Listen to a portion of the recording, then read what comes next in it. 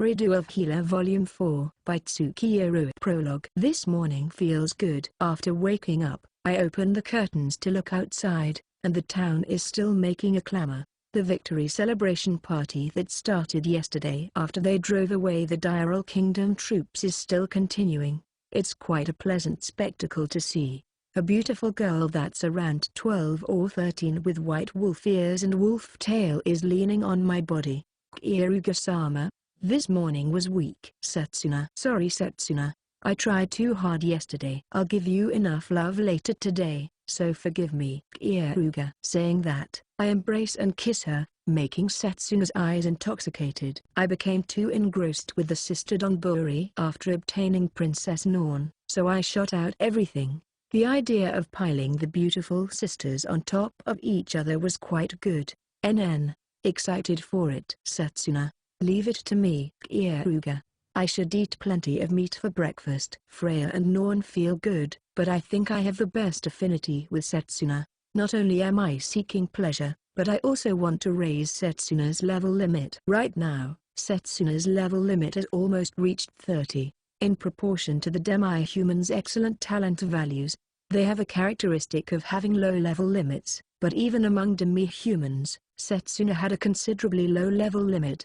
Her current level limit of 30 is a bit higher than the standard for demi-humans, and compared to humans, you could say that level is common. Since she had uncommon talent values and a natural intuition from the start, as long as the opponent isn't exceptional, she shouldn't lose anymore. Keare. Who's the girl you brung along yesterday? Eve. After my love affair with Setsuna finished, Eve asks me a question once I finally take my face out of the futon. She's a black-haired beautiful girl with black wings. Her age is around the same as Setsuna. She is a Demon King candidate, and is also my employee. Ah, that girl is Keare. I had subtly changed Norn's face. Princess Norn is a celebrity. I can't just take her with me without change. So I made her cuter to fit my taste while also leaving traces of her old face. Thanks to that, Eve hasn't noticed she's the girl that was giving a speech, telling everyone to kill the demons. She's my younger sister that I had been separated from for a long time. Keare. That's a joke, right? Eve. It's the truth. I never would have thought I could meet with her again. I coincidentally found her yesterday and picked her up. Keare. Since I wanted a younger sister, I told her the setting. I wanted to be called Anna-chan at least once. That sort of play seems like it would fire me up. Eve is looking at me with doubtful eyes, but she more or less believed me. No, she just gave up her. Incidentally, Setsuna quickly accepted it, since to Setsuna, I am her everything. So whatever I say is the truth to her. That sleeping pet who is being talked about shakes. Right now, Princess Norn is sleeping in the same bed as Freya. I let them sleep in the same bed yesterday after they fainted. What a kind person I am to let the sisters get along with each other. Princess Norn opens her eyes, and raises her body. A beautiful girl with silky, cherry blossom-colored hair and white porcelain-like skin that is still undeveloped, but shows promise. Where is this place? Norn. To make her my property, toy, I have completely wiped her memories. Although she has general common knowledge and information to some extent, she can't remember her own name nor that she was the Diral Kingdom's princess. Well then, I should finish up her personality to make it into my liking. You woke up. I'm so glad. I'm really glad. Keare. Like that, I embrace her. Kaya, what are you? Norn. Do you not remember? I'm your older brother. Keare. You are my older brother? Norn. Yeah, we were separated a long time ago, but I coincidentally found you collapsed in this town. I'm glad you woke up. Oh, my lovely younger sister. Keare. Even though I'm saying it myself, I think it's messy. Well, I'm going to use drugs and brainwashing techniques anyways, so anything works. I'm sorry. I can't remember anything. Norn. It's okay. Even from just meeting you again like this. Let's slowly talk over there while drinking tea. Keare. Like that, I hold her shoulder. Norn's shoulder trembles with a start. It seems she's afraid of me. To think she would take that kind of attitude to her beloved older brother. It seems I need to educate her. Munya. Good morning Kieruga-sama. Freya. Good morning Freya. Kieruga. Freya has also gotten out of bed. She's a beautiful girl in her mid-teens with pink hair and an erotic figure who is a former princess. I have a slight headache. Freya. No need to push yourself, you can sleep for a bit longer. Various things finished, so it's fine to take it easy today. Kieruga. The cause of Freya's headache is the drug I made to turn Freya into Dog Flare yesterday, to keep the effect of clouding her memories. I purposely didn't use recovery heal. If she properly remembers what happened yesterday, Freya's loyalty towards me might drop. Freya, who had forgotten herself and became Dog Flare from the drug that made her sexually excited, violated her younger sister in plenty. Watching her extremely intense licking made me laugh enough to twist my stomach. Well then, I will take you up on your offer and sleep a bit more. Freya. That will be good. So, let's talk as just brother and sister. Kieruga. Yes, I want to remember things about myself. Norn. While tightly squeezing the sheets, Princess Norn says that. I smile, guide her to another room and make black tea. It's a specially made black tea. I warm up a special potion that uses plenty of dangerous herbs and extract the herb components. Furthermore, I prepare an incense that clouds her awareness. Apart from that, I should also prepare tools for hypnotism. Busy, and then, we had a worthwhile discussion for 2 hours. Yeah, I brainwashed her well. It's quite convenient to be an alchemist in times like this. Princess Norn remembered that her name is Ellen and that I'm her older brother. By mistake, I was caught up in the moment and made her have feeling of love towards her true older brother. So it became that kind of relationship. As a result. Anasama, does it feel good? Ellen. Yeah, it feels good. You're a good girl. Kieruga. My heart goes kyan when I'm praised by Anasama. Ellen will persevere. Ellen. While saying that with blank eyes, she is servicing me with utmost effort. It's irresistible when I think that this was that Princess Norn. My own lust for conquest is satisfied. Not good. Even though I promised Setsuna to give her plenty of love, it doesn't seem like I can endure. No, I thought of something good. First of all, I will endure without letting it out even until the end, and then I'll give her love together with Setsuna at noon. This isn't just for my sake, it's for Princess Norn's education. Although she has regained a pure heart thanks to me, a heart of garbage remains inside her that is trying to kill the demons and demi-humans altogether. To teach her true equality, I'll give her love together with Setsuna, a demi-human. If she gasps together with a demi-human, she should be able to realize that demi-humans and humans are comrades that aren't different to each other. Women are all the same on top of the bed. I'll make them get along with my that. It's scary. My own saint-like behavior is scary. My life work is surely a pastor. I'm thinking of seriously changing my occupation. Also, I have one more aim to this. It's about Eve, who indulges in masturbation while peeking at our love affairs every time. If she's even surpassed by a newcomer, she will become unable to endure it. I want to quit taste Eve. I'm gradually becoming unable to control myself and I might assault her. As a sincere person with a strong sense of justice, I want to avoid that as much as possible. While thinking about that, I embrace and kiss former Princess Norn, Ellen. Anasama. I love you. Ellen. Me too, Ellen. Kieruga. After being kissed by the man she should hate, she shows an ecstatic smile. That's fine. For you who killed my close friend, Karuman, burned down my birthplace and killed Anna-san. It's fine if I use you for the rest of your life. While showing a dark smile in my mind, I play with Norn in plenty, call Setsuna afterwards and happily give them love. Chapter 1. Before my eyes, I see Setsuna and Princess Norn piled up on top of each other while naked and fainted. I feel good after doing nice things. I had Princess Norn be reborn as Ellen, my younger sister, but an evil mind was still swirling inside her chest. There was especially a need to erase her discrimination towards demi-humans and demons. For that reason, it was necessary to make her realize that demi-humans and humans are the same, so I gave her plenty of love together with Setsuna, a demi-human. At the end, I had her entwine her tongue with Setsuna, a demi-human, and entangled various things, so Princess Norn no longer has any discrimination in her mind. In front of my penis, Demi-humans and humans will surely realize they are just females. Well then, I have to think about our plan from now on. Keare. While blankly watching them, I think about various things. I slightly teased the two in their sleep.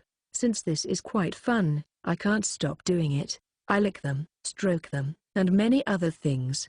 I was able to obtain Princess Norn, and I was also able to accomplish my objective for coming to Veronica, which is information gathering. We made our preparations for the journey, and I have earned plenty of traveling expenses too. There's no meaning to stay in Veronica any longer. It's about time to set off. Even without money, with my survival ability, I can do something about it with the forest's blessing as long as I'm just surviving. That being said, since I am a master who has resourcefulness, I don't plan on letting my property, toy, go through troubles. I'm attached to me property, toy, so I want to let them live comfortably. To be honest, in the beginning, I was even thinking of making Freya company a man and earn money. I thought that sneering at Princess Flare while she opens her thighs for the filthy men would be quite enjoyable. However, as I lived together with Freya, that woman became cute. As of now, I feel unbearably irritated when any man other than me touches her. No way. Have I become harmonious? Damn, I have such noble heart that overflows with a kind sense of justice. That's quite possible. Keare. I've become scared. Is my desire for revenge fading? That's impossible. I detest them. I want to kill them. I want to crush those guys that tormented me. It's okay. The flames in this chest have not yet disappeared. I will kill the hero of the gun who is still remaining. In addition, just killing him is unsatisfactory. That psychopath shot a expert homo. While saying he loves me, he dug up my ass. If he ever didn't like something, he would say, even though I love you this much and I'm gentle with you, why don't you listen to what I say? While hitting me enough to make an ordinary person die. It really was hell. After I obtained drug resistance and regained my awareness, I was pretending to be mad for the sake of my objective, but when I was alone with him, there were many times when I thought it would have been easier if I was mad. For his charges, similarly to Princess Norn, I was going to not kill him but make him my property and play with him, but it wouldn't be fun to have that homo as my property, so I have no choice but to kill him. Good grief. How crappy can he get? I'll probably meet him soon anyways. Keare. Following Princess Flare, I even kidnapped Princess Norn. The dignity of the Diral Kingdom has fallen to the bottom. They can't forgive that. By Princess Flare appearing, the other party should have been informed that I pulled the strings again this time. They will surely send for the hero of the gun, Bullet, and the remaining two people of the three great men. I am aiming for that, but it should take time to do so. For that reason as well, I'll start with the Philosopher's Stone. Keare. It's difficult to pursue the hero of the gun's traces, since information about heroes from foreign countries hardly come by. Therefore, I chose to lure him out. I'll defeat the current demon kill by using that waiting time and gouge out his heart. If I have that, if I ever make a mistake, I can start again after using recovery heal on time itself. For that reason, I will subjugate the Kokuyoku race's familiar, the god bird. As I am challenging the demon king, it's better to have as much fighting power I can. The god bird will also be useful when I take on the hero of the gun. We will just spend the whole day today in this town, and we will depart tomorrow. Come to think of it, I wonder what the Sword Saint is doing. I taught her that much about men, so her body should be unbearably throbbing. I should give her some love somewhere. Since noon, I have been in the tavern. Before dying, Karuman taught me a few shops he recommends, and this is the shop I still hadn't gone to yet. You were, Nizama. That's an amazing meal. Ellen, you're frolicking too much. Setsuna. So are you, Setsuna. Ellen and Setsuna are both such children. Eve, you shouldn't be saying that. Setsuna, Ellen, the children trio, Ellen, Setsuna and Eve are frolicking because Ellen is my younger sister. They're carefully making friends with her. It's brilliant when three beautiful girls with different types are being lively like this. Keare-sama, our comrades have increased quite a bit. Freya, that's true. Keare, it was originally a journey I started together with only the hero of magic, Flare.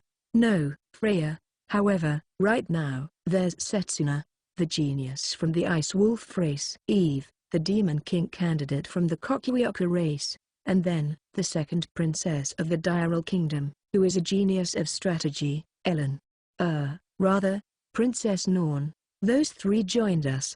And although she is taking separate actions, there is also Keare, the Sword Saint. Looking at it like this, each one is quite distinguished. All members possess tremendous talent, and as beautiful girls. The state of that is good as well. Surely this is also because of my natural virtue. To me, who has continued to conduct himself properly, God is telling me to do my best. However, recently it has been quite hard. If there's no time for that to become thirsty, even my body won't hold. I should love Setsuna, who is my favorite and also needs to increase her level limit every day, and I'll rotate the others each day. That way seems better and will make me less tired. Kieruga-sama, are you thinking about something? Freya, yeah, I was thinking about how I can make a world that everyone can become more happy. Kieruga, world peace. That is lovely. Kieruga-sama. Freya, I haven't told a lie. The world is here for my sake. My happiness is this world's happiness. Everyone, we're going to leave this town tomorrow. Feel free to order anything you guys want to eat. Kieruga. The moment I said that, the eye color of the school children without lunch group, Setsuna and Eve, changed, and they look at the menu. Since both of them have been raised well, they can properly read letters. They order things in succession. Setsuna-chan, Eve-san, will you be able to eat it all if you order that much? Ellen timidly calls out to them. There are 5 people. The quantity per person is insufficient. Setsuna. Ellen, you don't know starvation. Fufafu. We have to eat while we still can. Eve. Because both of their serious faces are amusing, I laugh. They can order as much as they like, in proportion to how much they enjoy it. I'll have them pay for it with their bodies though. Like that. An extravagant lunchtime passed. I fairly enjoyed it. And then, because we finished our lunch, we once again made preparations for our journey. Since Ellen has also joined us, the amount of things necessary had increased. Using imitation heal, I looked through her memories, but Princess Norn has absolutely no fighting experience. I can depend on her intellect, but I can't depend on her at all as fighting power. That being said, it would be troubling if she doesn't learn the minimum self-defense. For a while, I'll have her participate in Instructor Setsuna's hellish training together with Freya and Eve. She should become able to somewhat move. And now, it's the next day. At last, the day we leave Bronica has come. It's been a while, Raptor. I'll rely on you again, and the newcomer as well. Kieruga. The 2 raptors raise a cry. Originally, it was Setsuna, Freya and I. It was very full with the 3 of us.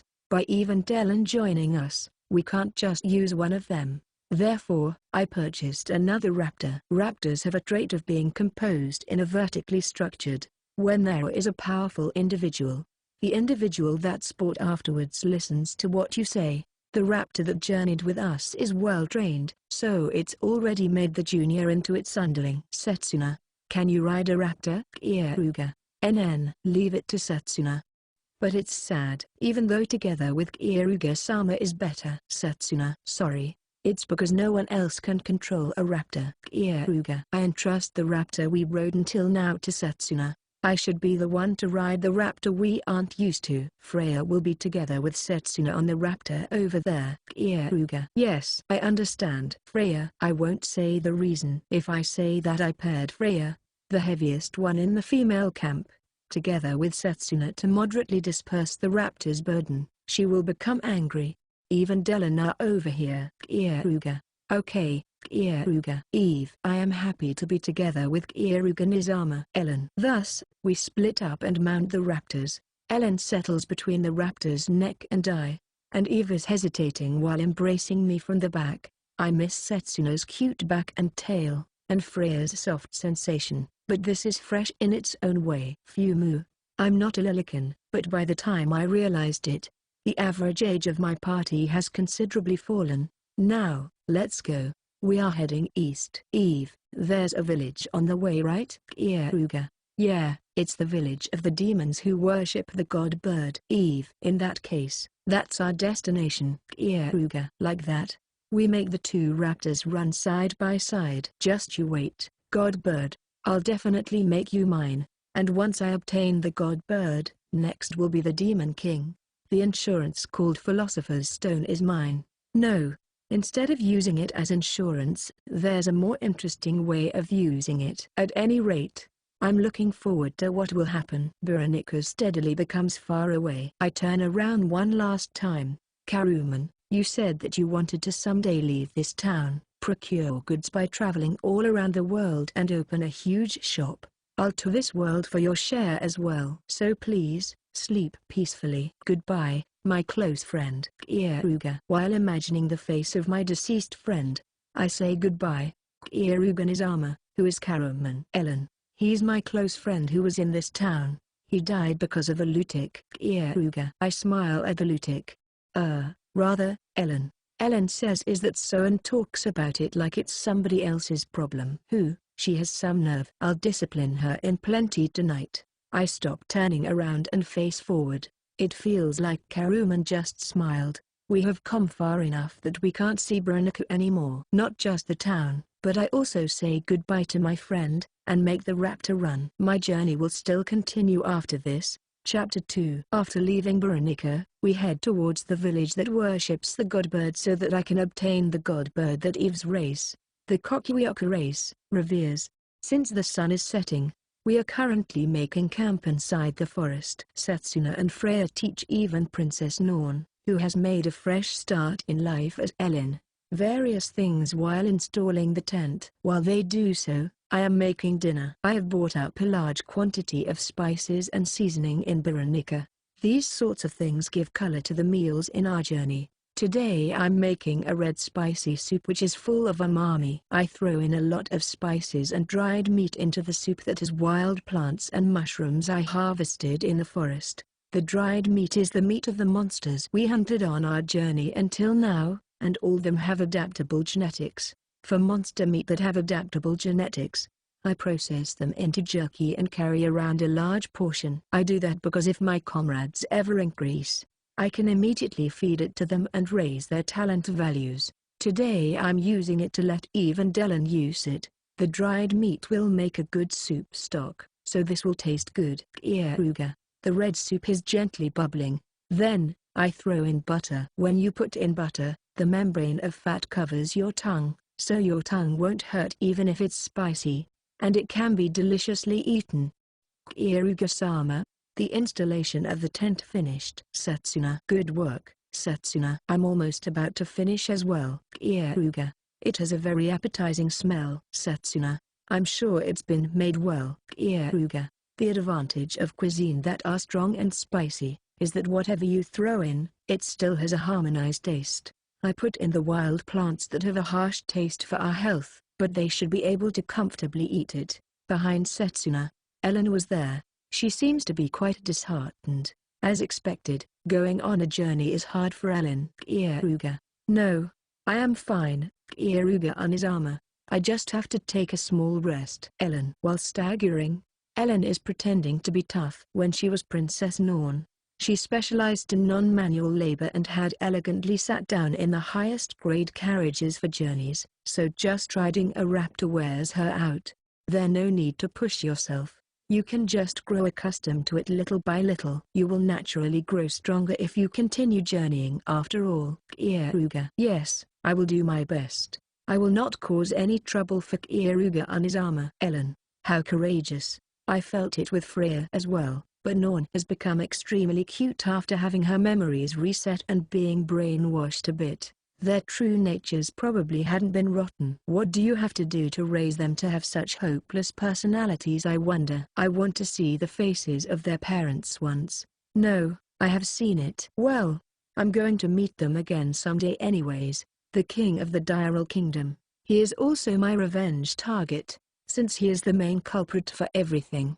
I can't let him stay alive. I'll have him stoned to death by his citizens. I'll crush his dignity as a king and shame him in front of others. Yeah, that's a good idea. Our meal has been made. Call everyone for me. Keare. NN. Okay. Ellen, follow me. Setsuna. Yes, Setsuna. Ellen. While behaving like an elder sister, Setsuna is taking care of Ellen. She was originally good at taking care of others, so she probably wanted a protege.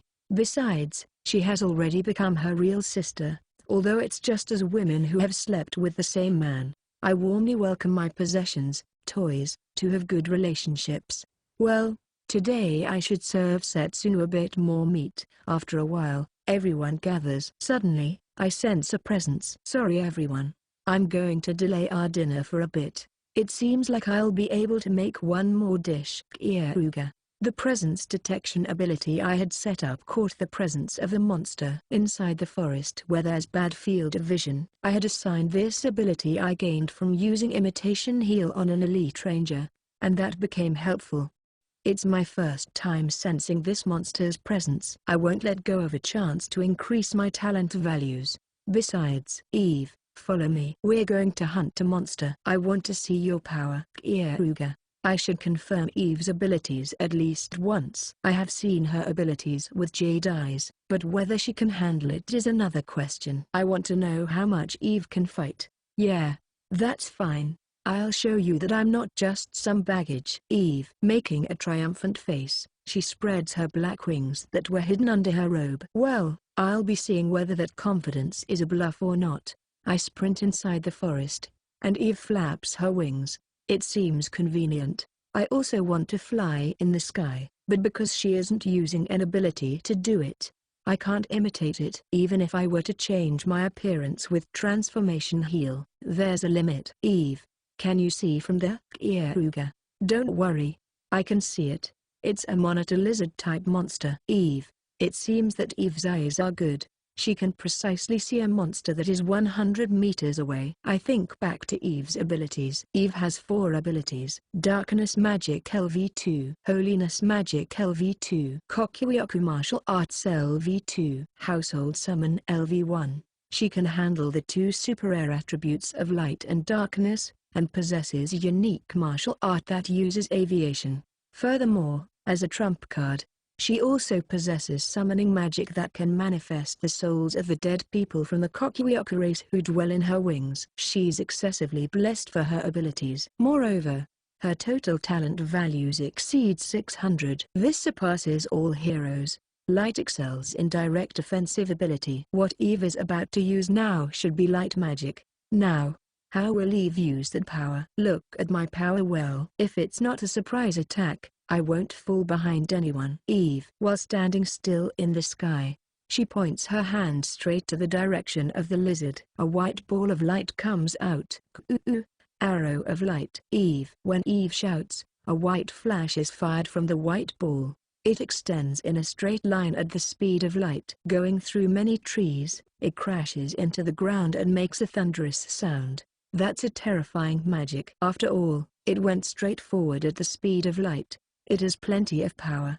It can be called the strongest class of offensive magic, which I don't want to make an enemy of and is extremely difficult to dodge. I have already used imitation heal on the holiness magic. I will make good use of it. You're amazing, Eve. Keare. Right? Eve. Well, because the user is clumsy, the magic is crying. How do you miss a magic that goes completely straight? It's already weird from the moment you aim. Keare. You don't say that. I'll definitely hit it next time. Eve. Even magic that is so strong it's breaking the rules is useless if the user is clumsy. The projectile landed in a spot 500 meters away from the monitor lizard type monster. The monitor lizard is standing still. In other words, her aim was out of alignment since the start. Eve's mana quantity and offensive power is irregular, but her control is too poor. With a flushed face, Eve rapid fires. Her aim shifts the more she hurries. At the end, she used up all her mana.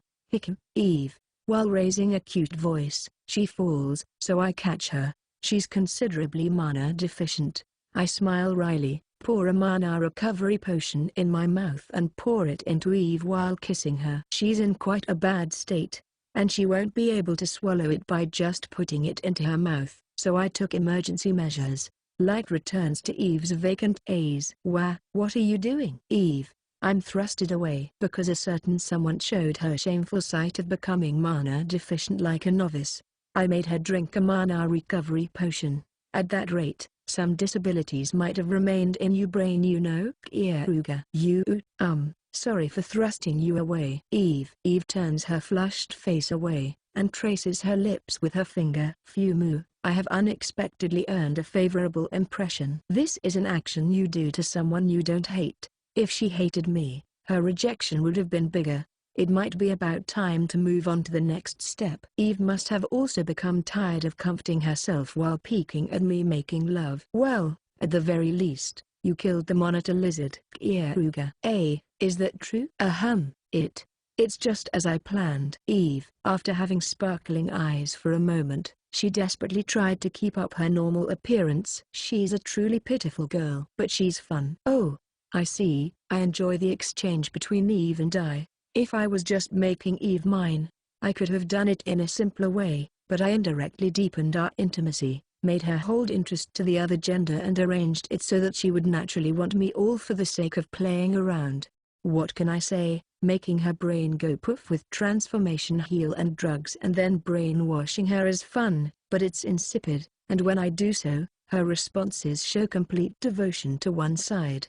Freya and Ellen are truly cute, obedient pets which give me enjoyment. However, I get tired of it if it's just that. Therefore, to Setsu and Eve, I didn't use any transformation heal, drugs, or brainwashing. It took some time, but I induced them into falling in love with me of their own accord. I wonder what I should call this emotion. There's a somewhat good phrase. Yes, this is what you call pure love. I am currently enjoying pure love. I see, so this is what you planned. It doesn't mean you hit it if you just buried it alive under the sand and earth that got blown off from the aftermath. Eve, become Freya's apprentice. That's a genius regarding anything about magic. Right now, you're just grandly wasting your talent. You should learn some restraint. Keare, you bully. Eve. She is subtly sulking. Since that kind of Eve is cute, I stroke her head. When I do, she becomes delightful for a moment.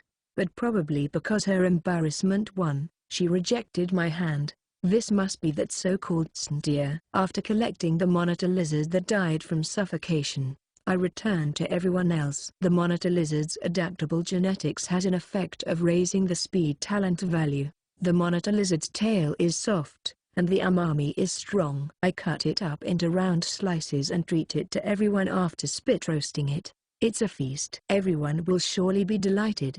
The spicy soup that's made with dried meat, wild plants and mushrooms and the monitor lizard's spit roasted tail were made extraordinarily deliciously. Everyone was eating it more appetizingly than usual. Even Ellen, who was already tired before eating and couldn't eat anything, asked for seconds after the fragrance of the spices stimulated her stomach. Making tasty cuisine for journeys is unexpectedly important. If you only eat unpleasant things, your heart goes wild and you steadily become gloomy. And right now, Keare-sama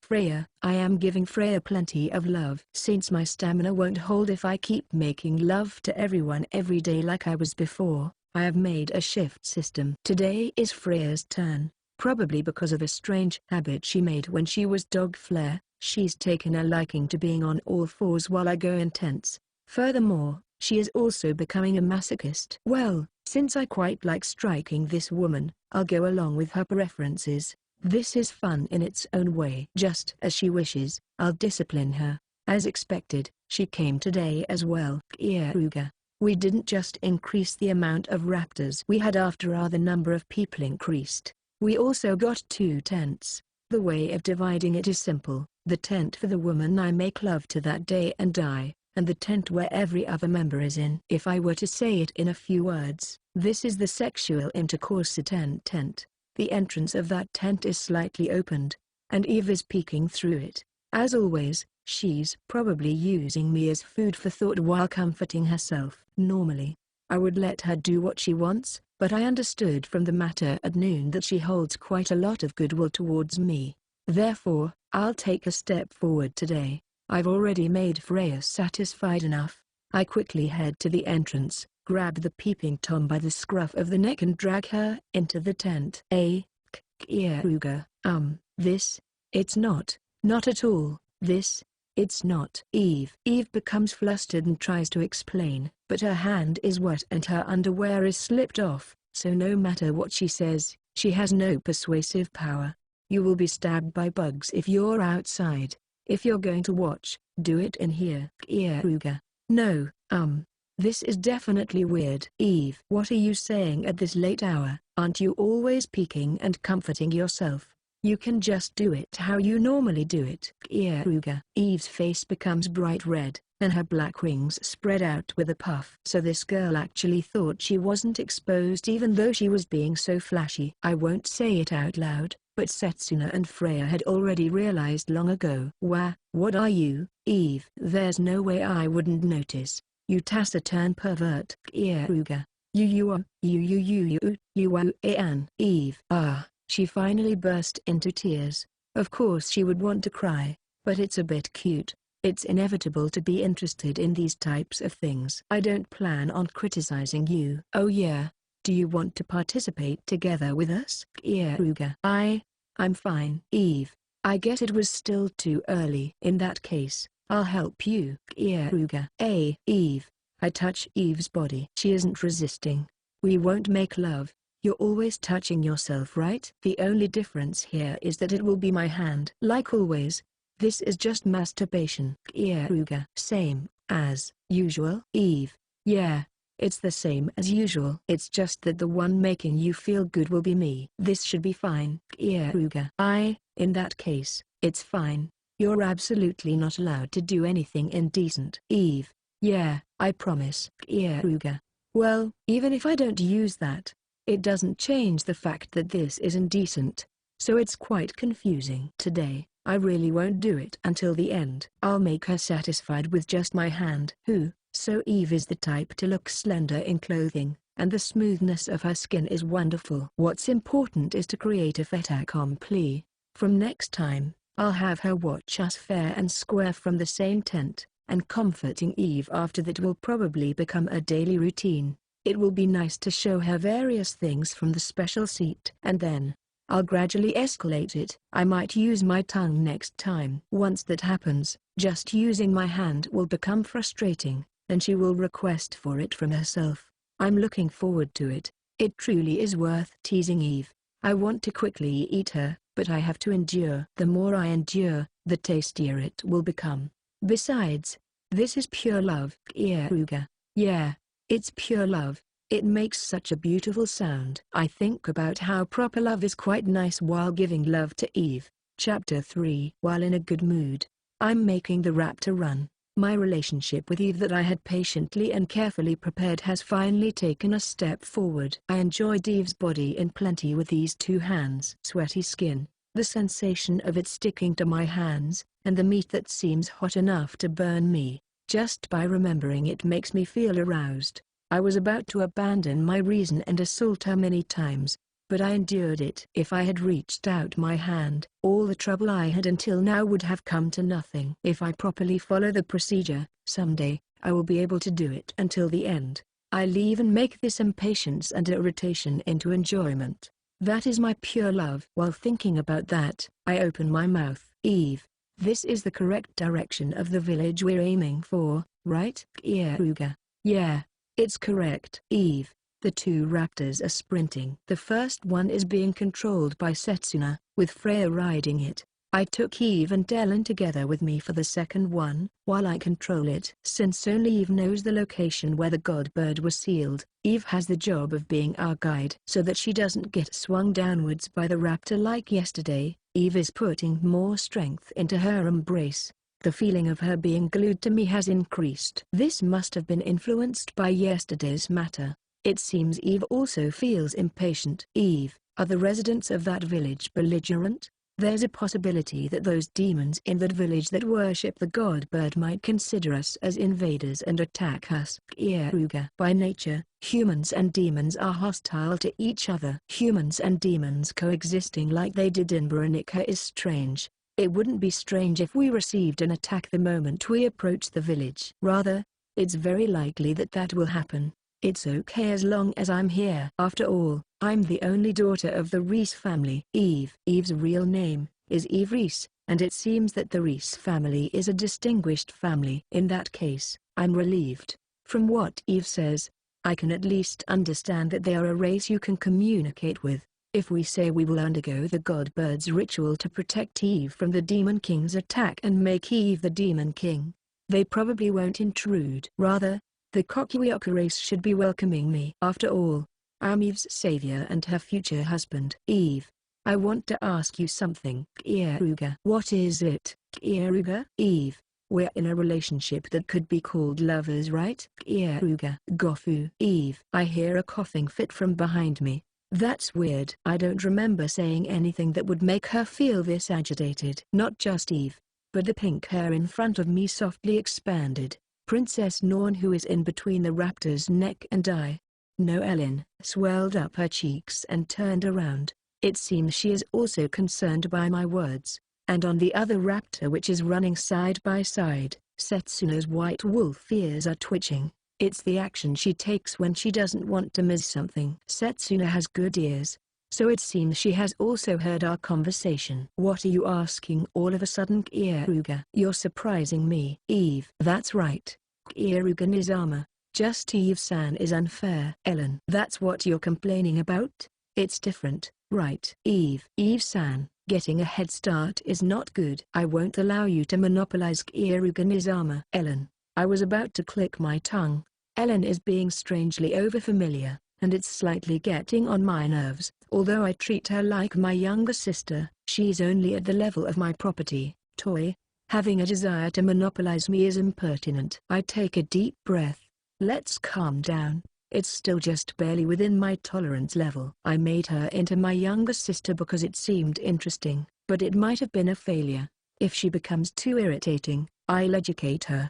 However, a younger sister that behaves like a spoiled child is cute in its own way. It's what you call cute because she's annoying. Since this has flavor, throwing it away would be a waste. It's troubling. Well, since she was originally Princess Norn, it's okay to destroy her. Without forcibly tampering with her, I should give her proper education to turn her into my type. Ellen is mine. So is Setsuno and Freya. Therefore, I don't speak of it. I believe in your guys' love. I don't even need to ask. It's your turn today. I'll give you plenty of love. Then you should understand. Keare. Keare Nizama tilde. Ellen. With an ecstatic voice, Ellen leans on me. Freya, Setsuno and Ellen have already become my property. They are feeling neglected because I'm too engrossed with Eve. It was my lack of virtue that made them feel like that. I'll thoroughly give them enough love so they don't become uneasy. Eve became too worried, so it seems her head overheated.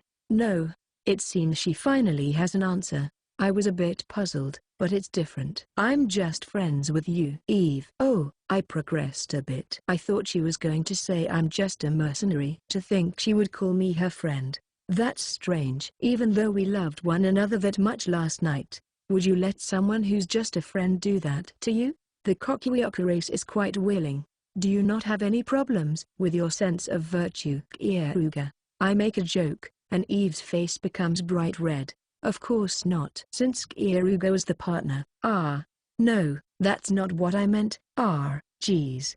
Keare is Eve. She probably doesn't quite understand her own feelings. She's worth teasing. In the first place, you're too fickle. How many girls do you plan to have serving you? If you were more faithful, even Eve. After saying that, she once again becomes flustered. She truly is amusing. I understand what you want to say, but I'm fine with this. This way lets everyone feel happiness. Keare. I don't understand it. Eve. Fumu. In that case, I'll properly explain it to her. I choose words that are easier for her to understand.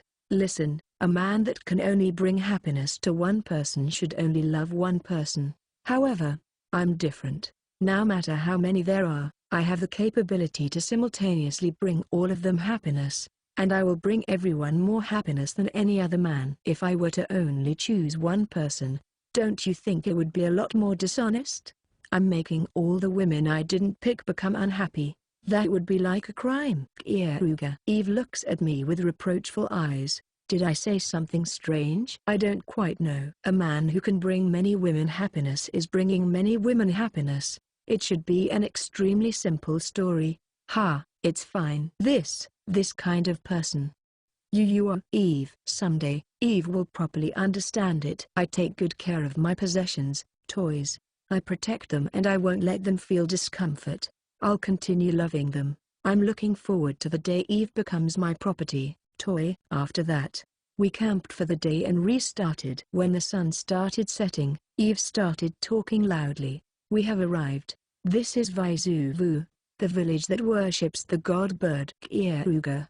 Promise me you absolutely can't cause any trouble. It's the final support for the Kokuyoku race whose birthplace was destroyed. Eve, if I remember correctly, the Kokuyoku race was ostracized by the Demon King and their country was destroyed, and then, the survivors scattered to various places, prayed for the day that Eve, a Demon King candidate, becomes the new Demon King, and quietly lived while hiding.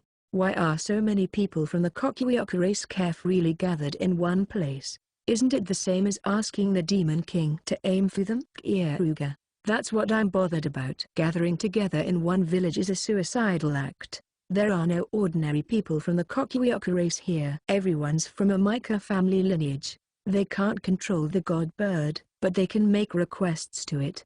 And although it's not like it unconditionally comes, there are times when the god bird comes to help. The Demon King's army don't approach because it's scary.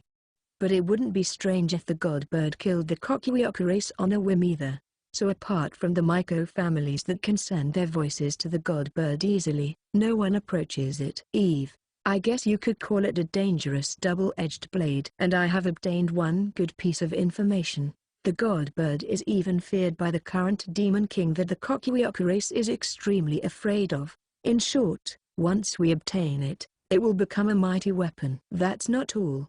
My knowledge as an alchemist is telling me, potions that are made from the god bird's feathers, blood, meat or any other raw material can become a supreme remedy, or the worst poison. I can make even more splendid potions than before. As long as I have that, I can do more enjoyable things. Isn't that great? As expected, it's good I got Eve. Eve herself is wonderful as fighting power and as a woman. Furthermore, I can even gain the best bonus, a god bird. I unconsciously stroke Eve's black hair. Geez, what is it, Keare? Eve. She doesn't hate it. She turns her bashful face away. She really is cute. For some reason or another, I feel like I will win her over when we gain the god bird. Yes, my intuition is saying it, and my intuition is usually right.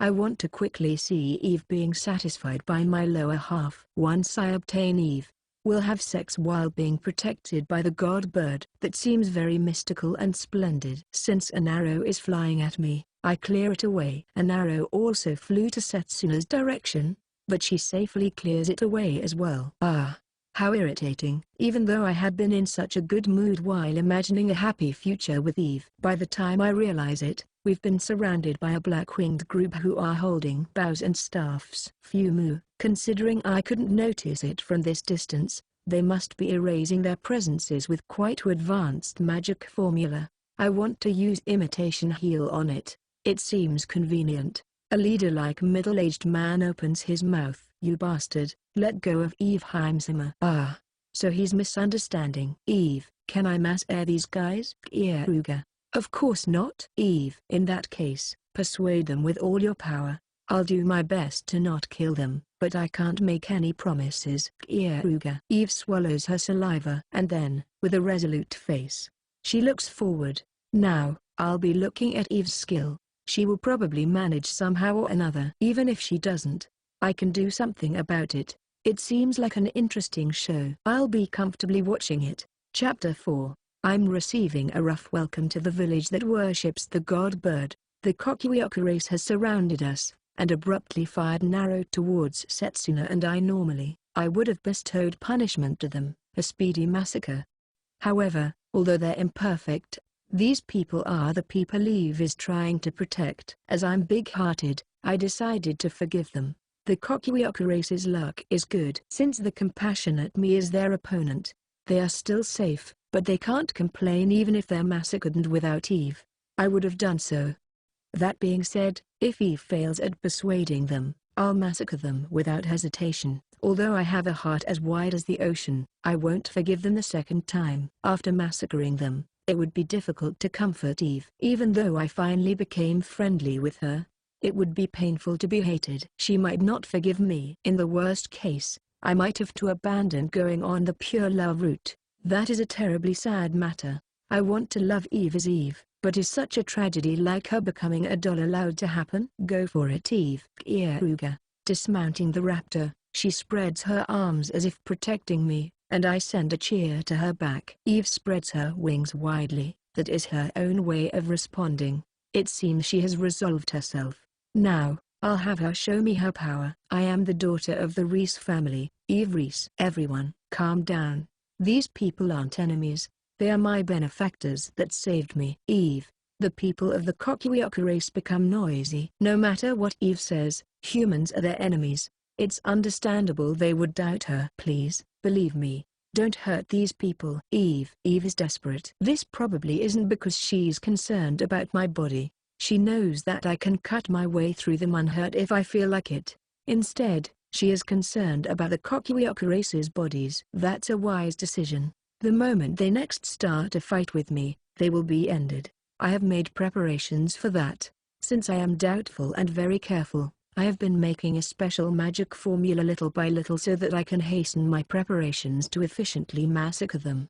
It's what you call having a walking stick ready before stumbling. Receiving Eve's words, the middle-aged man who is probably the leader of the Keare race comes in front of Eve. The ones at his back are still holding up their staffs and bows. Eve Heimsummer, it has been a long time. The periodic messages we got from your guards had ceased. We thought you had fallen to the enemy's hands. I think I would have been killed long ago if I was alone. Since that person, Keare, saved me, I am able to meet everyone again like this. Eve arrived at Veronica together with her guards. In Veronica where humans and demons coexist, it's hard to use the Demon King's authority, so they must have thought it would be the best place for hiding. However, just before they reached Veronica, her guards were killed, and although Eve somehow arrived at Veronica by herself, her poor disguise was easily seen through and she was about to be killed. If I didn't save her, it would have been dangerous. Eve Heimsummer, I want to ask no more than 2 questions. To begin with, this is the first one. Why did a human save you?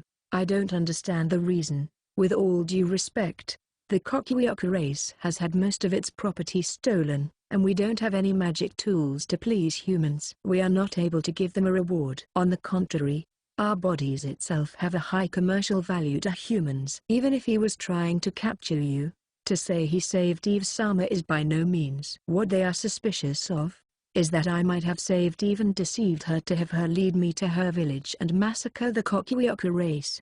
If I was a hunter, rather than capturing Eve alone, I will earn more if I make her lead me to her den and massacre everyone. So I would obviously do that. The corpses of the Keare race is profitable. They are quite good materials for making magic tools. Eve hasn't noticed, but I pick up her feathers that occasionally come out. I don't know why Keare saved me. Keare, answer it. Eve, you're going to make me replace you there? Keare, I unintentionally retorted. Eve might unexpectedly be a natural airhead. Despite saying she's going to persuade them while being full of confidence, she readily threw the ball to me. It can't be helped. I'll properly answer her. There are 2 reasons. One is that I fell in love with Eve because I wanted her.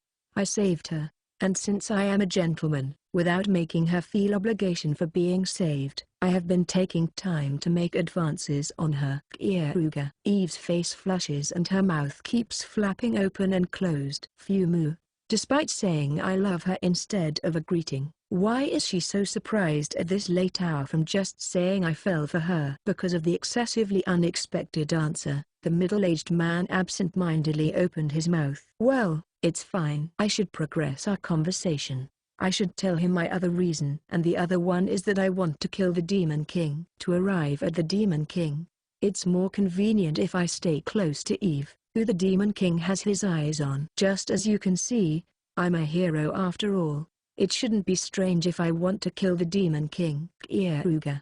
I show the hero's carved seal that's on the back of my hand, which I usually hide by covering it with cosmetics. The middle-aged man swallows his breath. I am one of humanity's strongest violence devices who are natural enemies of demons and monsters. It's understandable that they would be wary of me. I don't want you to misunderstand. I won't indiscriminately attack you guys just because you're a demon. My only aim is the current Demon King. I thought that I want to make Eve the next Demon King for the sake of peace. Eve at least has the room to negotiate with humans as a Demon King after all. For the sake of peace between humans and demons, I want her to become the Demon King by all means. Keare. There is no falsehood in this, and it is my true opinion. It is extremely convenient if Eve becomes the Demon King. It's the part where my interests match with the Keare race. The middle-aged man is desperately thinking whether my words were lies. I thank you for saving Eve Heimsima. However, I cannot quite trust you. To be honest, whether you trust me or not is a trivial matter. If I feel like it, I can directly massacre you people. It would be useless to even try being cautious, and I have no reason to deceive you. Keare. I'll clearly tell him who the one on a higher position is. I have the option to take his life or not, and it would be troubling if he misunderstands that. It seems you are not bluffing. You seriously think that you can beat us? Of course, if I wasn't strong, Eve would have been snatched away by the Demon King's assassin long ago. Furthermore, I am protecting Eve because I love her, so I don't want to make her sad. Therefore, I don't want you to make me do anything that would make Eve sad. Keare. This is a threat. I am saying I will kill him if he opposes me. It seems that intention was properly transmitted to him. I understand. I will believe you. In that case, Eve Heimsima, one more question. For what reason did you come here? Now, from here on out is the main question. I came here to take the godbird Caladrius's trial together with these people. If I keep running place to place from being afraid of the Demon King, someday, I will definitely be caught. Therefore, I will obtain the godbird and start attacking Eve. The agitation of people from the Keare race who were plenty agitated until now became even bigger. It's impossible. Even Eve Sama should know. Many capable people until now took the trial, but not a single person came back and succeeded. But the founder of the Reese family succeeded. In that case, I should also be able to do it. Besides, I have strong allies. Eve. Who? That's quite a cute thing to say. Eve's trust feels good. You cannot do it. You are our hope. Conceal your breath and hide, so that when you become the Demon King someday, the Keare race can regain their former prosperity. Therefore, hold back for now, and I can't keep running away forever. I know that the most. If I hadn't met Keare, I would have died. Many people died while trying to protect me. This is probably the first and last chance to attack. I don't want to let this go. Eve.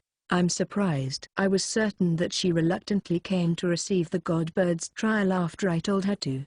But she properly thought about it herself and is resolved to challenge the godbird's trial of her own will. Eve Heimsima. However, don't worry. I have become strong, and as far as I know, these people are stronger than anyone I have ever met. I won't tell you to meet us at the village. Since we are heading to the sacred mountain where the godbird is, don't hinder us. Eve. The middle-aged man closes his eyes, and broods, and then, he opens his eyes and takes a long breath. You have grown, Eve Heimsima. If your growth is due to this man, it might be fine to believe. If you are challenging the trial, you should prepare yourself by being in a perfect condition. We will guide you to my village. It is not anything great, but we will welcome you with the maximum respect. Thank you, Myruj. Eve, you finally called me by that name. Your old man is happy. Everybody, please guide these people to our village. Myru. Hearing those words, the Keare race began to move. Good grief, it seems she somehow persuaded them. It helped that they are unexpectedly open-minded. Thanks to that, we avoided the situation where I massacre all of them and have Eve hate me. That middle-aged man, Myruji, turns around and looks at both of our faces. So, Eve Heimsima. This gentleman, Keare-sama, said he fell for Eve Heimsima, but what does Eve Heimsima think of him? Myru. Eve becomes flustered by the obvious question, and looks at my face. I sweetly smile at her. I won't give her a lifeboat. After all, Only Eve knows her own feelings. More than friends, but we're not in an intimate relationship. Eve, with a flushed face, Eve lets loose some questionable words. Myuji and I laugh. I see, more than friends, but not in an intimate relationship. Huh. In that case, I'll need to work hard so we can quickly become lovers. While thinking about that, I stroke Eve's head while saying she did well. Eve doesn't dislike it when I stroke her. Chapter 5. I was invited to the village that worships the god bird, where the survivors of the Kokuyoku race are living. There are a few things I absolutely have to do here. One is preparing my physical condition. It seems the time we can receive the god bird's trial relates to the stars, so we can take it in a few days. I'm grateful that we can use this as our base until then. At noon, we will raise our levels and eat talent value raising monsters so we can become stronger. I don't want to lose chances where we can earnestly raise our levels. When I think about it like that, Veronica's war was a failure. If I had been in a party with Flair, we could have hit at random with wide area magic and raise our levels. Even Setsuna would have become much stronger if we did that. Both their talent values are quite high, but their levels are still not that high. At any rate, it seems their lifestyles aren't that good. Keare. While looking around the village, my voice leaks out. Everyone is thin, and they have no energy. The land around here is infertile, so our crops are insufficient. Even if we try to obtain blessings from the forest, there are too many strong monsters that we can't hunt or harvest sufficiently. It would have been fine if we could control monsters like other demons, but only the godbird Sama has been allowed for us. The Kokuyoku race, Mayu. I see. Although they are working hard at farming, their crops are insufficient and there are few methods to obtain food other than that. They had probably been receiving backing from the Kokuyoku race's country until now. After losing that, life became difficult, but having said that, they are in a situation where they can't escape to another country either. I understand the situation. Eve, you're called Heimsama by them, so I'm sure your social status is high. Keare. That's a kind of unpleasant way of saying it. Eve, I don't have any bad intentions, but don't you think that as a princess, you should save your people? Keare. Since I have quite a diligent personality, I decided to earn points with Eve. While I'm at it, to live comfortably in this village, I should also let the villagers remember me as a good person. No way, is that? Eve, let's go hunting. If we get a bear or a huge wild boar, they will have plenty to eat. Judging from the appearance, there are around 100 people in this village. If you work hard, you will be able to let all the villagers eat to their heart's content. It might just be a temporary measure, but it should be better than not having an occasional feast. Keare. If we meet a large wild boar, it will amount to 250 kilograms. Around 60% of it is edible, so it would be 150 kilograms. With that much meat, all the villagers will be able to eat to their heart's content. If we hunt 3 or 4, side dishes won't be a problem for a while. Adding some color to the villagers' days of enduring adversity and difficulty will surely encourage them. The middle-aged man called Myuji opens his eyes widely. That would be appreciated. If we are able to obtain meat, everyone will surely be delighted by the feast. Myuji whatever. Look forward to it. Hunting is my specialty. When we camp, my party usually procures our food locally. Keare. Apart from wanting to earn points with even the villagers, I also want to eat delicious food. In this state, they don't have the room to welcome us and it would be awkward to make them overdo it. Therefore, we will conversely give them food to eat. Suspicious, to think Keare would ordinarily say something like such a good person. Eve. That's so cruel to doubt me. At my core, I'm a good person. I'm just a bit uncooperative and won't become obedient. Keare. I think those words are an insult to all the people in this world who are truly good people. Eve. No matter how you think about it, aren't you being more rude? Keare. I'm a good person at my core.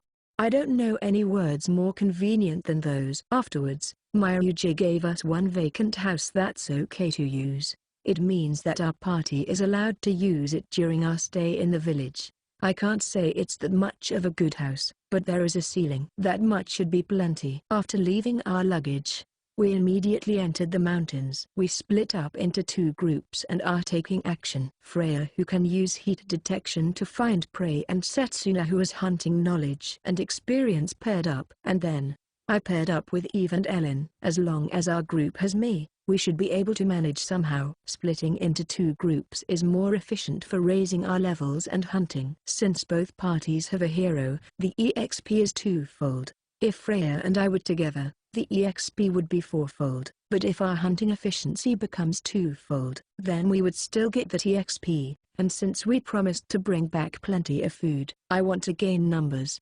While humming unconcernedly, I throw a knife without delay. The knife flies like an arrow, and brings down one pheasant that was flying in the sky.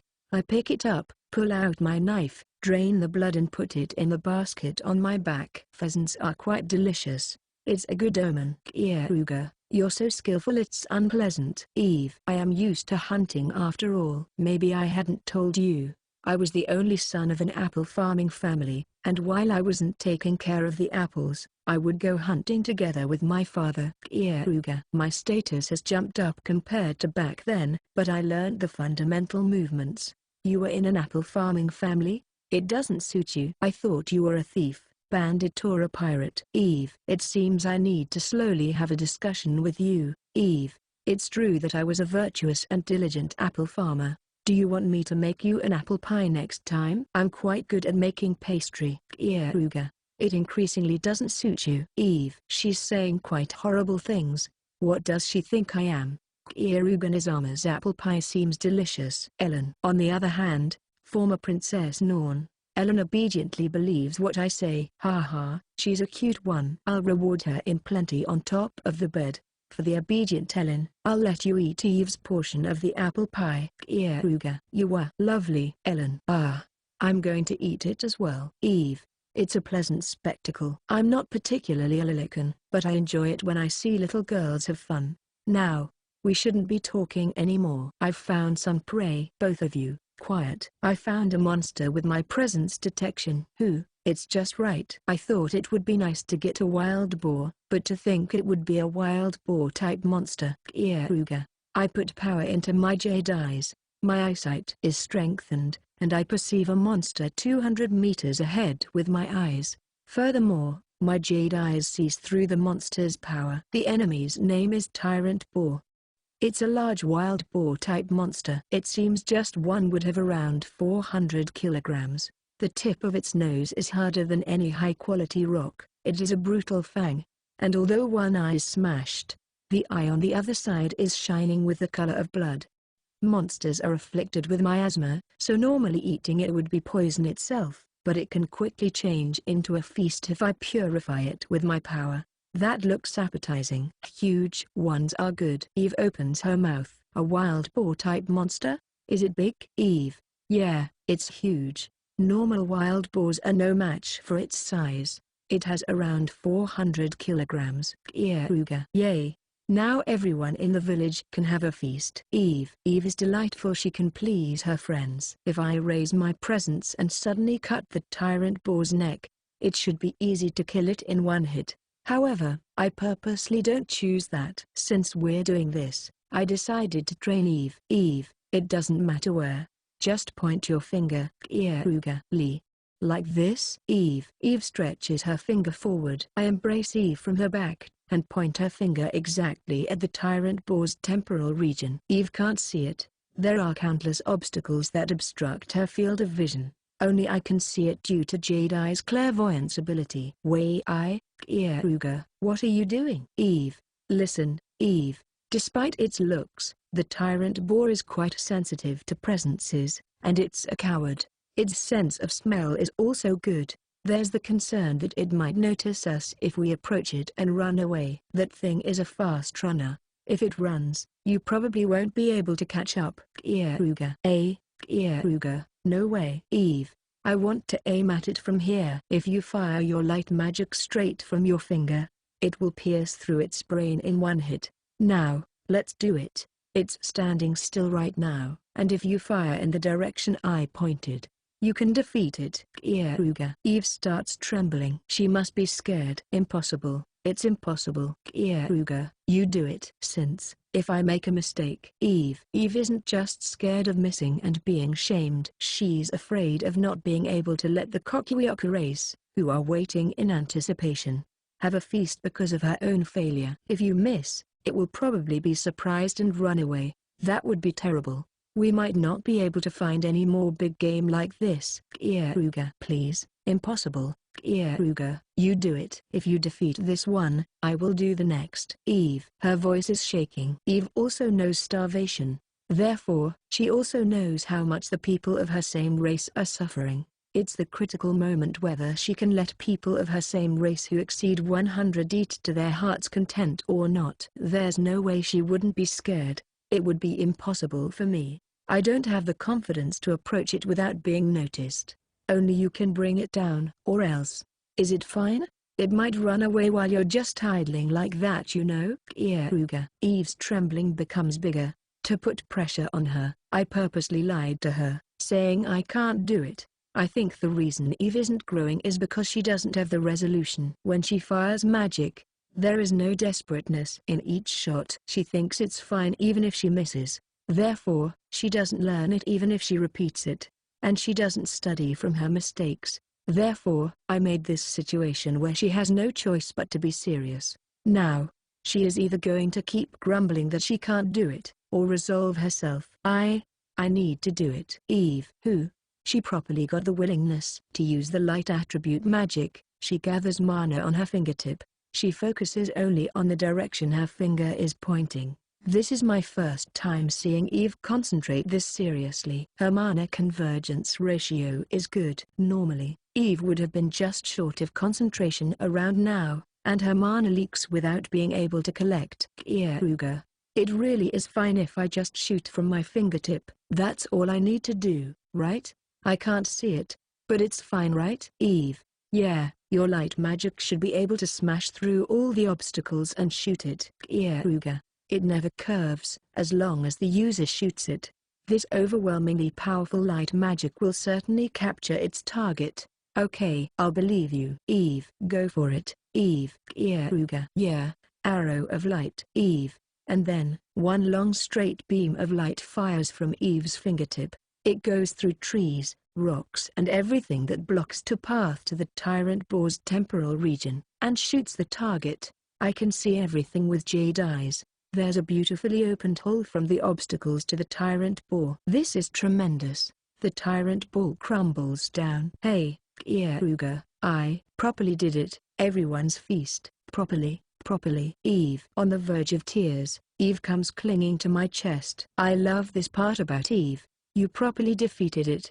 Let's go collect the corpse now. I have to drain the blood and purify it. With that size, it will become a feast today, and if they preserve it, everyone's dining table in the village will be bustling for a few days. Keare. Yay, that's good. If I missed, I wouldn't have been able to face everyone. Eve. Eve sits down on the spot. I smile, and stroke her head. Normally Eve would shyly knock me away, but she's giving herself to me. You did well.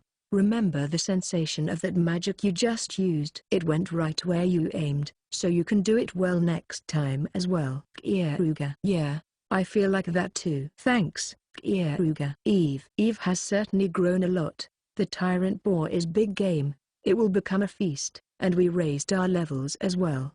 However, rather than that, Eve's growth itself is the greatest harvest. We will gather in the meeting place when the sun goes down, and we have hunted 3 different types of monsters so far. After draining the blood to make it lighter, I go to the meeting place while shouldering the tyrant boar with courage. Eve's growth is quite good, and all the monsters after that were found by me and killed by Eve. At this rate, she should become first-rate in the blink of an eye. Well, since she's a demon king in the future, I know that as long as she has the chance, she could have grown from the start. Fufu, Keare. With this, I am a hero. Eve. Yeah, that's a good achievement. You should be proud of it. Keare. I'm happy. Since I was just being spoiled until now, I hadn't ever done something for others. I want to quickly return to the village, Fufu. Eve is in such a good mood, she is skipping. How lovely. We arrive at the meeting place. Eve's face is stiff. Setsuna is waving at us with all her power. Kieruga-sama, Setsuna worked hard. Hunted big game. Praise her. Setsuna and Freya are already at the meeting place. Setsuna also brought game, and it's a bear monster that is one size bigger than the wild boar Eve killed. Kieruga-sama. Setsuna. While swinging her wolf tail, Setsuna comes closer until she's right in front of me and swings her tail. With a cramped smile, I stroke her, and Setsuna jumps into my chest, embracing me. Amazing, big game. It was tiring to carry it. Everyone in the village will be glad. Setsuna. I look at Eve's face. She has teary eyes. Setsuna, you idiot. Eve. That was the moment when today's hero went from Eve to Setsuna. We bring back a gigantic bear and a gigantic wild boar monster. Seeing that, the villagers become greatly pleased. At the start, they were cautious of it because it was monster meat, but they understood it from the existence of Purify and Eve saying she always eats it. After that, several adults ate it and judged it was safe, so everyone rushed over. Myuji calls out to us, brings over big pots from every family with multiple villagers and started cooking an organ stew. They burnt a grand fire in the village's plaza, and started spit roasting lumps of meat that are suspended on a ridiculously long skewer. Apart from that, all the women and children started making preserved food by pickling it in salt and smoking it. The wild boar and the bear almost amount to 1 ton. Here is 600 kilograms of edible parts. The large quantity of preserved food is distributed among every family. While we idly gaze at that situation, Myuji comes over. We will have a festival when the sun sets. Please enjoy the Kokuyoku race's traditional stew cuisine, Myru and the spit-roasted karubora. Myu. Once he says that, he returns to his work. It seems he returned to preparing the gigantic spit roast. Eve mutters a few words. This is nostalgic. When the Kokuyoku race gets a big game, they would share the game equally like this. Without knowing that, you suggested you go hunt, but everyone is happy from reminiscing the past. So, thanks. Even you occasionally do good things. Eve. Saying occasionally is unnecessary. Kieruga. Today's Kieruga was a clean Kieruga. Eve. I don't know the difference between with what I usually do though. Kieruga. A nail barrel is carried over. It seems they are treating us to ale for free. When the Kokuyoku demons making the spit roast and the Kokuyoku demons making the organ stew each shout out they finished cooking, everyone gathers all at once. Well, I guess we'll go to Kieruga. NN. Kieruga-sama. Setsuna will eat till the limit. Setsuna. This is good as well. Kieruga-sama. Freya. Setsuna. Restrain yourself a little bit. When you are serious, you'll eat everything after all. Eve. Kieruga-sama. Let's quickly go. Ellen. Everyone seems to be having fun. At the start, it was to gain points with Eve and the Kokuyoku race. Whatever they say, I'm happy everyone is enjoying it. The words of the old people are quite to the point. Kindness is not for the sake of people. Well, we should also go. Today's ale, organ stew and spit roast is not luxurious, but they are definitely the greatest feast. Chapter 6, The Kokuyoku Race's Village's Festival Merrymaking. Since I'm full, I watch people from the Kokuyoku race dance around the gigantic open fire that was prepared to make the gigantic spit roast with distant ease. The organ stew and spit roast that the Kokuyoku race made was superb. The organs that were boiled with seasoning made from beans was soft and had no stench. The affinity of the sweet flavoring and the viscous organs were splendid. It seemed like the spit roast was just simple and only salted, but it had the deliciousness of being simple. According to Eve, when the Kokuyoku race acquires a big game, they turn all the organs that are quick to rot into stew, eat it in 2 or 3 days, spit roast the soft, high-quality parts and lavishly enjoy it the day after the hunt, and then, the remaining parts are preserved and shared between each house. Since there were 2 big game yesterday, everyone in this village were able to eat to their heart's content. The whole village became cheerful at once. Some of the villagers told us that thanks to us, they were able to eat a feast after such a long time, and cried while lowering their heads to me. Even for me, It was beyond expectations that they would be this cornered, so it was a bit awkward. Keare, thanks.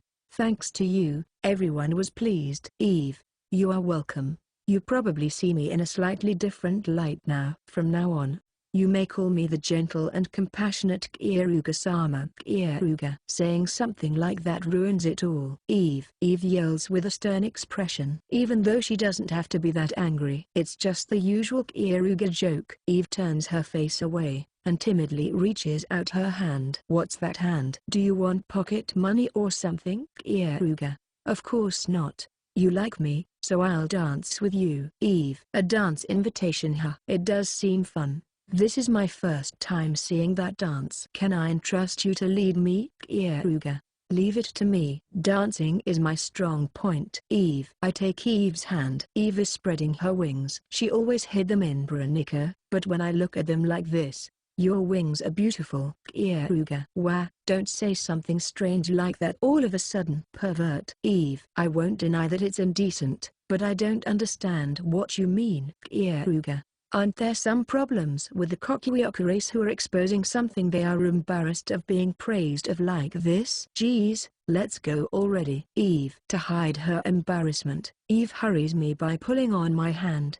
I stand up, and follow her. I feel lines of sight on my back. Setsuna and everyone is looking at me with eyes full of expectation. I know I'll properly dance with Setsuna and go afterwards. I am an owner that takes good care of his property. Toys. After we finished eating, dancing and partying, we return to the house we are borrowing. Even I, who has confidence in his stamina, tires after dancing with everyone. But it was fun. In the house, I use one room with the woman I make love to that day, and everyone else is in the usual assignment of rooms. From tomorrow as well, we will go to the forest again to raise our levels. While we're at it, we will also acquire food. If it's pickled in salt, it will stay preserved for almost a year. It's not a bad idea to let the Kokuyoko race not have any problems with food even after we're gone. Fortunately, it seems we can collect rock salt nearby, and it doesn't look like they're troubled for salt either. Keare-sama. Setsuna. With a sickly sweet voice, Setsuna calls out to me. She has already taken off her clothes, and is hiding her important place with her white tail. This kind of gesture is quite arousing. Today, I will give Setsuna love. As expected, Setsuna is good. She has a sense of security and I'm the most familiar with her.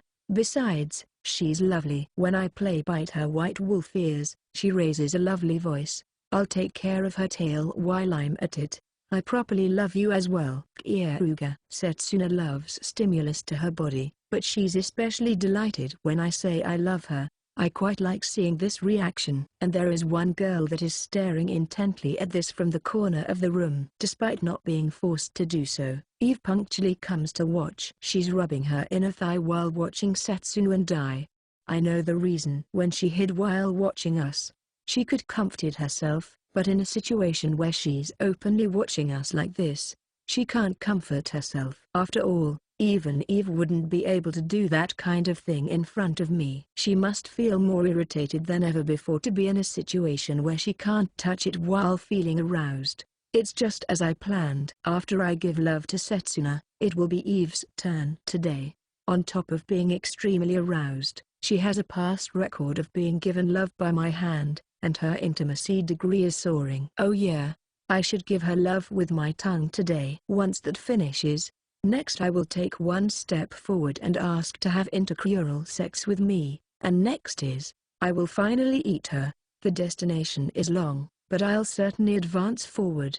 Keare-sama. Love you. Setsuna. In a limp state, Setsuna murmurs that with a befuddled face. I gave Setsuna enough love until her legs and loins couldn't stand up. I cover a blanket over her. Setsuna makes a happy smile when I kiss her, and falls asleep. I made you wait, Eve. Keare. I wasn't waiting. HMPH.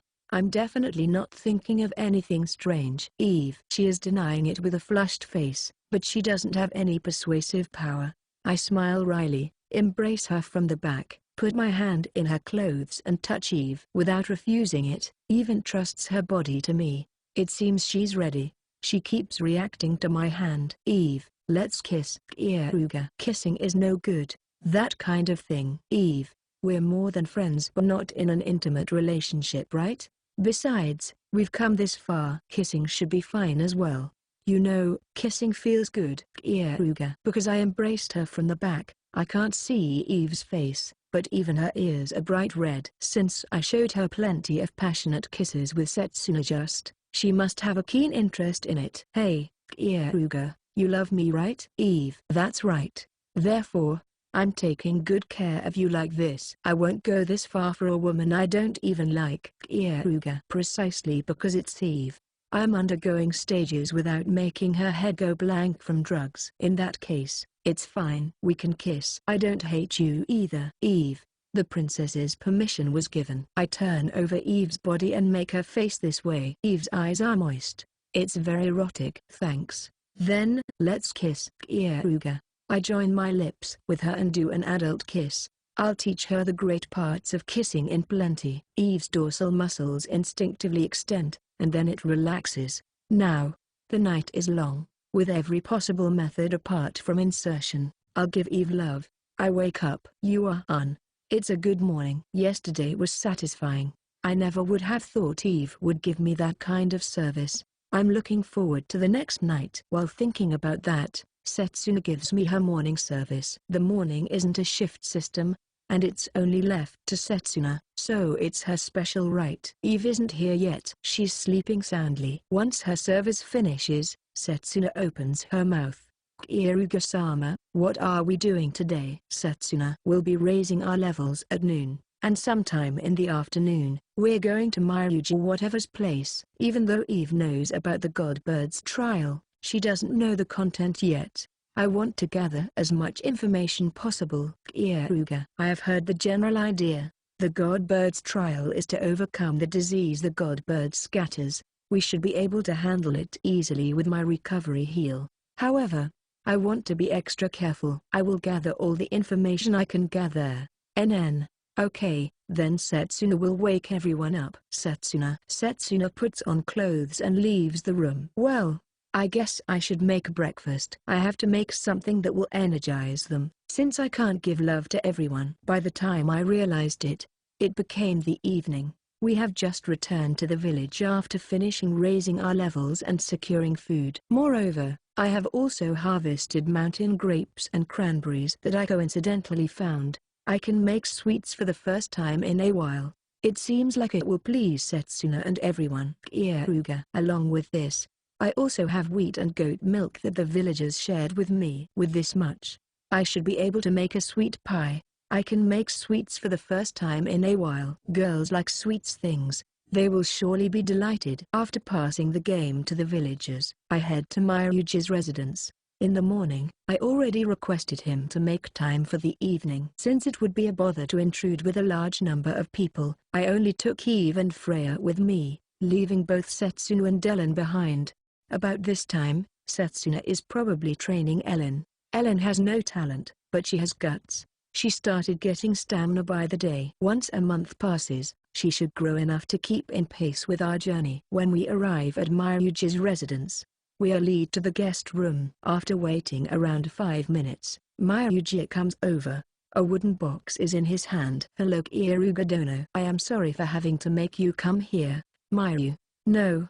I am also sorry for abruptly intruding on you. I am going straight to the point, but let us enter the main question. We will receive the Godbird's trial, and obtain Godbird Caladrius. For that reason, I have come to ask whether there are any legends or details about the Godbird's trial. Keare. Myuji makes a pondering gesture. I asked other villagers, but he is this village's older. There aren't any people that know more about the Godbird than him. A few legends have remained. According to it, what it tests is also the strength of your body, but most of all your mind. If your mind isn't strong, the trial cannot be passed. Specific things have not remained. After all, only the founder of the Reese family returned after challenging it, so we cannot gain any information. Myu, it tests your mind. I see, interesting. No, it is plenty. Thank you very much. I can use it as reference. Keare. The strength of your mind. As someone who has a delicate mind, it's quite a harsh trial for me. However, I should be able to endure it if I have resolve. If I became of help, that is good. And Keare Dono, I have something I want you to accept. Myuchi presents the wooden box before me. It's the item he carried into this room. I had been strangely curious about it from some time ago. Am I allowed to open it? Keare. By all means. I carried it in for that reason. I open the wooden box. Inside, an egg that has a large amount of straw and talismans on it is there. What could this be? Keare. It is the godbird's egg. Wah. Am I allowed to receive such a treasure? Keare. If it really is a godbird's egg, it would be so valuable it's priceless. Even if don't receive the godbird's trial, we can obtain a godbird by raising this. Yes. You have worked hard for the sake of this village. Above all, Eve-sama trusts you. From the beginning, I am Eve-sama's father. Amuda-sama requested me to entrust this to the person that will someday become Eve's husband. Hearing that, Eve's face becomes red. I'm not like that yet with Keare. Eve, who? Yet she's saying things that make me happy. As someone who has been watching you since you were young, this Mayu understands that this person is a special person for Eve-sama, and you have also said you love Eve-sama. To that I entrust this egg. Mayu, to think he would entrust Eve and this treasure because he believes me. He has quite a discerning eye. I am pleased by this offer. However, there is something I absolutely can't get off my mind. Why did the Kokuyuki race not use this egg? If you controlled it after raising this god bird, you wouldn't have been this cornered by the demon lord. Keare.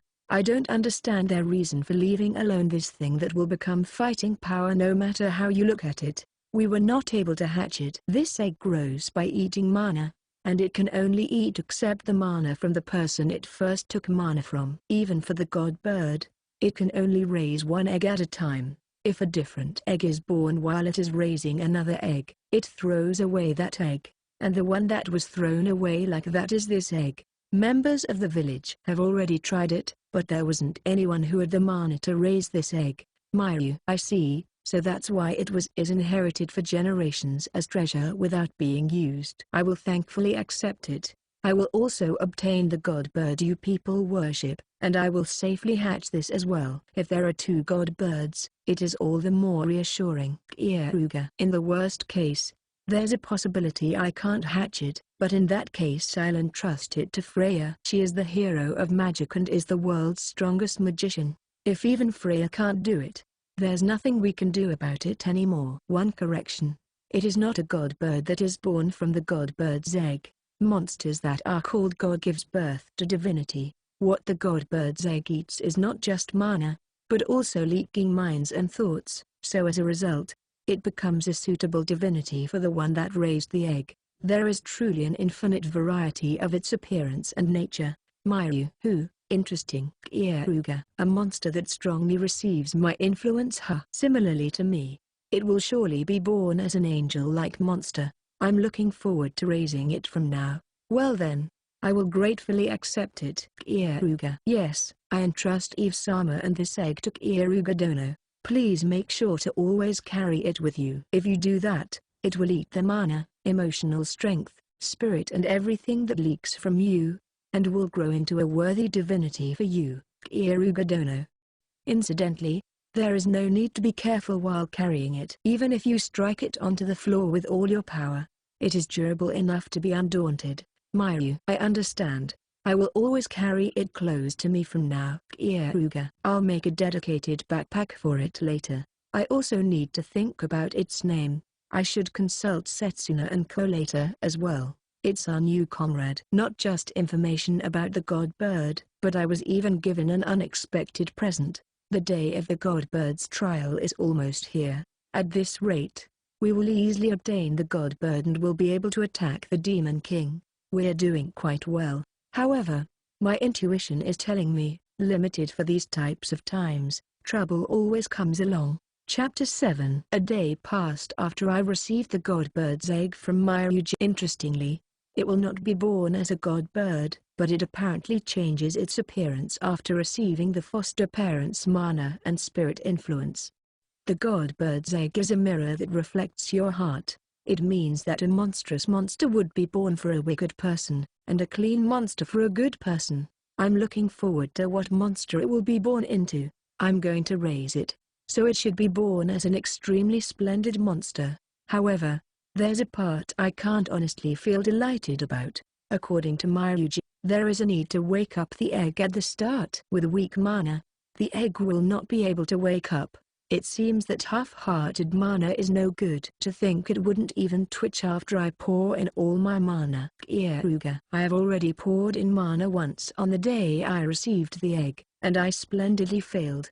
It seems my normal amount of mana is not enough. Therefore, I have made elaborate preparations today. With Transformation Heal, I made my status extremely magician-based. Furthermore, even if my MP limit is raised, my aggregate amount isn't recovered by Transformation Heal. So I drank plenty of mana recovery potions, took a deep sleep and recovered my mana till the max. Since that is still not enough, I doped myself to forcibly recover mana until the limit. If even this is not good enough, then there's nothing I can do about it. I will make it receive my best. Keare. Now, this is my first and last chance.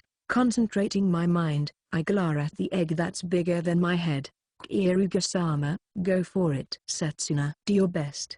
Keare-sama. Ellen. While Setsuna swings her wolf tail, Ellen lets her pink hair flutter in the air and sends encouragement. Incidentally, Freya and Eve are out shopping. We will finally depart to the Godbird's trial in 3 days, so to prepare for the journey, I appointed Freya, who's used to shopping, and Eve, who is popular with the Kokuyoko race, to go shopping. Thanks to us offering them a large quantity of meat, it feels like they will hand over the necessities. Oops, my concentration was disturbed. I should put in more fighting spirit. I can't show these two an uncool scene. All right. This time I will definitely do it. This is my all.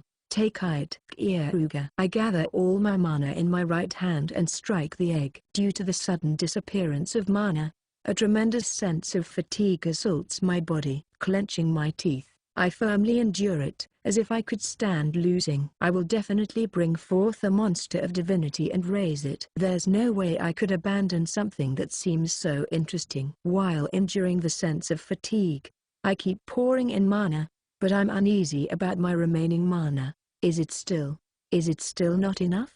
My remaining mana is 40%, 30%, 20%, 10%. It wasn't enough. It happened just while I was thinking that. The egg moved. The throbbing is being transmitted to my palm. That gave me a hard time. Keare. I somehow succeeded. The egg probably woke up and it started breathing. I sit down on the spot, and breath out in relief. Keare-sama, did your egg properly wake up? Setsuna and Ellen rush over to me. Yeah, it probably woke up. You'll know if you touch it. Keare. Once I say that, the two of them repeatedly touch the egg with a keen interest in it. It's true. It's moving. Cute. Setsuna. Keare-sama, when will this child be born? Ellen. That reminds me, I hadn't asked that. When will that happen? I hear footsteps from the back, and when I turn around, I see Myuji. Since I felt an unbelievable mana, I came.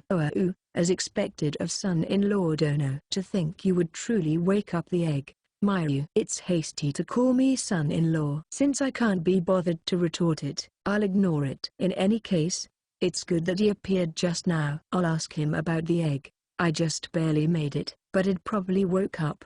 However, I am at a loss on what to do from now. Keare. As it has started breathing like this, there isn't really anything you need to do. Now you just have to raise it by letting it arbitrarily suck the mana and spirit that you leak. Let's see. It was between 2 to 3 weeks in the legends. Myu. I see. I can carry it with a peace of mind then. Keare.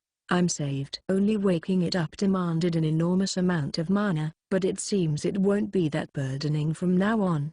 It would be tough if it required this much mana every day. After this, I'll be able to comfortably spend my time. By the way, I am changing the topic, but I heard about it from someone in the village. It seems you are departing in 3 days. Myu. The time we have to take the Godbird's trial is limited. I want to challenge it with as much room as possible. Keare. If I let this go, Eve said the next one would be in 2 months.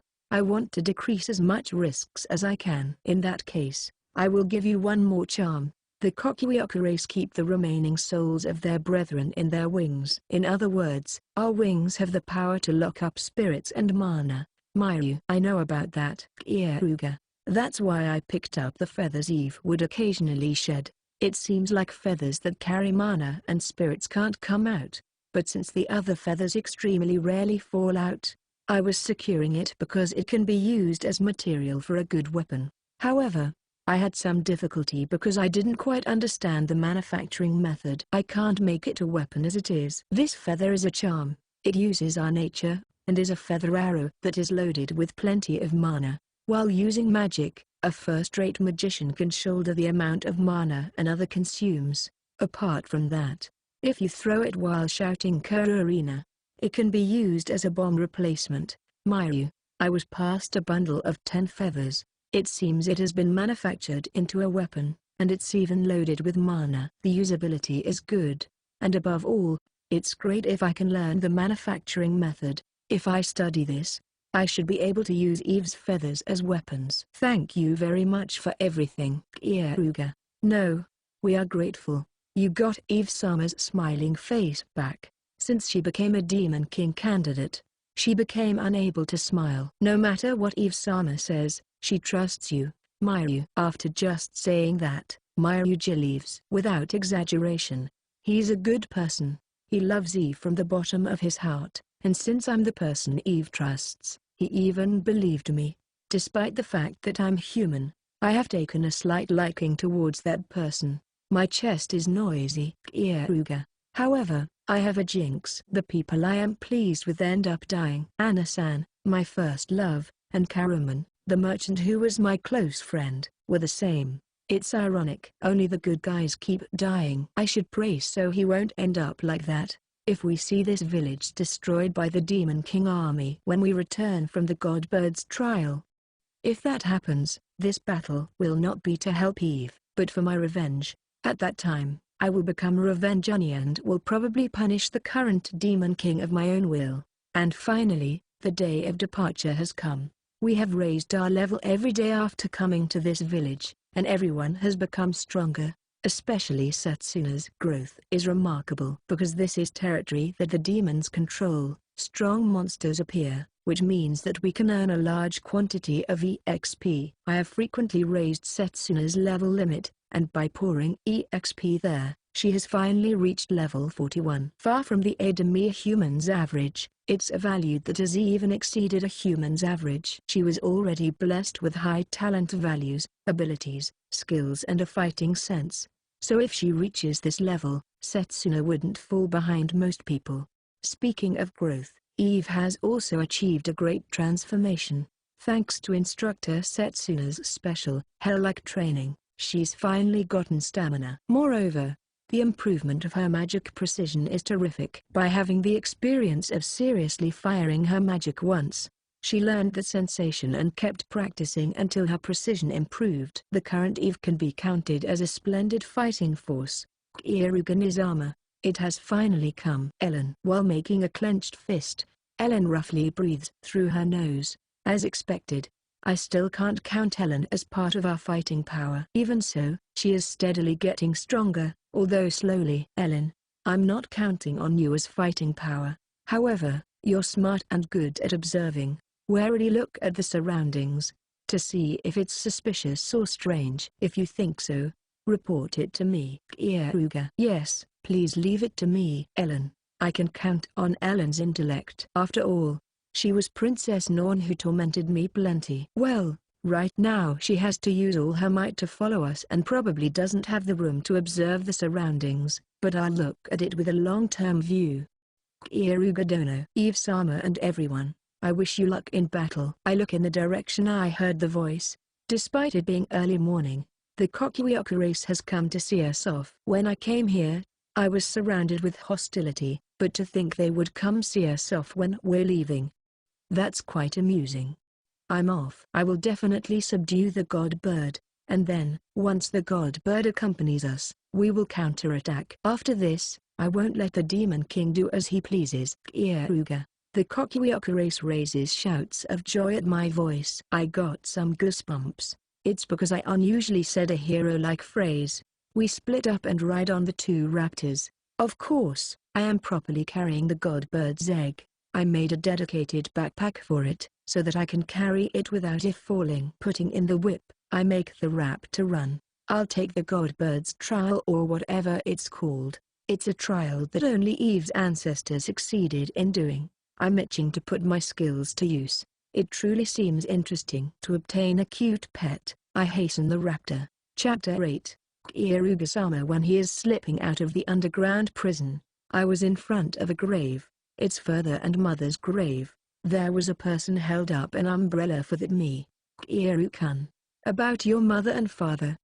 It's unfortunate. My parents said that if you're fine with it, you can live together with us. I would also be happy if you became my younger brother. Hey, can we live together? Anna-san is the person I yearn for who lives next to me. It seems she's worrying for me as I have no relatives. I'm glad it's raining today. If it wasn't raining today, the fact that I was crying would have been exposed to Anna-san. Father and mother who went to sell the apples after harvesting them didn't come back. From what I heard, it seems monsters assaulted the carriage. Not only my parents, but many other people didn't come back either. I had finally accepted reality, and was able to visit their graves. Anna-san, I won't go. Keare. But you're alone. Anna, don't worry. I was properly taught the ways to live by father and mother. I can live alone. I'll be able to do it by growing apples and hunting. Keare. I know that it's easier to be in Anna-san's house, but I don't want that. Just by imagining me living in happiness while forgetting about father and mother makes me nauseous. But Keare-kun, you're still young. Anna, that has nothing to do with it. The reason I came here today was to tell father and mother that I'm okay. I'm going to have them hear my vow. If, maybe, just maybe, I was able to get a strong occupation class at that time, I will. Keare. Clenching my hands tightly, I swear to father and mother who are in heaven. Become a hero. I'll defeat all the evil demons and never let such a sad thing happen again. Keare. I decided that to become strong, I can't depend on others. From now on, I will live alone and fight alone. Anna-san sadly laughs while looking at me and opens her mouth. If you don't get a strong occupation class, and it's an occupation class that's completely not suited for fighting, what would you do, Anna? If that happens. Keare. I turn around and the answer. Keare-sama, Keare-sama. Wake up. Setsuna, my body is being shaken by something soft. I open my eyes. There, I see a beautiful girl with white wolf ears and blue eyes. Setsuna. What happened? Keare. I look at the surroundings, and see that it's still dim, early in the morning. Right now, we are heading to the Godbird's trial. Since the sun was setting, we should have made camp. Besides Setsuna, Freya is also here, and is comfortably sleeping naked. If I remember correctly, yesterday was Freya's turn. Keare-sama, you are having a terrible nightmare. Setsuna was worried and woke you up. Setsuna. I see, so she became worried and woke me up. I stroke Setsuna's head. Thanks. I was having a slightly unpleasant dream. Keare. Scary dream? Setsuna. No, it wasn't scary. The former, foolish me was thrusted before me, and I felt like vomiting. Keare. At that time, I had been under the impression that the monsters and tragedies would disappear if all the demons were killed. They were just illusions. Even without demons, monsters keep gushing forth one after the other. Rather, having demons controlling the monsters would cause less damage. I was an idiot as a child. Since I was that idiotic, I was in high spirits after being chosen as the hero, so Princess Flare and the king deceived and tricked me. If I had even a little wariness, I'm sure it would have ended up differently. Now that I think about it, on that day, what did I say I was going to do to Anna-san if I didn't get a strong occupation class? I can't remember. Well, it's fine. It was probably just some childish nonsense. Anyways, Keare-sama's old dream. Come to think of it, You have never talked about your past. Setsuna is curious about what kind of child you were in your childhood. Setsuna's eyes are shining with curiosity. She leans her body forward and swings her tail, which is cute.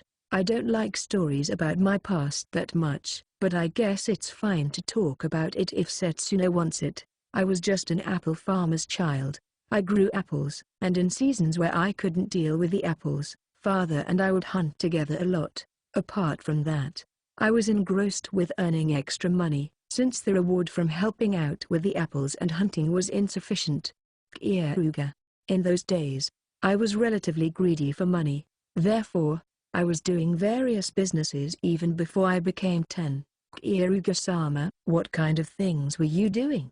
Setsuna. When you're an apple farmer, there are a few apples that can't be sold as they were either bitten by insects, sunburnt, scarred, or has a bad shape. I brought those to my parents, and sold them as juice after crushing them or turned them into sweets. Luckily, I got along with a sweets maker who had come to stock up on apples and was taught various things. Since then, thanks to me always selling juice and sweets, I became very good at pastry making. Keare. Come to think of it, I wonder if he's in good health. Even after father and mother died, he continued being my customer and bought the apples. He's about the only guy I can call my true friend that wasn't about profit and loss. I want to meet him after a long time. Keare-sama. Good at making sweets? Setsuna. Yeah, I'm quite good. Keare. After all, I have spent a considerable amount of years on it, for the sake of raising my proceeds. I tried to be original and devoted myself to it. Before I knew it, my fans increased quite a bit, and it became a famous product in the village. It advertised my parents' apples as well, so my father praised me for increasing the proceeds, which made me more motivated. That's surprising, since Keare-sama hasn't made any sweets before. Setsuna. That's true. I guess I'll make some for our breakfast today. Keare. Looking forward to it.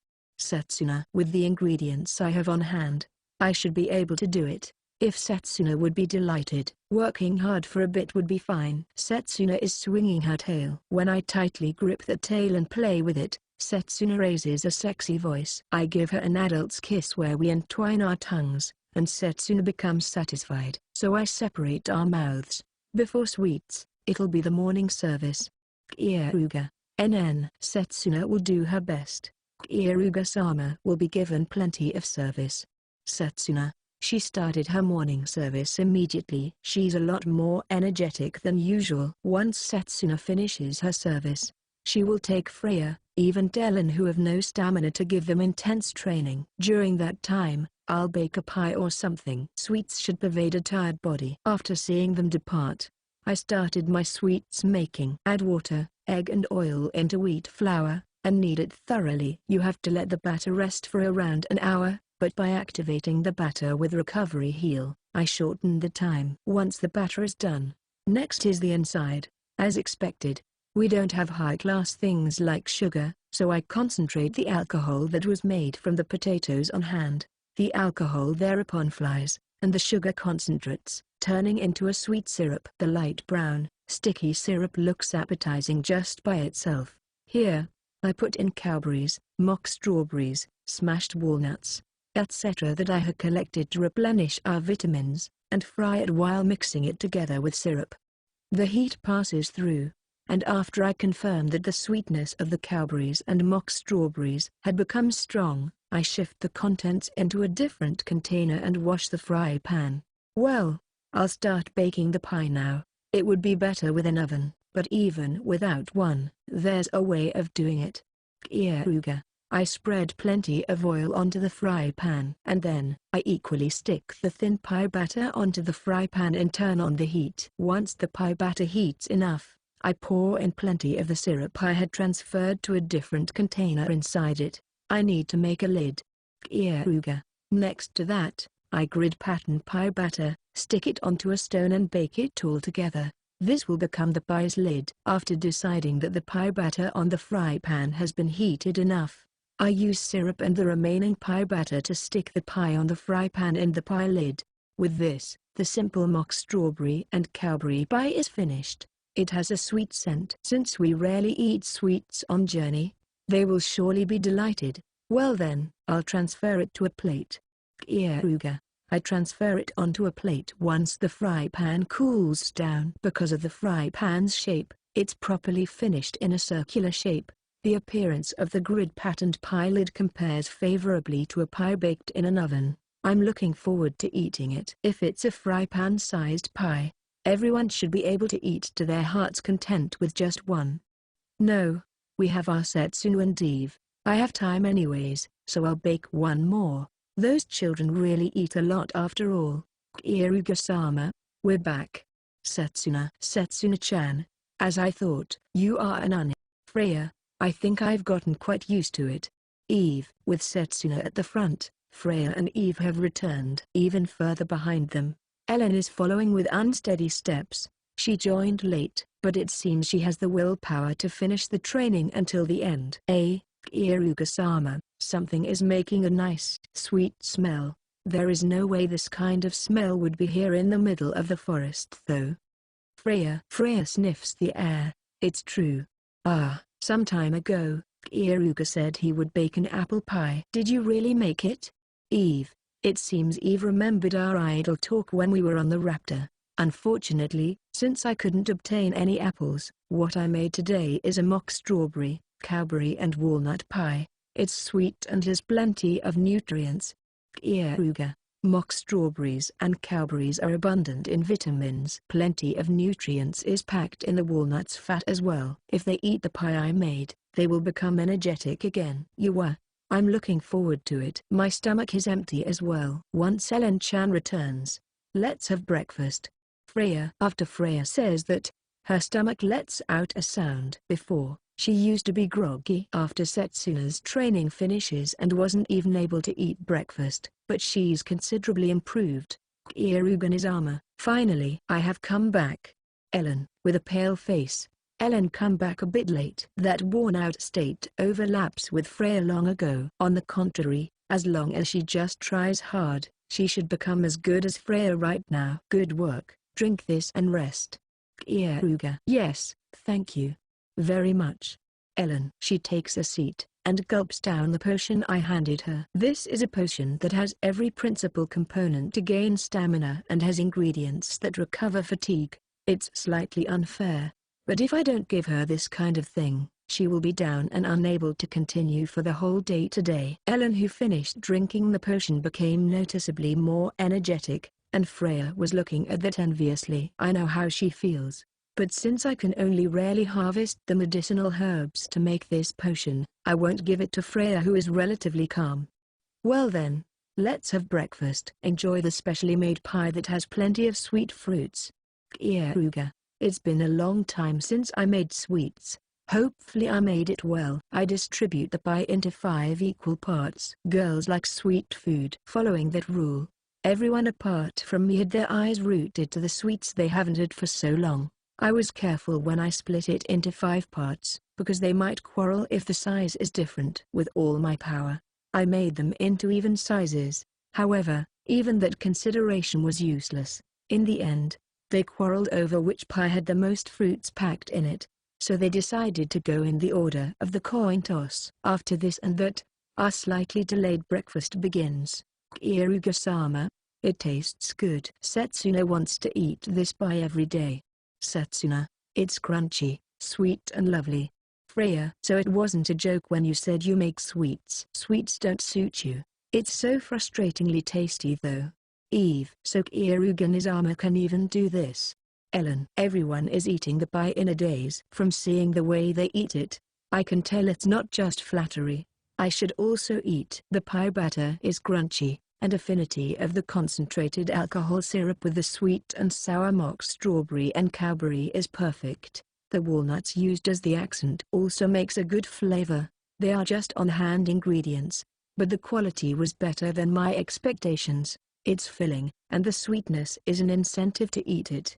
I'm also happy that everyone is more delighted than I am. I'll make it again if there's a chance. I'll leave thinking about the future for later. There's something I have to do right now. Setsuna and Eve. The schoolchildren with our lunch group are looking at their empty plates with lonely faces. It seems they've already eaten it. There's one more pie, so I'll cut it up for the people who want a seconds. Raise your hand if you want it. Keare. When I say that, everyone raises their hands. It's surprising Freya and Eve are still going to have seconds. I smile wryly, and split the second pie into 4 equal pieces. I'm satisfied with one piece. Setsuna and Go are deliciously eating the pie that's cut even bigger than their first piece. While looking at these girls, I remember the continuation of my dream. That time, I said this: if I can't get a strong occupation class, I think I'll protect this apple orchard until I die. I'll make a lot of tasty apples and sweets, and let everyone who's living in this harsh world be happy. Even if I don't become strong and defeat demons or monsters, I'll support everyone by the things I make. I'll choose that way of fighting. Maybe, if I wasn't chosen as a hero, right now I might have been living a lifestyle of growing apples, making apple pies and feeling happiness while watching the people that say it's delicious. Around this time, I might have married as well. What is that? Keare. I mock the illusion that was sweeter than the pie I made. That path has already vanished long ago. I chose a different path. I became the hero of healing, degenerated into a brute, and even while being self-aware that I'm a brute, I'm doing whatever I want to my heart's content and will grab everything. And also, I don't regret a single part of it. I have money, I obtained the best women, and both my body and spirit is free. I obtained overwhelming power, as if there is any happiness better than this. I eat the last piece of the pie that remained on my pie. This is the last time I'll soak myself in sweet sentimentality. Tomorrow, the Godbird's trial will start. Like I am now, I'll behave however I want to. Were you the one that showed me that dream? Keare. Since the dedicated backpack for the egg shook, I tried calling out to it. The reason I had this dream might be because of this fellow, who grows as the owner's mirror. If so, it would be troubling. I don't want it to resemble my naive self that I have abandoned long ago. Well, it's useless to just worry over it, since right now, I can only advance forward. Once we finish breakfast, we will advance forward. Our plan is to arrive at the Godbird's Valley by tomorrow. Chapter 9. After I filled their stomachs with the pie I made, we started running on the mountain road with the raptors. Raptors are good. They can travel on any path, no matter how rough it is. Eve, this is the right way, right? Keare. That's right. We will probably arrive before the sun sets. Eve, I see. At any rate, we have free time, huh? Keare. It's a mountain path with few trees. There are no monster presences in the surroundings, so we can't even hunt. I'm already quite tired of the scenery as well. I want thrill. Oh yeah, Ellen. I thought of something good. What do you think of traveling while being tied together? Keare. Entrusting your body to the raptors' jolting seems quite enjoyable. With that, we can have fun for a long period of time, and it will be a good recreation. It is embarrassing, but if Keare desires it, it is fine. Ellen. Ellen becomes bashful, and her ears that can be seen through the cracks of her pink hair are red. In that case, face this way, embrace me, and hold my waist between both your legs. Keare. Kearuga's saying something weird again. Even though I only just recently saw you in a better light, do you have a disease that won't let you feel satisfied unless you immediately spoil my opinion of you? Eve. Since Eve talked in a loud voice, the raptor becomes surprised and greatly shakes. It was just a joke, but she became too serious. When she makes this kind of reaction, I conversely want to do it. It was just a Kearuga joke. It's true that I thought it seemed fun though. Kearuga. That is unfortunate. Even though I thought Kearuga would give me love. Ellen. Ellen looks at Eve with a reproachful face, to which Eve makes a surprised face. Ellen, that will slowly happen tonight. Today's your day. Kearuga. I am looking forward to it. I have always been eagerly waiting my turn. Ellen. While saying that, Ellen leans on my chest. Despite being small, this child is considerably indecent. She's proactive, so accompanying her is fun. By the way, Eve, I'll confirm it with you just in case, but you can't use the summoning magic which uses the souls of the Kokuyoku race that dwell in your wings, right? I want to precisely confirm our hand before the Godbird's trial. Keare. I remember the fight I had with Eve in the first world. Her attack that summoned black-winged angels in succession was extremely troublesome. It was strong enough to repulse the hero of the sword blade from the front, if possible. I want to rely on it. I can't do it. I can't use that power. Eve said so with a tone of voice that sounded like there's a hidden meaning for it. I instinctively understood it.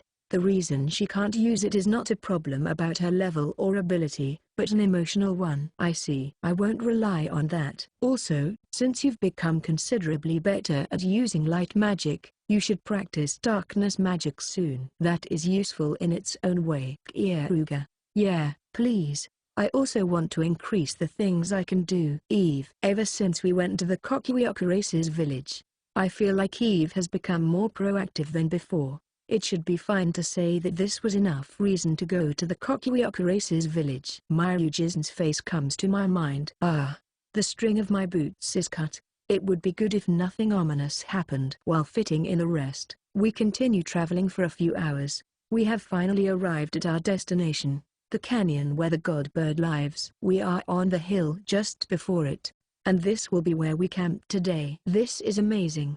The whole canyon is covered in white fog. I sense strong mana from that fog. Keare. That's not just any fog.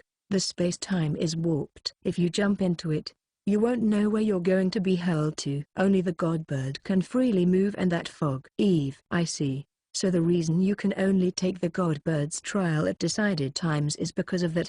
Keare. Yeah, apparently the destination of the fog changes depending on the movement of the stars and the moon. Just for a several-day period starting from tomorrow, the Godbird's canyon connects with the other side of the fog. If we let this period go, it would be just a suicidal act to go there. Eve. That's an interesting mechanism. Also, we don't just need to be careful when we enter, but also when we leave. Can we properly get out? Keare. According to the legends, it seems you will be hurled to an unimaginable place if you go outside of the fog without being recognized by the Godbird's armor. Once you enter, you can't even leave until the trial is over. Eve. I understand the situation. We'll rest today, and early in the morning tomorrow, we're going to challenge the Godbird's trial. Keare. Either way, the other side of the fog isn't connected to the Godbird's canyon today. Tonight, Eve will look at the stars and make the final decision of whether we can go or not. Setsuna and Freya's raptor has caught up with us as well. Now, I guess we should start making camp. After we installed the camp, Eve and I went out to procure our dinner. Since I sensed a monster's presence, Eve and I jumped out. The monster we found is a large gray dog. Its characteristic is that its forefeet are abnormally muscular and its nails are enlarged. Eve, you can keep up, right? Keare. Yeah, I have a lot more stamina thanks to Setsuna after all. Eve. As expected of a dog-type monster, it's quick. The reason we can still follow it is because our level rose and our status improved. My jade eyes saw that that monster has adaptable genes, so I need to bring it down no matter what. I can easily catch up with it by making myself specialized in speed with transformation heal. But I'll have Eve try her best today. I had just been thinking I want her to practice darkness attribute magic. Eve, try using darkness magic. It's fine with the most simple one. Engulf the region surrounding the dog with darkness. Can you do it? Keare. Darkness magic is literally magic that manipulates darkness. Unlike light and the other 4 attributes, it's hard to use it for direct attack power. Unless intermediate or higher magic is used, it doesn't become magic with destructive power. However, it is highly applicable and can make weak points for the opponent. Okay, I'll try it. Eve. With all your power, and as wide as possible. Keare. Watch me. Jet black. Eve. Eve spreads her wings and pushes out both her hands, with the dog monster that's running with all its power in the center. Was what was supposed to happen, but a black sphere came out from a deviated place, and the darkness spreads in one go. Covered in darkness, it became unable to see forward, and I hear a thick sound. My jade eyes can see everything. After losing its sight, the dog monster collided into a tree. Suddenly making their field of vision disappear is quite an effective method. Eve, you did well. Next is light magic. Aim well, Keare. I stop, stand behind Eve and point her finger to the staggering dog monster. Since I can see even in the darkness, I can show her where to aim. Keare. Is this fine? Eve. It's perfect. Keare. In that case, here it comes. Arrow of light. Eve. A beam of light is fired from Eve's fingertip. The arrow of light cuts through the darkness, and advances in a straight line to the direction she pointed at. She has considerably grown. Although it's a basic light magic, it properly flew in the direction she aimed at. The arrow of light pierced through the dog monster's head. Eve's darkness disappears. It seems that Eve can also see the dog monster that had its head pierced through. I did it, Keare. I did it. Eve, you're good with the basics now. Let's use a more difficult magic next time. Keare. Yeah, I'm looking forward to it.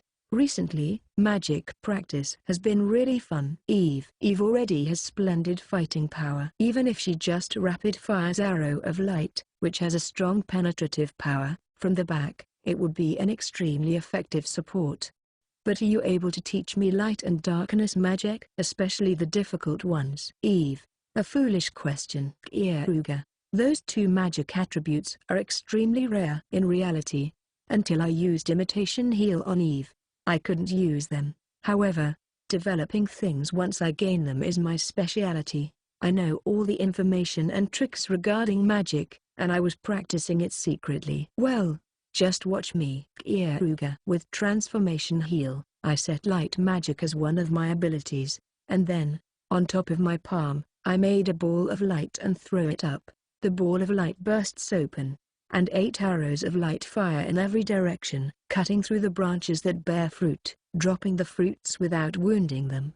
The fallen fruits are picked up by a gentle wind, and are carried to my side. I think I want you to learn this much accuracy. Keare. As if. Rather, why are you able to do it? Eve. Talent and effort. Since you have more talent than me, as long as you put in effort, you will learn it. Well, let's head back. We got dinner and dessert after all. Keare. I'll turn this dog monster into stew. Adaptable speed genes are quite valuable, and it's an important status. Furthermore, we should gain energy from eating the meat. It's a good way of cheering us up for tomorrow's trial. And now, it's dawn. To preserve stamina for the trial, Instructor Setsuna's training is taking a day off. We ate breakfast and have arrived in front of the fog. Now, let's all go. Once we enter, we can't leave until we achieve the trial. And also, if we fail the trial, we're dead. Except for just one person, no one has ever succeeded at the trial. If you think it's scary, I don't mind if you stay home together with the raptors. Keare. After saying so, I look at all their faces. Far from trepidation, their faces were full of motivation. I can't imagine Keare-sama losing. Besides, I am Keare-sama's follower. Freya softly smiles. Setsuna is Keare-sama's property, thing. It's weird that a tool isn't together with its master. Setsuna. Rather than the trial, it would be much scarier to be separated from Keare-sama. Ellen. The children pair are also overflowing with motivation. And then, the Godbird's trial is also my trial. I can't always be carried by you, and besides, I already quite running away. Eve grins broadly. She even seems like she's enjoying herself. Okay, well then, let's all go. We'll enjoy the Godbird's trial to our heart's content. Keare. Like that, we all nod to each other and enter the white fog. I'm happy that no one turned their back. My mood is being uplifted. No matter what happens, I don't think we will lose at all. Chapter 10. Everyone enters the white fog, and then, we see a town.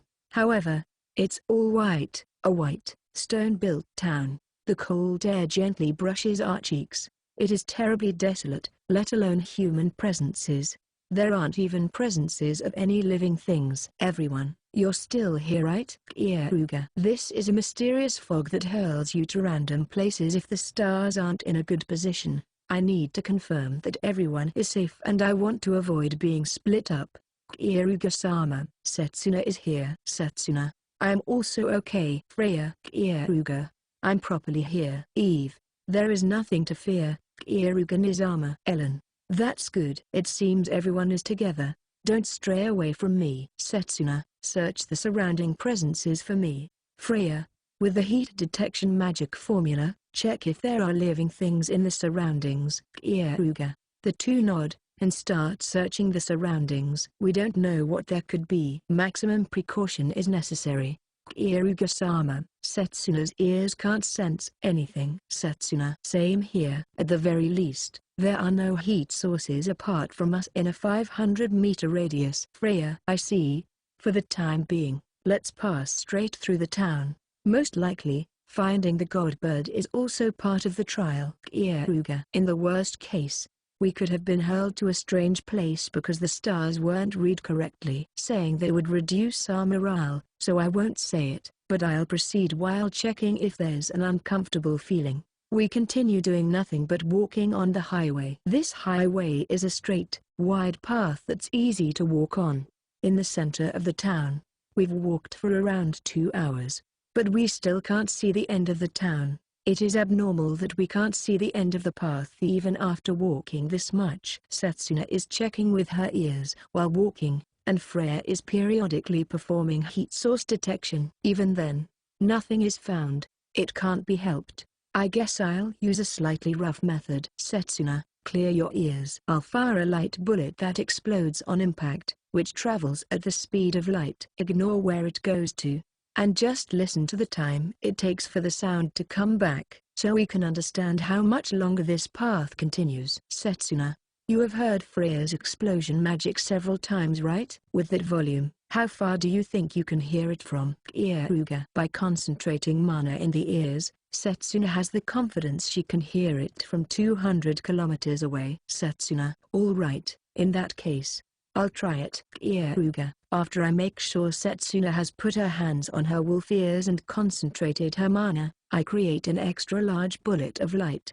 Light attribute explosion magic. Even among light magic, it's categorized as advanced level magic. Seeing that, Eve makes an envious face. This magic is still impossible for Eve right now, so it's understandable. I fired the bullet of light. The bullet of light naturally went straight ahead at the speed of light.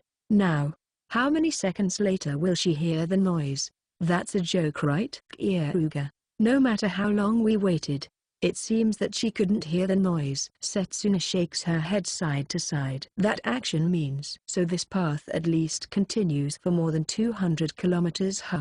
Or possibly, there could be no end. As expected of the god bird's trial, it's unreasonable. Keare. It's pointless to just advance forward. In that case, what should we do? While I think about that, snow begins to fall. From my bodily sensation, the temperature is close to 20 degrees. There's no way snow would fall. No, this isn't snow. Hide under a building right now. This is poison. Keare.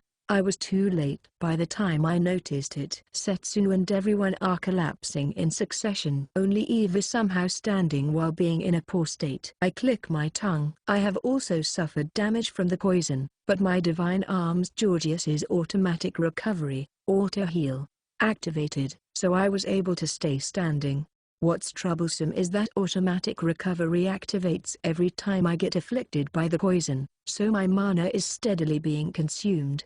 I had tampered with my body to make antibodies each time I'm harmed by poison, but the nature of the incessantly raining poison is changing without pause, so my antibody can't keep up, as expected of the god bird's poison.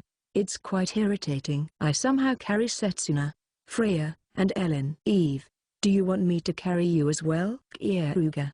I'm okay. I can run by myself. Eve. In that case, follow me. Keare. We start running towards the nearest building. We enter the building, and because we have escaped from the white snow, I use recovery heal on everyone, as expected of the god bird's trial. If I had been late to use recovery heal, everyone would have died. As one would expect, everyone was more or less agitated by this. In these situations, I need to be optimistic. This is good. The only one who could scatter this poison would be the god bird. The worst case scenario would be if we were hurled to a place that doesn't have the god bird, but at the very least, that can't be possible. Keare. I say it as if making fun of it. It seems everyone's agitation has settled a bit. Hey, Keare, what are we going to do from now? Eve, the god bird is probably somewhere in this town. In that case, we just have to search for it. This town is too wide to do that with brute force.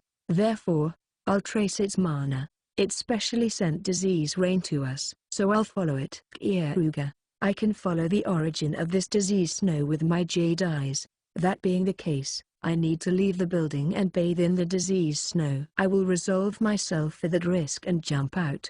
If I try running through it without making an antibody and just relying on automatic recovery, auto-heal, my mana will be used up in the blink of an eye and I would be checkmated. I need to go forward while enduring the manual recovery heal until the limit to preserve my mana. This is a battle about if I can find the god bird first or if I collapse first. You geese should stay here and rest. Keare, Setsuna and the girls stopped in the middle of saying they would go as well. They know that they would only become a burden. However, only Eve opens her mouth. I will also go. Eve, I can't allow you to do that. I have no room to waste mana healing a burden. Keare, you don't have to heal me. The Kokuyoko race's poison resistance is much higher than humans. You can leave me behind if I fall. Eve, resolution is in those eyes. I remember hearing Eve say that this trial is her own trial. She did not come to follow me. She is here with her own will. In that case, she would probably follow me no matter what I say. I understand. If you have the resolution, then come with me. Drink this just in case. Keare, after saying that, I take out 2 potions and hand one to Eve. This is Eve. It's a potion that's full of nutrients and is the effect of increasing your endurance and temporarily increasing your immunity. It's mere consolation against the god bird's poison, but it's better than not having it. Keare, I should also inculate myself. And then, I tamper with Georgius's configuration and turn off automatic recovery, auto-heal.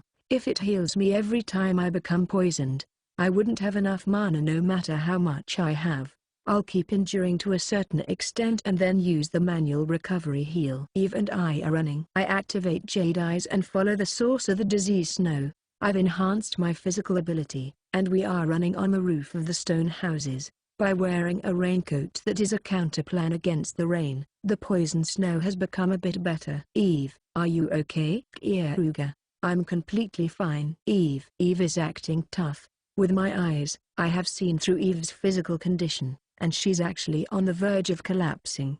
However, we are almost about to reach the outbreak point of the cursed snow. We've arrived. It's a white sphere. Disease snow is blowing violently from the white sphere that's suspended high in the sky. Eve, can you pierce through that? Keare, leave it to me. Eve turns her palm towards the sky. She enhances her mana and spear of light. Eve fires a beam of light. Compared to the arrow of light that she fires from her fingertip, this has an overwhelming stronger magical power. The spear of light goes through the white sphere. The white sphere is gouged out, a crack spreads from the middle, and it breaks. Then, the white snow stops. A huge bird that tucked itself in its wings was inside the white sphere. It's a bird that is slender like a hawk and has a white silhouette. That white sphere is the egg it sleeps in. Its true identity is the god bird Caladrius. The first trial was to find this guy and break its shell, which means something will happen now. That premonition was correct. The god bird Caladrius spreads its wings, and the moment it does, I become engulfed in black darkness. I become unable to see the white stone town, the god bird, Eve and everything. It's as if I was brought into a different world. He said the god bird makes you fight disease and tests your spirit. Keare, I remember what Myuji taught me. If what happened until now was the disease trial, it should be the trial that tests your spirit from now. What exactly is it going to do? Eve, are you safe? Keare, I don't sense Eve's presence, so we must have been separated. The reasons I need to quickly break through this trial increased. No matter what trial it is, I want it to happen quickly. Maybe that wish was understood, as a trial-like thing began. I can hear footsteps from the surroundings. Hate, I lost everything because of you, bastard. Princess Flair's Imperial Guard Knight Captain who I killed before comes in sight. He is blood-stained and is spitting out curses. Even though I would have been able to embrace more cute girls if you, weren't here because of you. The hero of the sword who I took revenge on by ripping off her man mask and then making her die at the very end as a woman is glaring at me while shedding tears of blood.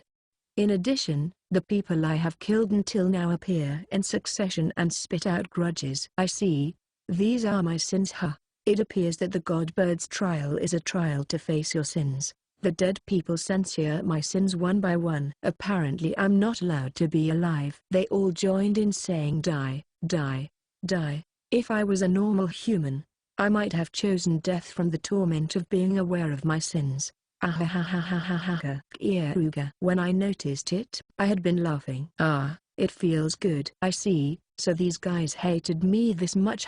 They're like the former me. This is so great. My revenge wasn't mistaken. After all, these guys hate me this much. That hatred is my pleasure. To think they hate me enough that they would curse me after dying, it really was worth the hardship. Above all, I grab the Imperial Guard Knight Captain's head, throw it on the ground and smash it. I steal that sword, send the head of the hero of the sword, blade, flying with that sword, kick that head to the group of the dead and humiliate her corpse. I had just been thinking the revenge was insufficient. Is this what you call the feeling when your bladder hasn't been completely emptied? I regretted not tormenting them enough. Thank you for reviving. I can kill you and disgrace you again. What kindness the Godbird has. Keare. To think I would be able to kill the people I hate twice.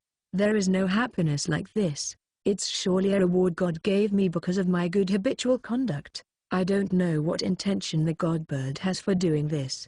However, a chance like this will never happen again. I can taste revenge that could never happen again for the second time. To taste this happiness, I'll kill, torment, humiliate and pulverize these dead people. Now, the fun starts from here. Chapter 11. After we pierced through the huge white cocoon the Godbird lives in, I was suddenly transferred somewhere. That place is a wide room with black walls. In that room, I was surrounded by the people I had once taken revenge on and killed, let alone doors. There are no windows, so escaping is impossible. In that situation, the dead people seem to unjustifiably resent me because of a misunderstanding, and they are spitting out curses while attacking me.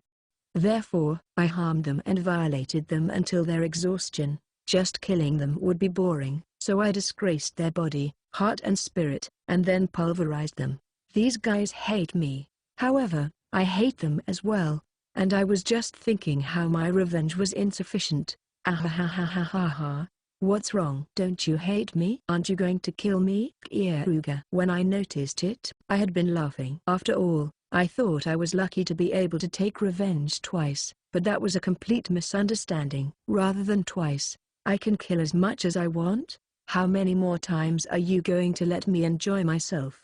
You guys are the best. Keare. I haven't been counting after the 10th time. I killed them many times, but they revived. Furthermore, it seems the others properly remember that they were killed each time. Their reactions changed depending on their death count, so it's amusing. Until the 3rd time, each time they're killed, their resentment would further increase and attack me more violently. After exceeding 5 times, they start losing detail in their movements and learn hesitation. After exceeding around 10 times, it seems that their resentment lost to fear. Even though I, who they unbearably hate, am right in front of their eyes. Even though they should be trying to kill me, far from coming to attack me, but they started escaping from me. When I approach them, they entreat me to forgive them while crying. That's weird. Wasn't asking for forgiveness my line? If they're dead, they should act like the dead. Right now, one of them is crying and shouting for forgiveness. I smash up his head. I purposely gave him a fatal wound that would leave him just barely alive. It's to make him taste fear until his death. I wonder how I should kill them next. Keare.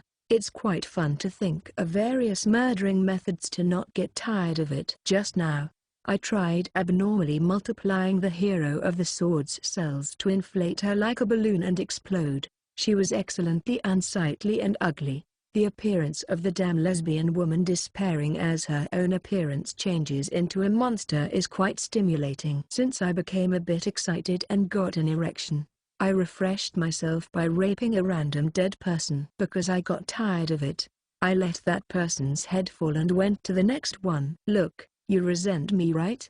You want to kill me, right? What happened to your vigor from before? You were so energetically saying you would kill me. Didn't you say you couldn't forgive me? Eh? Despite that, what do you mean forgive me or don't come? The man you guys resent is right here. Do your desires for revenge only amount to that much? Ahahahaha. Keare. Ah. This is fun. To think those guys I once killed out of resentment would run away, trying to miserably escape from me. There's no longer a single person who would challenge me. There are only prey that request forgiveness while crying, and tremble while running about trying to escape. I chase after them and trample them. How lukewarm. If their desire for revenge is real, as if they would give up just from being killed dozens of times and being disgraced to their limit, I'll teach them true revenge. Unlike these guys' tepid desire for revenge, I will never be satisfied no matter how many times I kill or disgrace them. Ah, I'm glad to be a healing magician. I can heal their wounds and stamina with recovery heal, and steal their mana with looting heal. In other words, it's perpetual motion. I can enjoy this supremely enjoyable game for eternity. Since there are various things I want to test, it would be extremely helpful. The last hero, the hero of the gun, bullet. I have to let that Shota homo psychopath taste the highest grade of pain as well. For that reason, there's a need to investigate and compare which way of killing would make him taste the most effective fear, pain and humiliation. Inspiration is welling up inside me. As I thought, putting it into practice is the most educational way. I should immediately try it out. Don't come. No way. I don't want to revive anymore. Kill me. Don't let me revive. Let me out. Let me out of here. Hi, I don't want to die anymore. I don't resent you anymore, so please forget about me already. I'll do anything. The dead people beg for their lives. That's quite rare. However, I won't forgive them. This is because I loathe these guys. Rather, I'll voluntarily do things they hate. Well, I wonder what kind of idea should I enjoy myself with next. It happened while I was thinking about those sorts of things. Suddenly, the dead people started disappearing, and the dead people were receiving their disappearance happily. Everyone is expressing relieved smiles. We are finally released. We are saved, is what they're saying. Stop it, it's annoying. If you disappear so happily, my hard work would go to waste. Oh, I thought of something good. You guys, look forward to it, because I'll play with you guys again when I fall down to hell. Anticipate our reunion in hell. Keare. I shout with all my might at the end. It's amusing. The dead people's faces full of relief warp and die in despair. Yeah, this is good. As if I would forgive a peaceful end. Now, what's next? This should have been the bonus stage before the trial, so I need to brace myself for the real trial. Keare. At the start, I suspected that it was the trial, but there's no way such a fun recreation would be the trial. A strange floating feeling wraps up my body. I'm probably going to be taken somewhere again. I entrust my body to that sensation. I open my eyes. It's a white room. Sensing a presence next to me, I look that way and see Eve. While crying, she is muttering, "I'm sorry." Eve, you're safe. Keare. Eve. After looking at me, Eve smiles with a tear-stained face and jumps into my chest. And then, she sobs. I stroke her head. What happened? Keare. Yule, and Moro, and Naro appeared, and then, Eve. I don't know who that is. But when I think about what I was experiencing until just earlier, people who Eve killed, or died because of her must have appeared with resentment towards Eve. And then, Keare. Everyone blamed me, but they understood after I talked to them, cheered me on at the end and then disappeared. Even though everyone dies because of me, they told me to try my best. Keare. Eve. Eve sobs harder. They understood after she talked to them? They cheered her on at the end and disappeared. What's up with that? I don't understand it. Was it that sort of trial? For the time being, I'll stay like this until Eve settles down. Eve behaving like a spoiled child is quite fresh. After we stay like that for a while, the wind blows. I look up at the sky. A huge, pure white hawk descends with a size that probably exceed 500 meters. The characteristic silver feather is on its head, and it's like a crown. My eyes meet with that bird, and in those eyes, I can see profound intelligence. This guy is the god bird Caladrius. Oh small people, you have done well beating my trial. I tested your body, wisdom and mind with the trial. The strength of your body that can overcome disease. Even while harmed by disease, you calmly reeled in the thread with your intelligence that let you arrive beside me. And the strength of your mind that let you personally face your own sins and climb over it. You guys have overcome everything. Caladrius. So there was a trial to test whether your mind was strong enough to personally face your sins and overcome them? I have no knowledge of it. It was surely a trial that was only imposed on Eve. Most people crumbled to dust without being able to endure disease. Even the ones that endured the disease only thought of escaping from it and shut themselves away in the white houses that have been prepared, without being able to arrive at my location. And even the small amount of people that arrived here were tormented to death by their sins. Both of you have done well to overcome it. Caladrius. Both of us? Did I also clear that trial or whatever that tests your mind's sins? Weird.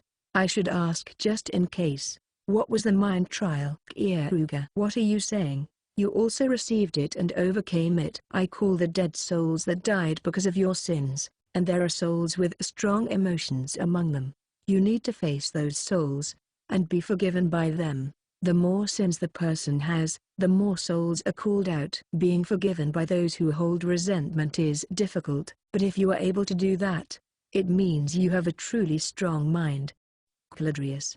Face them, and then persuade them to forgive you. Oh, so I had to do that kind of thing with those guys. This trial has such a high degree of difficulty. What would happen if I killed those souls that were called out? Keare. The curse and resentment would just deepen. Even if they are killed, the power of the dead increase until they eat you death in the end. This is a trial that tests the strength of your mind. It is impossible for people who accumulate sins to overcome it. I have not seen the state of the trial, but you are amazing. To think you were able to sublimate that many souls that held strong resentment. You must have quite a strong heart and had acquired enough advantages to be forgiven by the dead. You are an amazing man.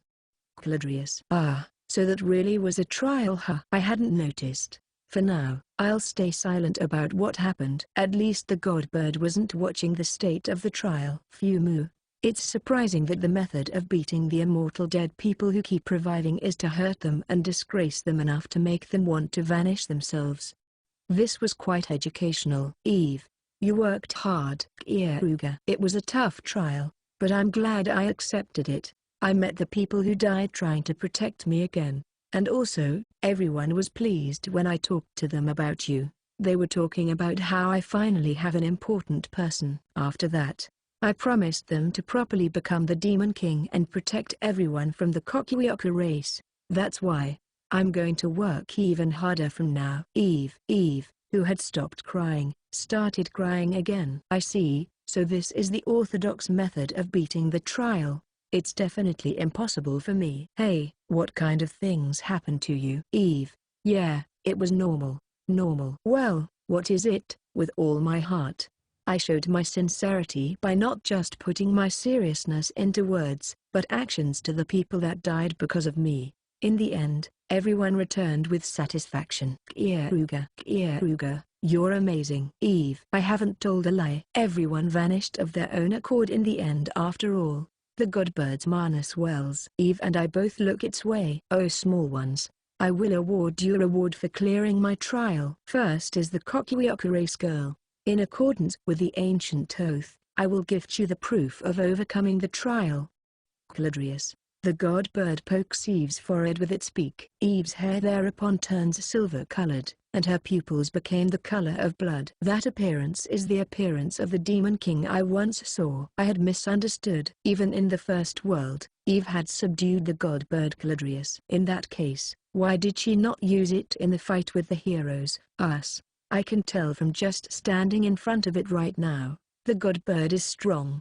If the hero party in the first world fought it head-on, they would have been crushed by the god bird alone. If I had taken on the Demon King and the god bird at the same time, the first world me would have had no chance of success.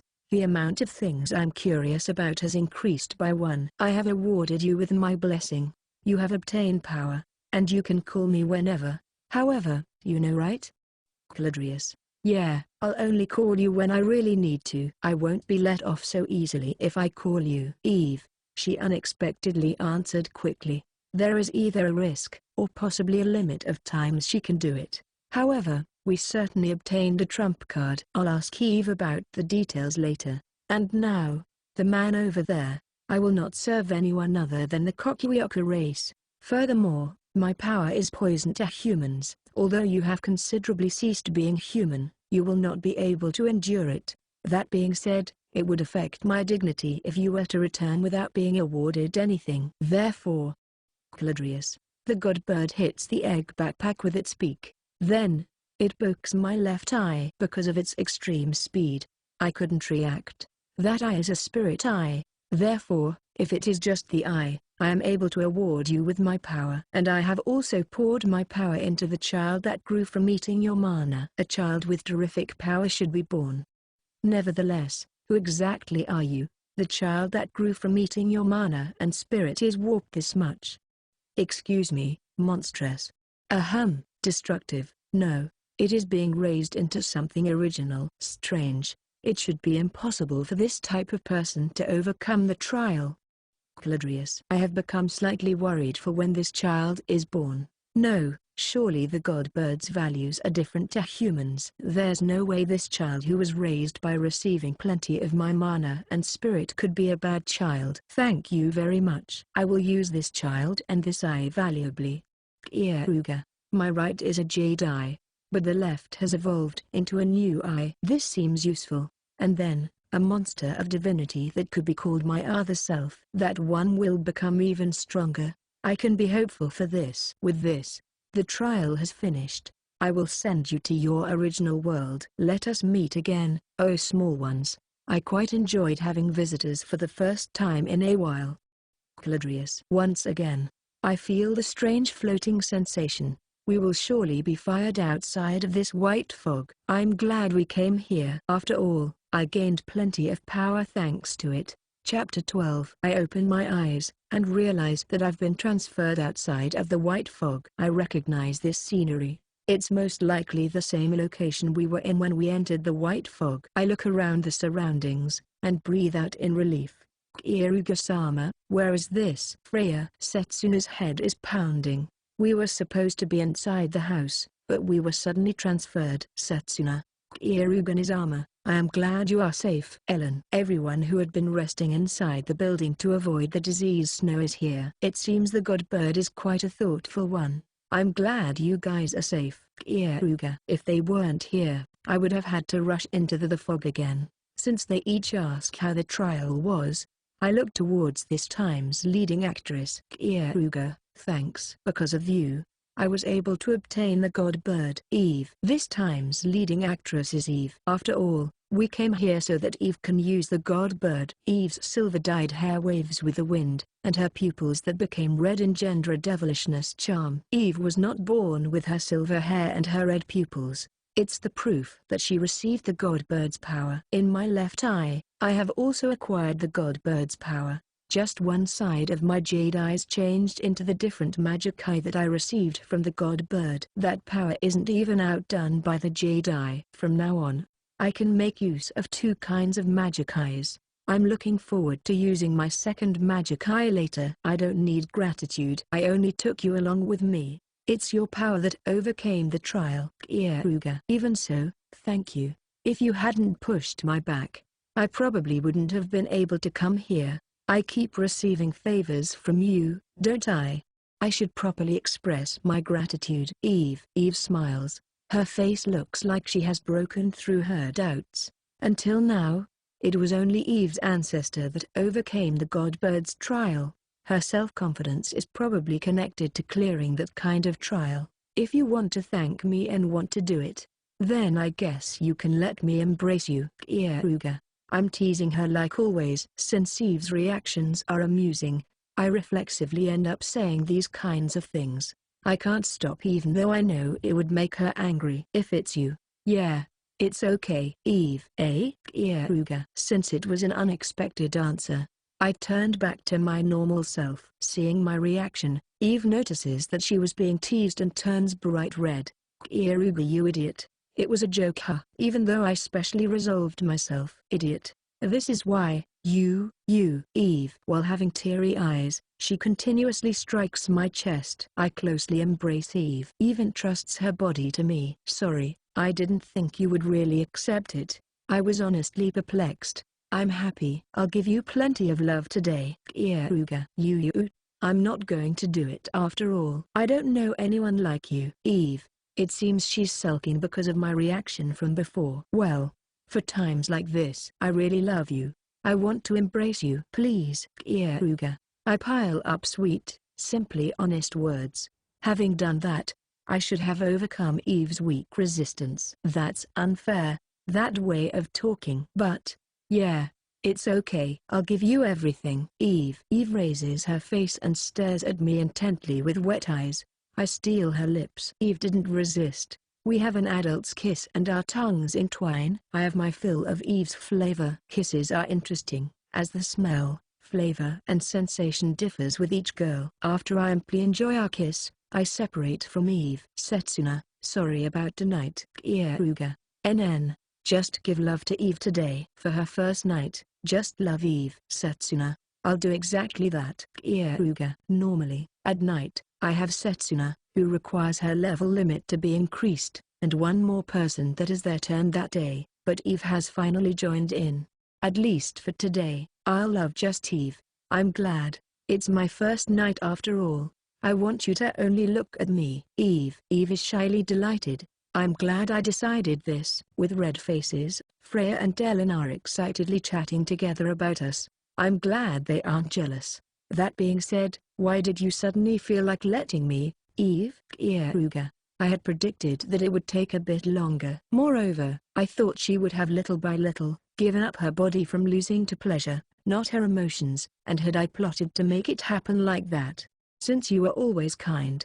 Besides, after coming to the Kokuyoku village, you showed me a lovely scene. That's why I fell in love with you. Of course, your personality is bad, let alone being flirtatious.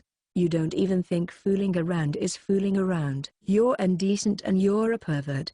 But even so, I fell in love with you. Eve. Eve smiles. It's a smile with various emotions mixed together. I thought it's pretty. I'll do my best to give her love tonight. My pure love finally bore fruit. Everyone. I guess we should return to the Kokuyoku village. We have to report that we've obtained the god bird after all. Myuji and company are worried as well. Apart from that, we'll hunt on our way there. We should let everyone eat a feast again. Keare. When I say so, everyone nods and raises their voices. Let's return to the place the raptors have stopped at. They are surely waiting for our return as well. Then, Eve suddenly fell on her knee, hugged her body tightly, and started trembling. Her black wings expand until the limit. Eve, what happened? Is it a side effect of the god bird's power? Keare. I rush over to her in a panic. Tears are welling up in her eyes. It's obvious that something abnormal is happening. Everyone's souls are pouring into my wings. It's not just one or two people. Many people. Keare. It's strange. Why? Eve. While crying, Eve looks at my face. It's understandable for Eve to have this reaction. Eve possesses an ability called Kokuyoku summoning. It's an ability to summon the souls of the Kokuyoku race that dwell in her wings as familiars. And that means that the souls that die in regret and couldn't die peacefully dwell in Eve's wings. From Eve's words, it means that right now, at this moment, several tens of the Kokuyoku race has been killed, turning into ghosts that couldn't die peacefully and are clinging onto Eve for her to clear away their own regret. I don't know the reason, however, the Kokuyoku race's village should be receiving an attack right now. Let's quickly return, as quick as possible, to the Kokuyoku race's village. Keare. Most of the Kokuyoku race is being killed by the Demon King. The ones that barely survived have dispersed to various places. If that village isn't being attacked, it's impossible for several tens of people to die at once. The people in that village are all good people. Even though I'm a human, moreover a hero as well, they accepted me. They trusted me enough to entrust Eve to me. There's no way I could abandon them. That's true. We need to do that. I shouldn't be crying right now. I want to save them, even if I only save one. Eve, it would take a few days on the raptor. Eve, can you call the god bird? That guy should be able to carry us. I won't tell you to do the impossible. Tell me if you can or can't do it. Keare, I'll do it. If I don't use it here, there would be no reason for accepting the trial after all. Eve stands up. And then, she closes her eyes and enhances her mana. The mana that Eve possesses surges. This amount of mana would make anyone who possesses mana to be frightened. Eve opens her eyes. Her red eyes are shining. A gigantic magic square is made at her feet. I command you in accordance with the ancient oath. You who carries wind and death, the companion of my soul, Caladrius, manifest right here and now. Eve. A gate opens due to Eve's words filled with power. The magic square on the ground projects to the sky, and from inside the magic square, a white, gigantic bird that is covering its body with its wings appears. And then, it expands its wings. This is a quick reunion. Oh young ones, you must know the significance of calling me Caladrius. I know. I called you because it's necessary. Carry us, God bird Caladrius. Eve. Who? So that is how it is. Very well, I deliver you with my power. Caladrius. Caladrius used some kind of magic. Starting from Eve and I, everyone, including the slightly far away raptors, is buried into its feather membrane when the god bird pulls us in. To think it would even take the raptors. This god bird really is thoughtful. I will fly. Don't lose consciousness. Caladrius. Together with those words, Caladrius flies with all its power. It accelerates many times faster than the speed of light. This white membrane is most likely protecting us. Without it, we would have all died the moment it accelerated. God bird, you possess this much power. 30 seconds. It turned the distance that the raptor would have taken several days to travel to zero. From the sky, we view the state of the village. It was hell. The Keare race's village is engulfed in flames. Hundreds of demons and monsters are attacking the village. A one-sided fight. No. This much would just be a massive killing. In addition, it's already finished. What they are doing right now is disposing the corpses and house hunting to see if there are any survivors. We couldn't make it. How misfortunate. If only we had been one day. No, just a few hours faster at clearing the trial. We might have met them while they were fighting. Oh small ones, there is no longer anyone who seeks help. There are only unsightly beasts. And the people here cannot be defeated by just you people. I advise you to go away from here. Caladrius, I want to attack the enemy. However, that's just a suicidal act. Since before I have been using Jedi, I saw the demons and monsters who are the assailants. These guys are strong.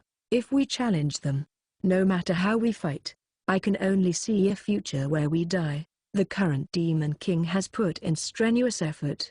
Without a doubt, even among the Demon King's army, these guys are an elite force. If there were survivors, there's a meaning to try the impossible.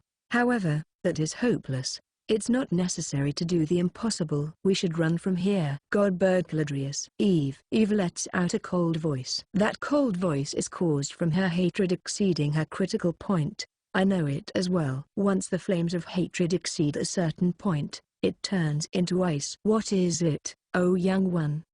Caladrius. Use your power. Eve. Do you know the significance of that? Not a single person will be saved by just defeating those people. Despite the burden being big from just calling me, if I use my power, Caladrius. Just use it, Caladrius. It's an order. Quickly. Eve cries out.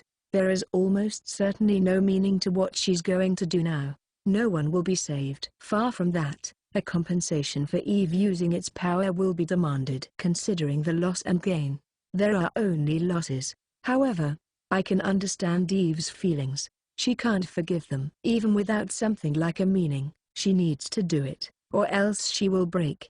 Therefore, I decided to let her do what she wants.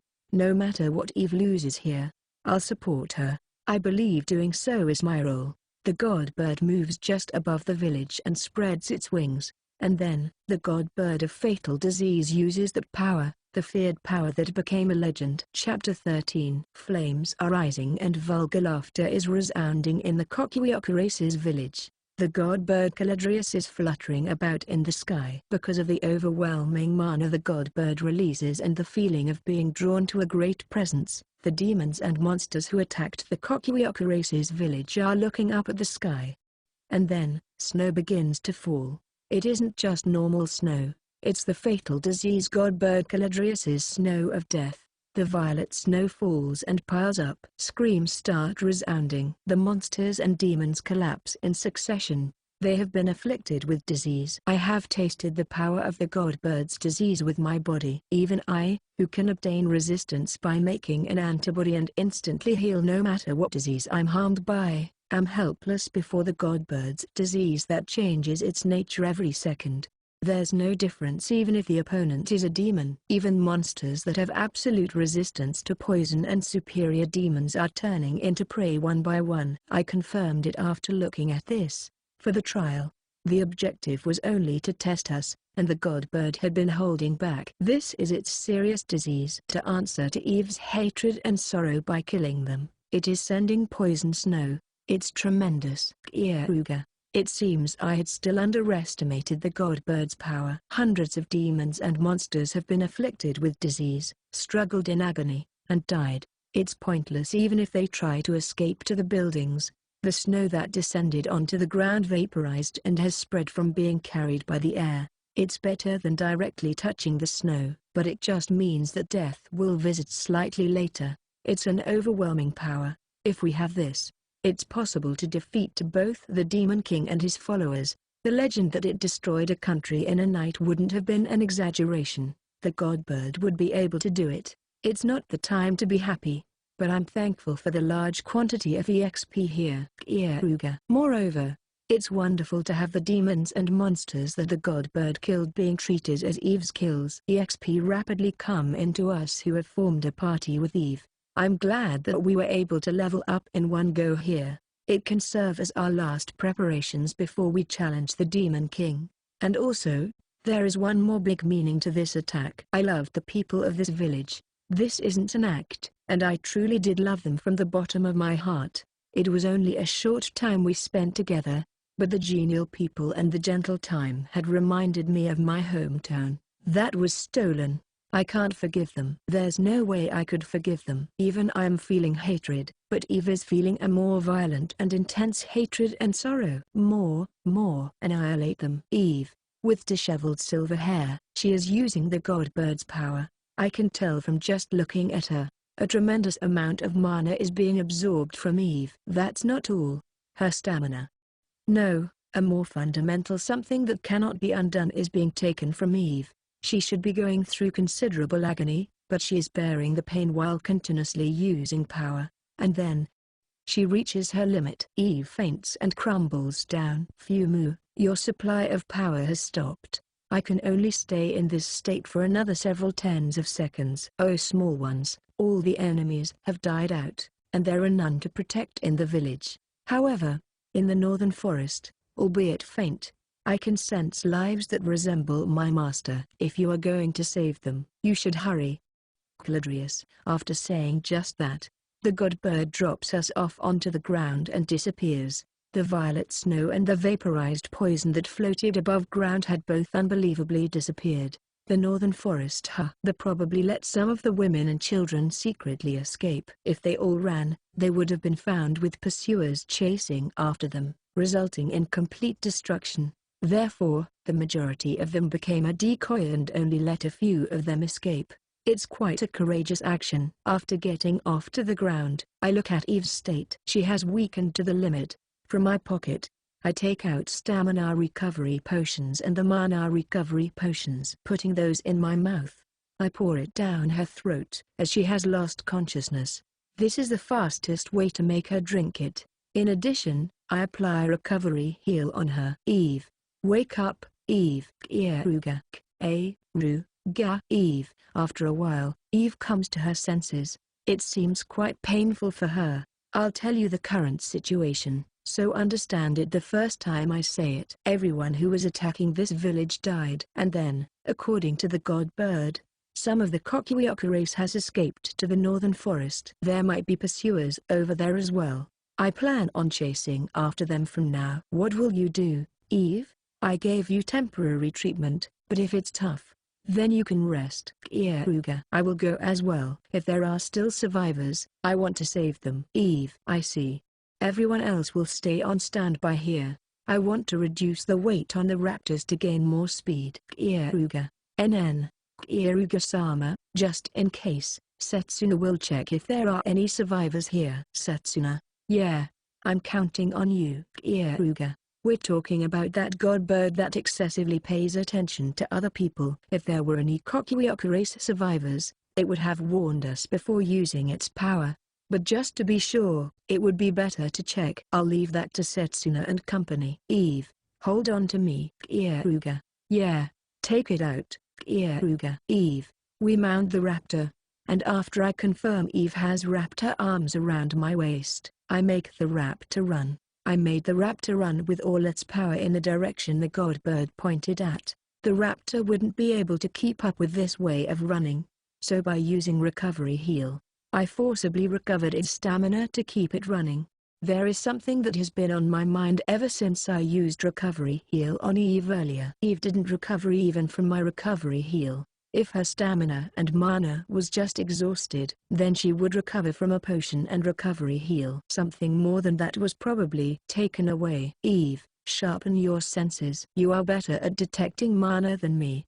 Keare, yeah, no matter how small, I won't miss any sign of mana. Eve, I have set searching use abilities and sharpened my 5 senses until the limit. I was only taught the direction from the god bird. It wouldn't be strange to overlook something. Are you able to talk while you're still being on guard? Keare, yeah, that's okay. Eve, what did you present to the god bird? Keare, Eve swallows her breath. It seems she thought I hadn't noticed. To call the god bird Caladrius, it's necessary to present your stamina, mana and life force. If I made the god bird Caladrius fight with all its power, I could probably only call it 4 or 5 times. If I call it that many times, my life force will probably become empty. Eve, as expected of the god bird. If it was an ordinary person, they probably would have become a disabled person in one shot. Because Eve is irregular, she can call it 5 times, and each time he calls it, Eve steadily becomes weaker. Once she calls it 3 times, she would break down, and I doubt she would even be able to normally live. Sorry, I didn't think it would be something like that. If I knew, I wouldn't have relied on the god bird. Keare, in the first world when Eve had reigned as the Demon King, it's not that she didn't call the god bird, but it was that she couldn't call it anymore. Until she reigned as the Demon King, she had most likely relied on the god bird's power until the limit. If not, it would be impossible for the Eve in those days to become the Demon King. Because she had the god bird, she was able to overturn the difference in fighting power. I had cornered her into doing it without knowing that. You don't have to apologize. After all, for just my life alone, you can use such an amazing power. You should thank me. By just presenting one life, you can defeat 10,000s of people. After all, there's no story as tasty as this. Eve. There was no uneasiness in Eve's voice. Rather, I sense hope from her in defeating the Demon King. In a way, her words are correct. It's a cool-headed calculation and the cost performance is good. Even so, don't ever use that again. What's just my life alone? For me, your one life has a lot more value than 10,000 pieces of trash you can find anywhere. It's not profitable, so don't do it. Keare, those are my thoughts. I like Eve. There's no way I could bear exchanging her for just a few tens of thousands of trash. Keare, don't say those sorts of things. You're making me fall in love with you. Eve, aren't you already in love with me? I'll say it just in case. I'm going to properly embrace you today. Keare, it's also to console her. It's better for someone to be beside her. Yeah, embrace me plenty. If you don't, I probably won't be able to endure today. Eve. Her voice has turned into one with sorrow and hatred mixed together. Those feelings are too heavy for someone to carry themselves. Also, Keare, I will use this power. I was naive. I thought I could someday become the Demon King and save everyone if I continued running away. But that wasn't true.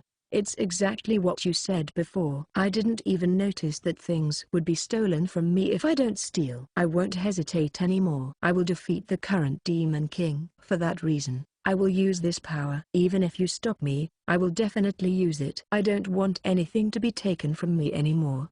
Eve. Revenge. It's our common feature. I see, so Eve has already chosen her. I won't stop anymore. I have come too far that I can't be stopped. She has understood that by force. I want to stop her. However, I don't have the qualifications to tell her that when I'm the one that is advanced to the end of that path. In that case, promise me. I'll lend you my power. Therefore, you can only use that power once. I'll make it so you only have to use it once.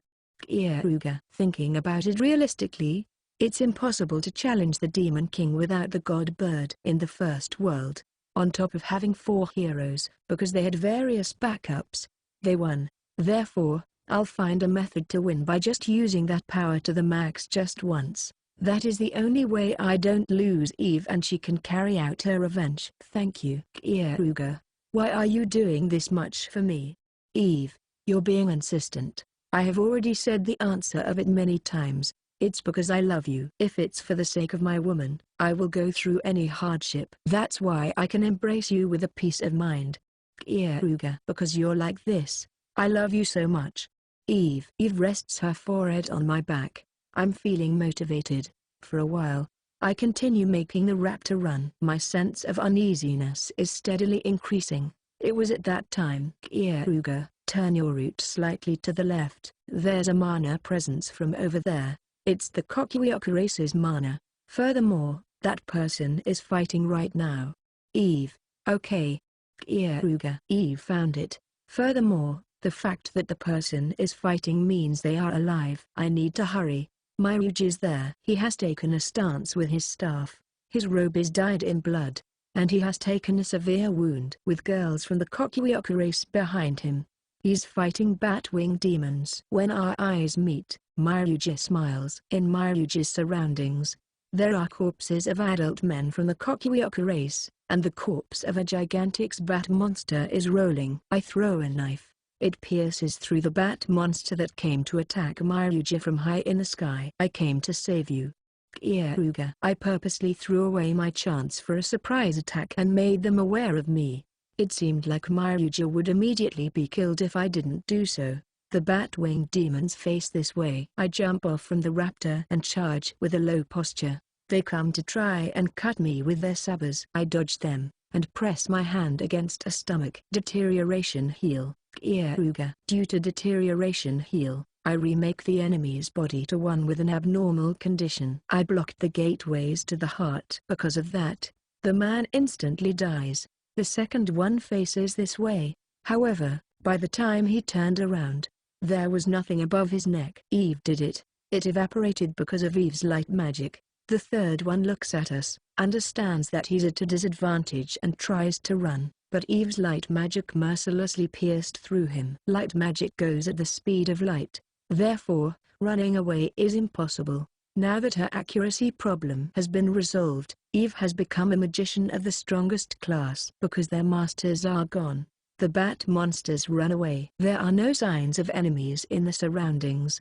It seems we have somehow made it in time. Myuji. Eve. Eve rushes over to Myuji. Myuji has taken a serious injury. It wouldn't be weird for him to die whenever. I need to quickly cure him. I hurriedly head that way too. And then, I press my hand on him. However, Keare. What are you doing? Quickly heal him. Myuji will die. Eve. Eve shakes my shoulder. However, I can't meet her expectations. No matter what kind of disease or injury it is, I can heal it. However, even so, I'm unable to resurrect the deceased. It's the limit of a healing magician. Eve. It's impossible. He's already dead. Keare. That's a lie. After all, he's properly standing and holding his staff, and yet. Eve. Eve opens her eyes widely. She was probably made to understand by Myuji's soul entering her wings. Eve. Listen well. Myuji already got a fatal wound. However, to protect those girls, he was fighting on just his willpower. And by us defeating the pursuers, his thread of tension broke off. Keare, why? We couldn't even make it in time for Maruja. Even though I thought we finally caught up with him, even though we could save him.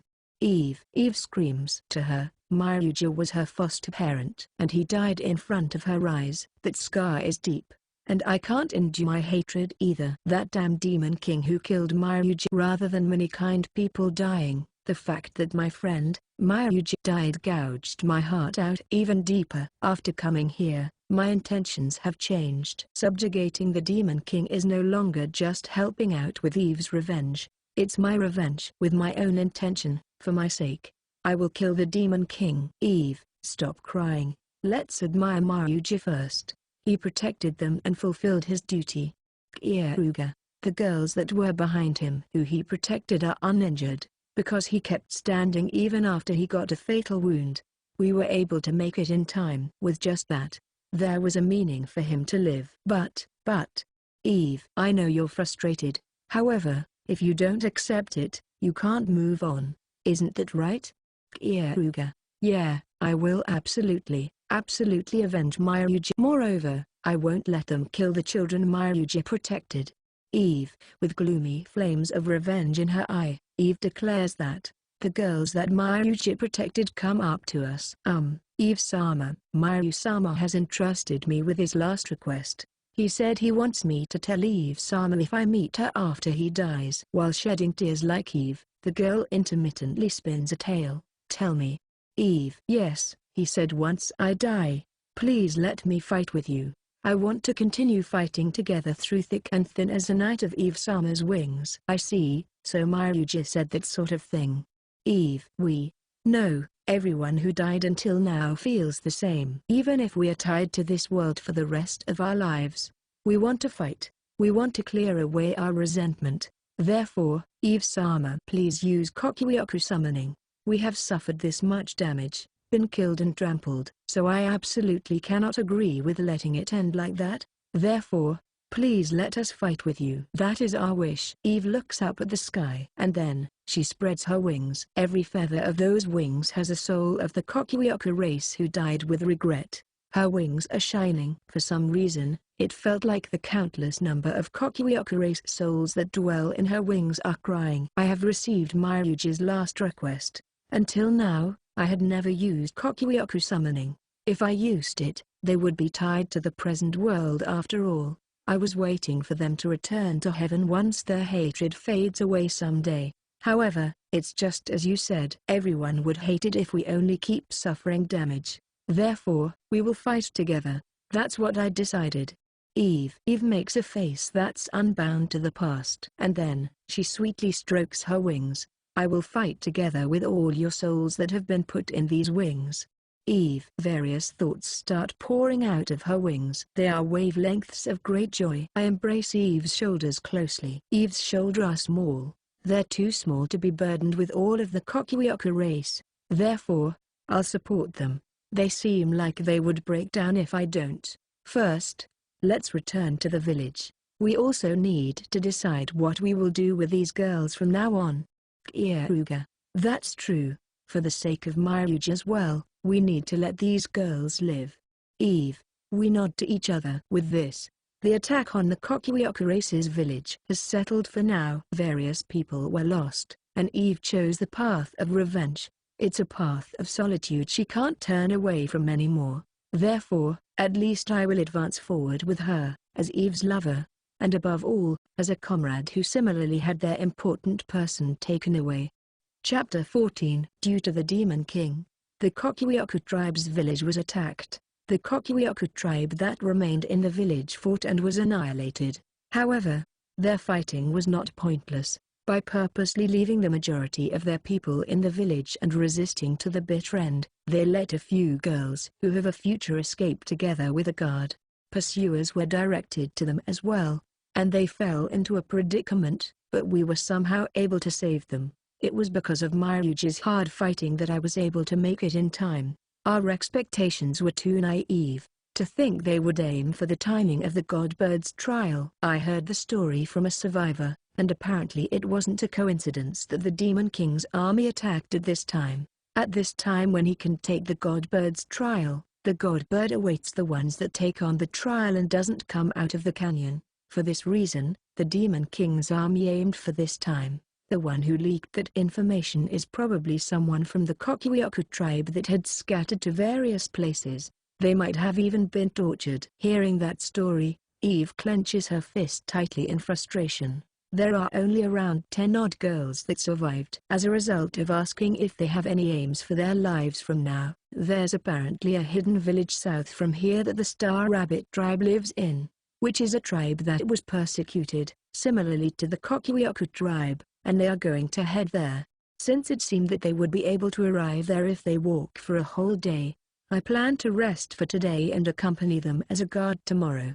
After telling the girls from the Kokuyaku tribe to pack and brace themselves until we depart tomorrow, I released them, and then, we gather in the room we were allowed to use in this village. Setsuna, this is a remarkable achievement. Good job on noticing it. Keare. No, Ellen was the one that noticed it. Setsuna just moved her hands. Setsuna, I see, both you and Ellen are admirable. Keare. Because we rushed out of the village in a hurry, I had forgotten to give them one important instruction. That was to loot money from the corpses of the demons that attacked the village and any weapons that look usable. In Veronica, where humans and demons lived together, we were able to use human money, but in the demon villages we will travel to from now, it probably can't be used.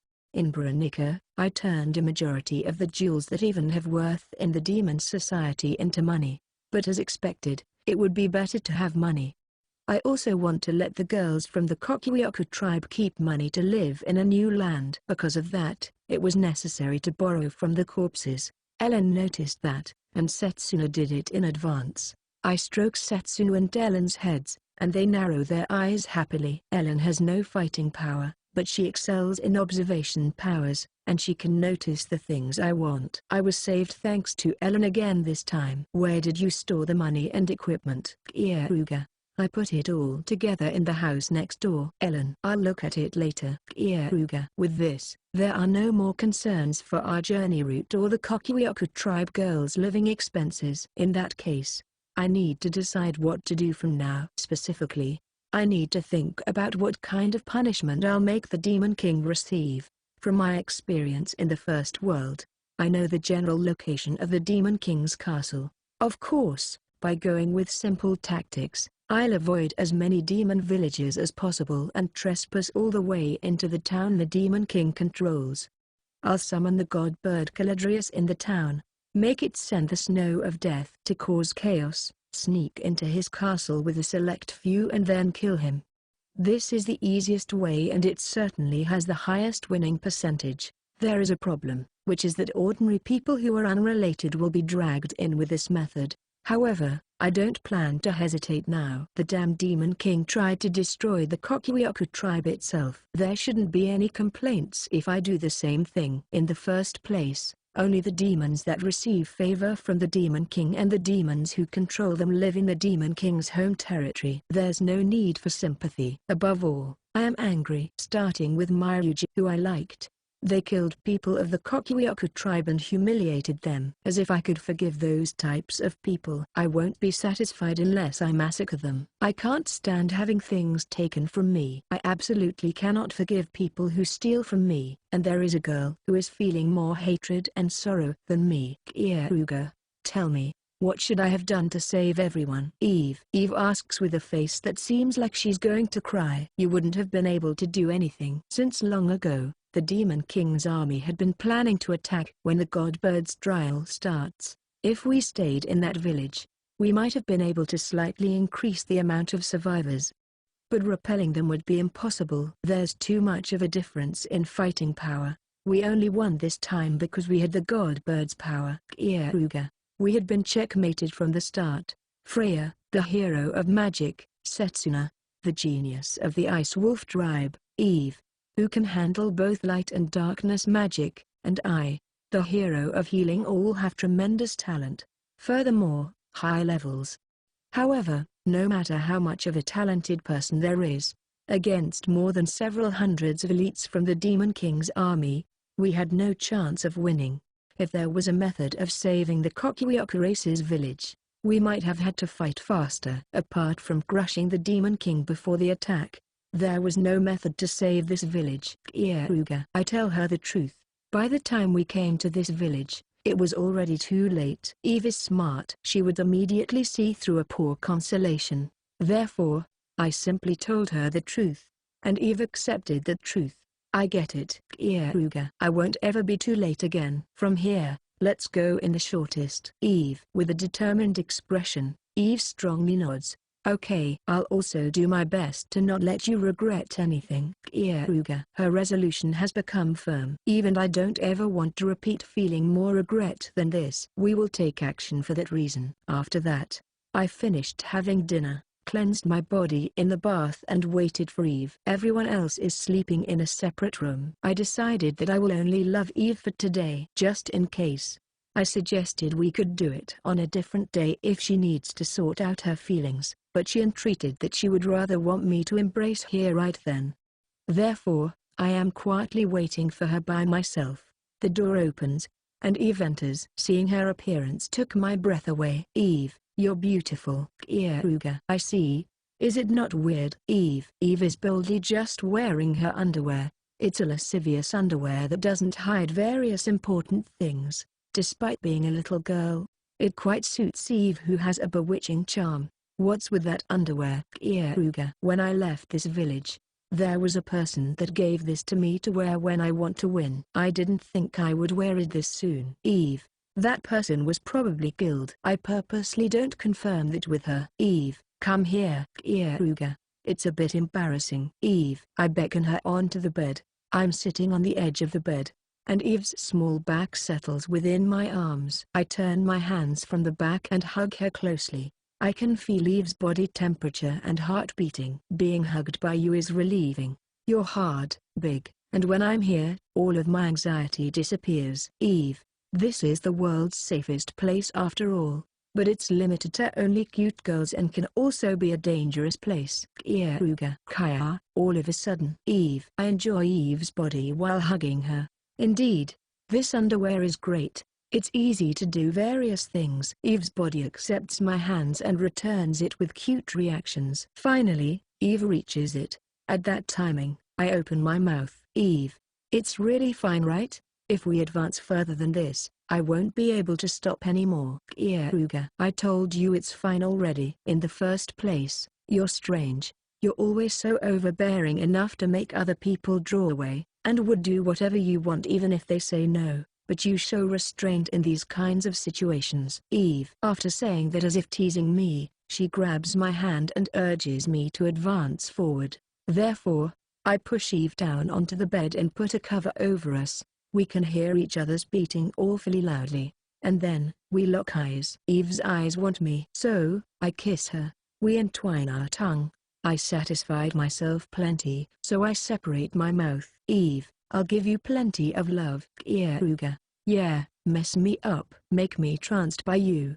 If you don't, I feel like I might cry. Eve, I'll do just as she wishes. And then, I tear off Eve's underwear, and advance forward into the place that I had in during this whole time until now. Morning comes. I gave love to Eve for the whole night yesterday. It was Eve's first sexual experience, but thanks to her comforting herself all the time until now and me training her, it seems she was able to enjoy it from the first time.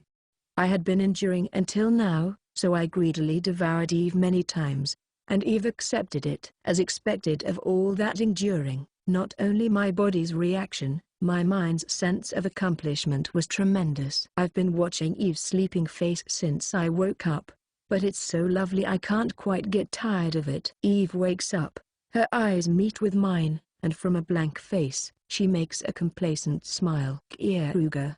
You were too rough yesterday. Eve. You liked it as well though. Keare. Well, of course, but I might get pregnant. Eve. Maybe. Keare. The truth is, that's not possible. I have properly been using contraception by putting recovery heal to practical use. Without it, it wouldn't be strange if Freya and Setsunu are already pregnant. I'm a gentleman. I think men who can't use contraception are the worst. If a child is made now, it would be troubling in various ways. Once my journey for revenge finishes, It might be fine to make a child then. I have been keeping this a secret from anyone. For instance, Setsuna seriously wants my child. Hey, Keare, you won't disappear, right? You won't betray me, right? Eve. Of course. As long as you stay as you are, I won't leave you. Keare. I am sure of it. If I ever leave Eve, that would be when Eve loses her radiance. Keare. I love you. Eve. Eve voluntarily kisses me. I accept it. Now, my heart and body is connected with Eve. Now, I'll work hard today as well. First of all, I'll make the preparations for our journey, and then escort the Kokuyaku tribe girls, and then, I'll finally start moving to dispose of the Demon King. Chapter 15. The next day after connecting with Eve, I take the Kokuyaku tribe girls with me early in the morning and head towards the village in the south. Because we have a large number of people, we're walking without riding the raptor. Eve and I are walking in the front, and Freya and Setsuna have been positioned in the back. There's a chance that survivors of the Demon King army are still lurking, so we need to be wary of attacks. From thinking about our fighting power, this has the best balance. Our pace is quite fast. It will probably be tough for the girls' feet, but we are advancing on a very strict schedule by having them take turns riding the raptor and using a complete recovery heal on the tired ones. It would be good if we arrive at the village before the sun sets though. Thanks for looking after everyone, Keare. Eve, I was looked after by Myujin and everyone from that village after all.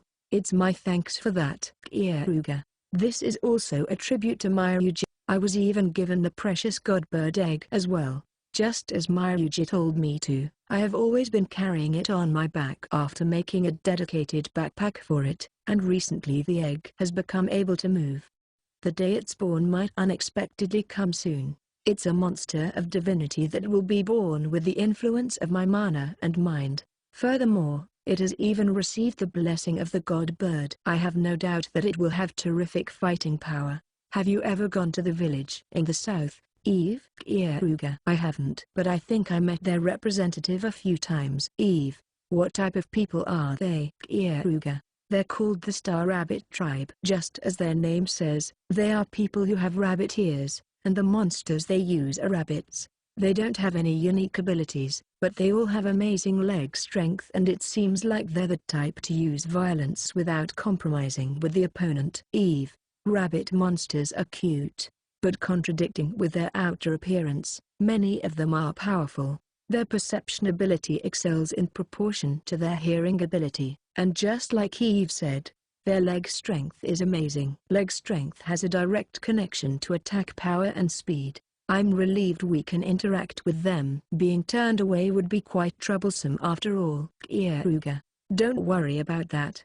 The Star Rabbit Tribe was originally appointed to a responsible post by the previous generation Demon King, but the current Demon King gave them cold reception. Besides, there is also a Demon King candidate in the Star Rabbit Tribe, and we made an oath that whether the Star Rabbit Tribe's Demon King candidate or the Kokuyaku Tribe's Demon King candidate becomes the Demon King, the one who becomes the Demon King would save each tribe. Eve. I see. Since they don't know which Demon King candidate will become the Demon King, the current Demon King's regime is afraid of getting revenge taken on them if the next Demon King comes from one of the tribes they gave the cold reception to. However, cooperating together like the Kokuyaku tribe and the Star Rabbit tribe is a good idea. No matter which one is chosen as the Demon King, they will have sweet feelings. It's good that their interests are clear. There's nothing as uncertain as a person's emotions. When Eve becomes the Demon King, if the other party can obtain profit, I can leave these girls that Myuji tried to protect with a peace of mind.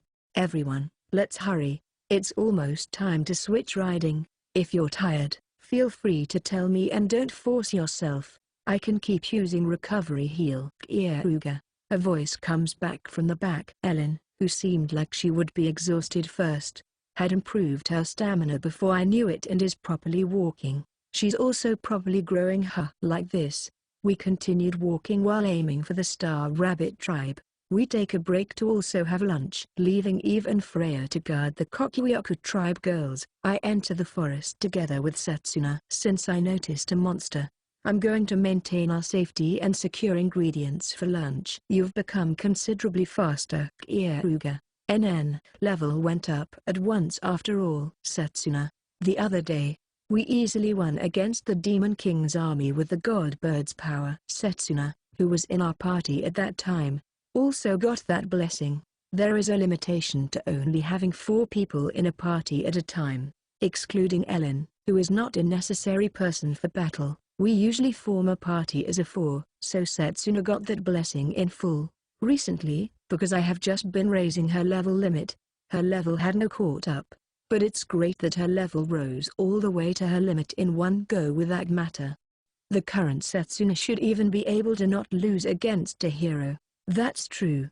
However, it seems that your senses haven't caught up with your rising physical ability because of the sudden level up. Your movements are awkward. Try hunting by yourself to accustom yourself with your body. You can do it, right? Keare. NN. Leave it to Setsuna. The current Setsuna can easily deal with a monster of that extent. Setsuna's eyes become sharp, and then she jumps. Without landing on the ground, she kicks a tree trunk in the air and continues accelerating. It's as if she's flying at a low altitude. She's slipping through the spaces between the trees in a zigzag. Because of her excess strength when stepping into them, Setsuna's footprints have distinctly remained on the tree trunks. We are chasing a tanuki monster. Despite being a tanuki, it's slim, smart, and above all, it seems to know the forest well, so it makes use of shelters well and is skillfully escaping.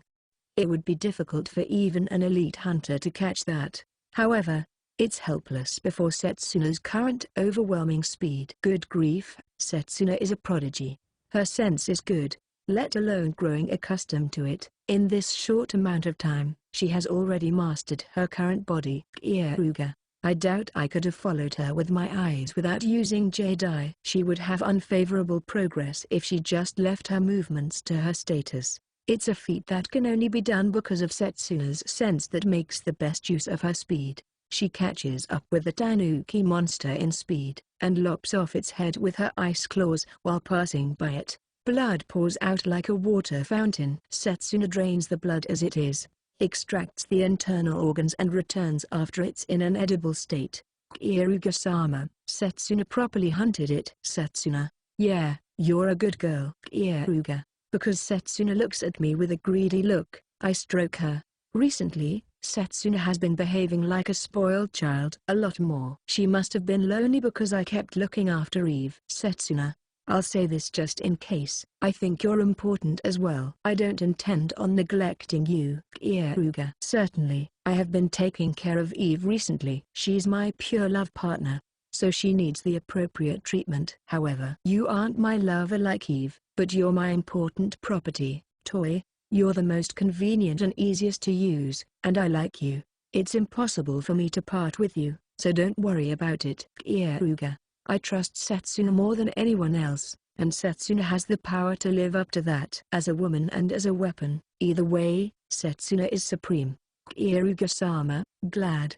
You want Setsuna. That's relieving. Setsuna blushes, and shakes her wolf tail. It seems she was more jealous of Eve than I had thought. She deserves to be valued highly for not saying her complaints until now and not expressing that jealousy. I need to give reward for my cute property, toy. I'll give her plenty of love as her master. We haven't done our daily routine this morning, so I'll love you here. Keare. When I whisper that into her ear, Setsuna's body trembles.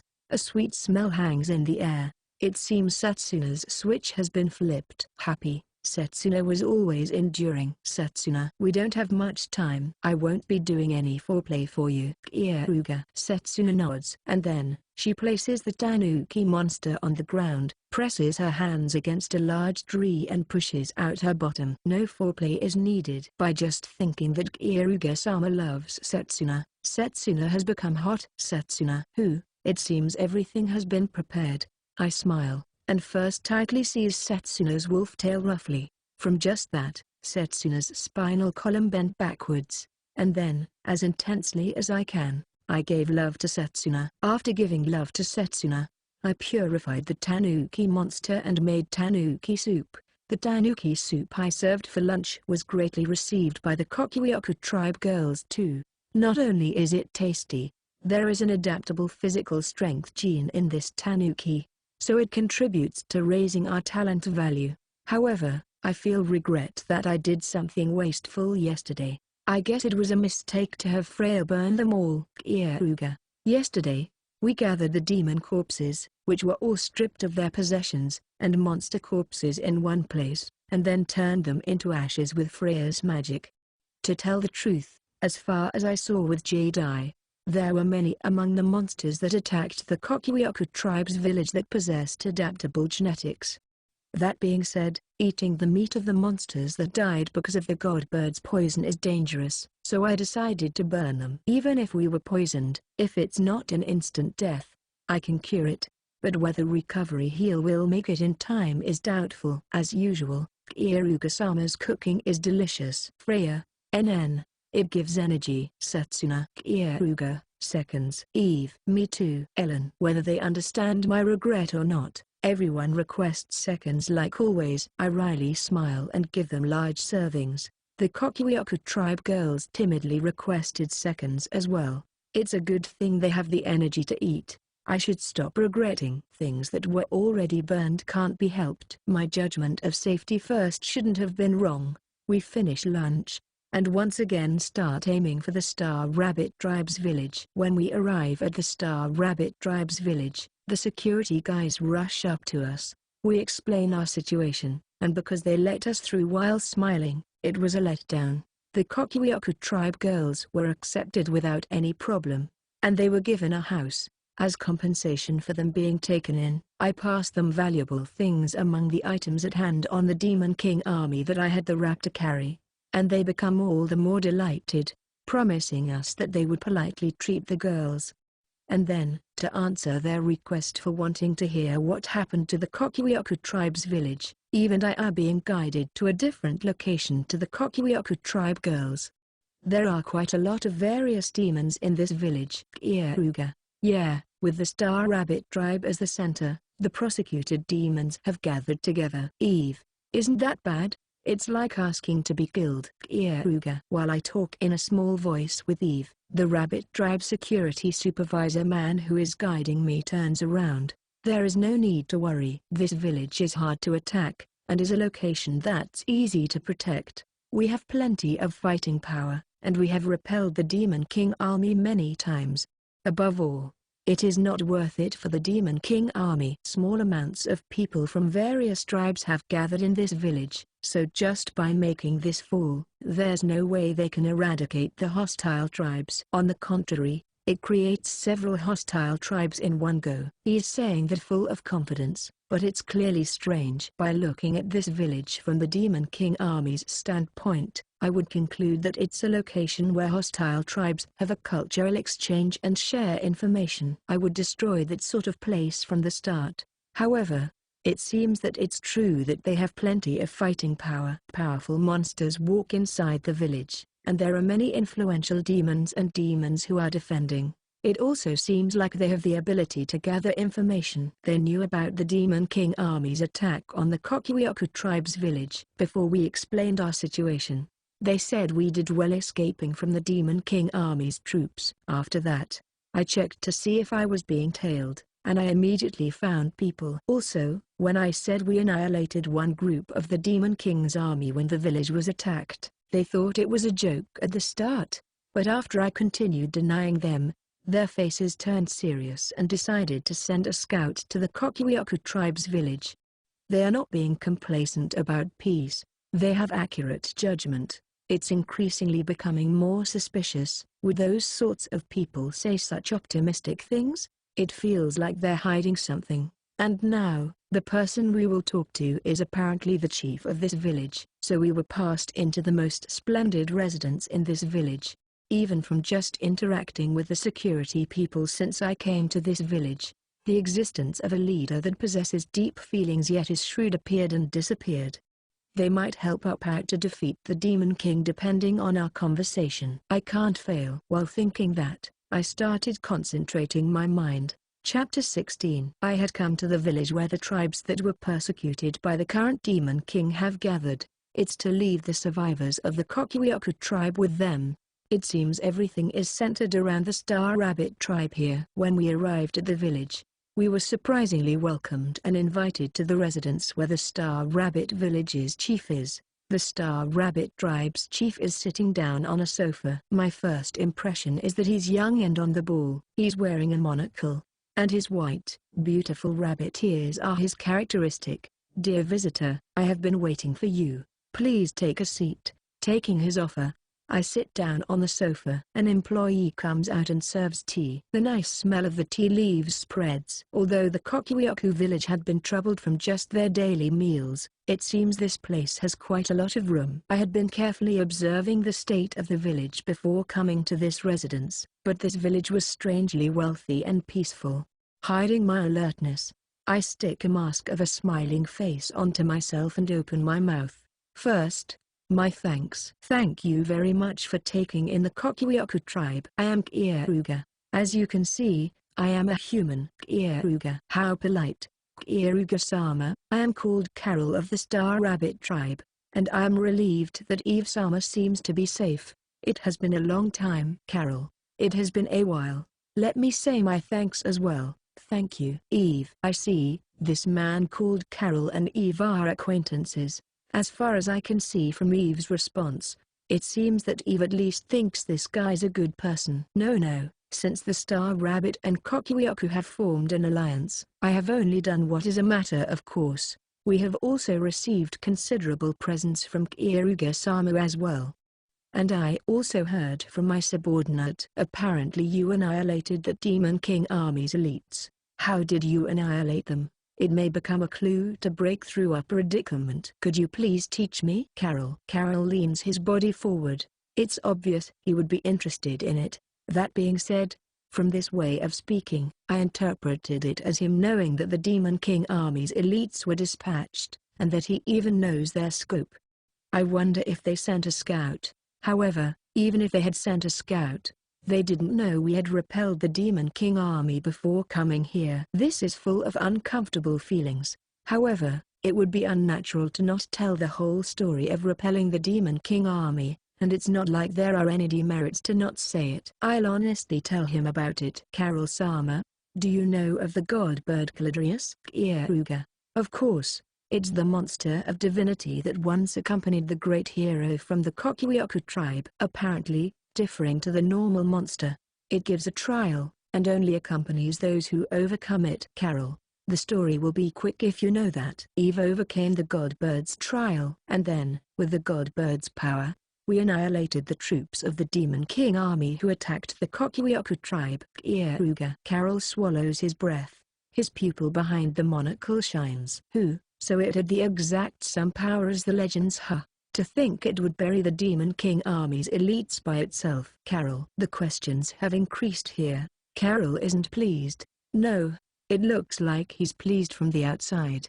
However, as someone who was continuously betrayed, reading people's emotions is my forte. I look inside his mask. Normally, he should have been pleased that an ally has obtained power to oppose the Demon King Army. Despite that, instead, my questions have increased is what he's thinking. Yes, I was also surprised at the god bird's power, and at Eve who handled the god bird. Keare. Eve is feeling embarrassed. I made some requests to Eve in advance. I want her to choose the information she should say, and to not expose any information about us.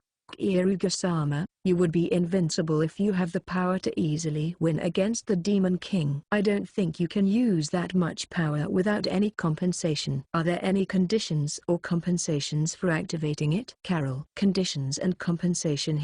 He's getting to the point and asking me that. It's as if he's assuming that Eve will fight them. Fundamentally, I don't trust a single person. The only exceptions would be Setsu and Eve.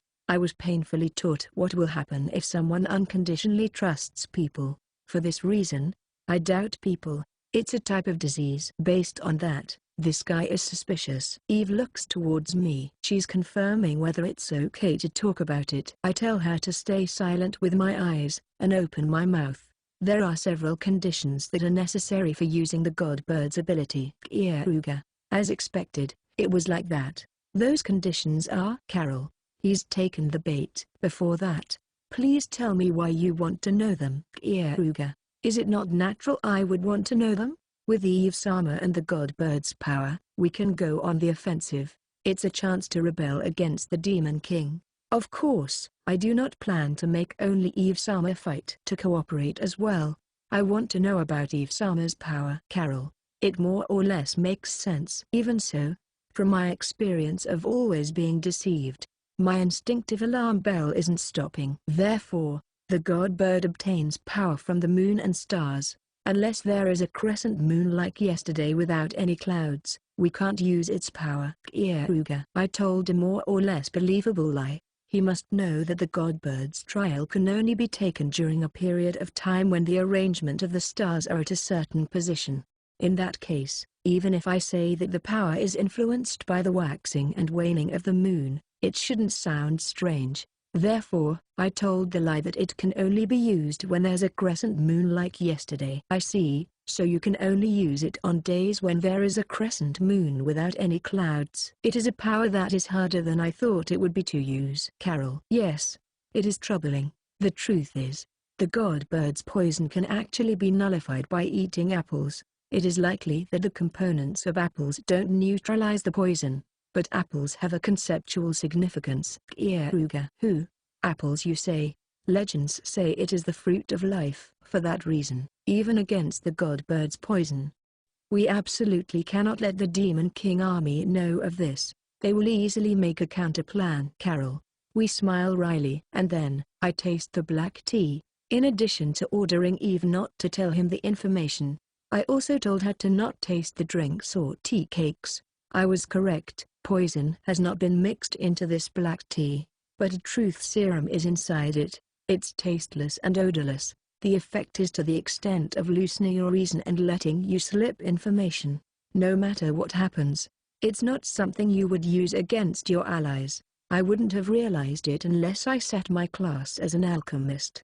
Keare-sama, Eve-sama, it is already late today. Please stay at our village. We have made our preparations to welcome you. You guys are the heroes that sent an arrow back to the detestable Demon King. After all, we will do our best to entertain you. Carol. Carol brightly smiles. I return his smile, and firmly shake hands with him. Everyone has gathered in the room we were given. There was no poison or sleeping pills inside the cooking and alcohol that was taken out at the welcome party. It seems they don't plan to round us up here. Therefore, we safely pass time at the welcome party. I once again thought this after participating in the welcome party. This place is too wealthy. Keare-sama, more tense than usual. What happened? Setsuna asks me, but I press my index finger against her lips and tell her to be silent. Next, I bring my mouth close to Freya's ear and speak in a low voice. Freya, can you make sure no sound leaks from the room with wind magic? Keare. It is possible. I will try it. Wind Cradle, it is okay now. They cannot eavesdrop on our conversation from outside the room. Freya. As expected of Freya, being the only one in the world who can use 4 great attributes isn't just for show. Fire that excels at defensive power, water that is useful on a journey. Apart from that, there is also the support-orientated wind. Earth that demonstrates its power by installing traps. No matter what situation she is in, Freya can show her power. Everyone, don't be surprised. The Star Rabbit tribe is probably under the control of the Demon King. They are traitors. Keare. Setsuna indifferently accepts it. Freya opens her eyes widely in surprise. Eve almost raises a loud voice saying that it's a lie, and Ellen closes her mouth. Far from being surprised, Ellen made a reaction as if she had already assumed they betrayed. As expected of the strategy genius, Princess Norn. The moment we arrived at the village, I thought it was weird. A village where the tribes that were persecuted by the current Demon King gather. Furthermore, they have military power and population to some extent, and it's a village where their communication is lively. If I was the Demon King, I would not allow the existence of villages like this. After all, It's the optimum location for the persecuted tribes to band together and work as one to revolt Keare. Through this village, the persecuted tribes have gathered, and I'm certain their steps are matched, so to speak. It's a stopping point for information. Even if there are a few sacrifices, it's normal practice of war to destroy it from the beginning. Keare. It's not nice to doubt them just because of that. They actually said they were attacked a few times as well. Eve says that as if sticking up for the Star Rabbit tribe. Towards that sort of Eve, Ellen opens her mouth. I also thought they were suspicious. Therefore, I asked the frequency and scale of the Demon King Army's attacks to the person that guided us. It is strange. I didn't feel any intention of trying to destroy this village. They repeatedly appointed small amounts of fighting power. Useless attacks like this are impossible. If it did happen, it would be some kind of camouflage. It felt like they were appealing that they are opposing each other. Ellen matter-of-factly informs her that, unlike her normal facial expression that always behaves like a spoiled child to her and Isama, she has the face of a cool-headed strategist. I'm of the same opinion as well. I can understand it if they underestimated them and experienced 1 or 2 defeats. However, if they lost, anyone with a normal mind would put in more fighting power to win next time. Keare. It's impossible for someone to fight for the sake of losing. I can understand that it's strange. However, it's too pushy to suspect the Star Rabbit tribe just because of that. Eve. That's not all. Apart from this, there were several points that are suspicious. The Star Rabbit tribe knew about the Demon King Army's attacks. Keare. That's because they sent out scouts. Eve. In that case, why would they not know we annihilated the Demon King Army even though they sent out scouts? Why did they not offer information to the Kokuyoko tribe? If they were allies and obtained the information quickly, they should have at least provided information. If they had information, the Kokuyoko tribe would have been able to cut down on the damage. Keare.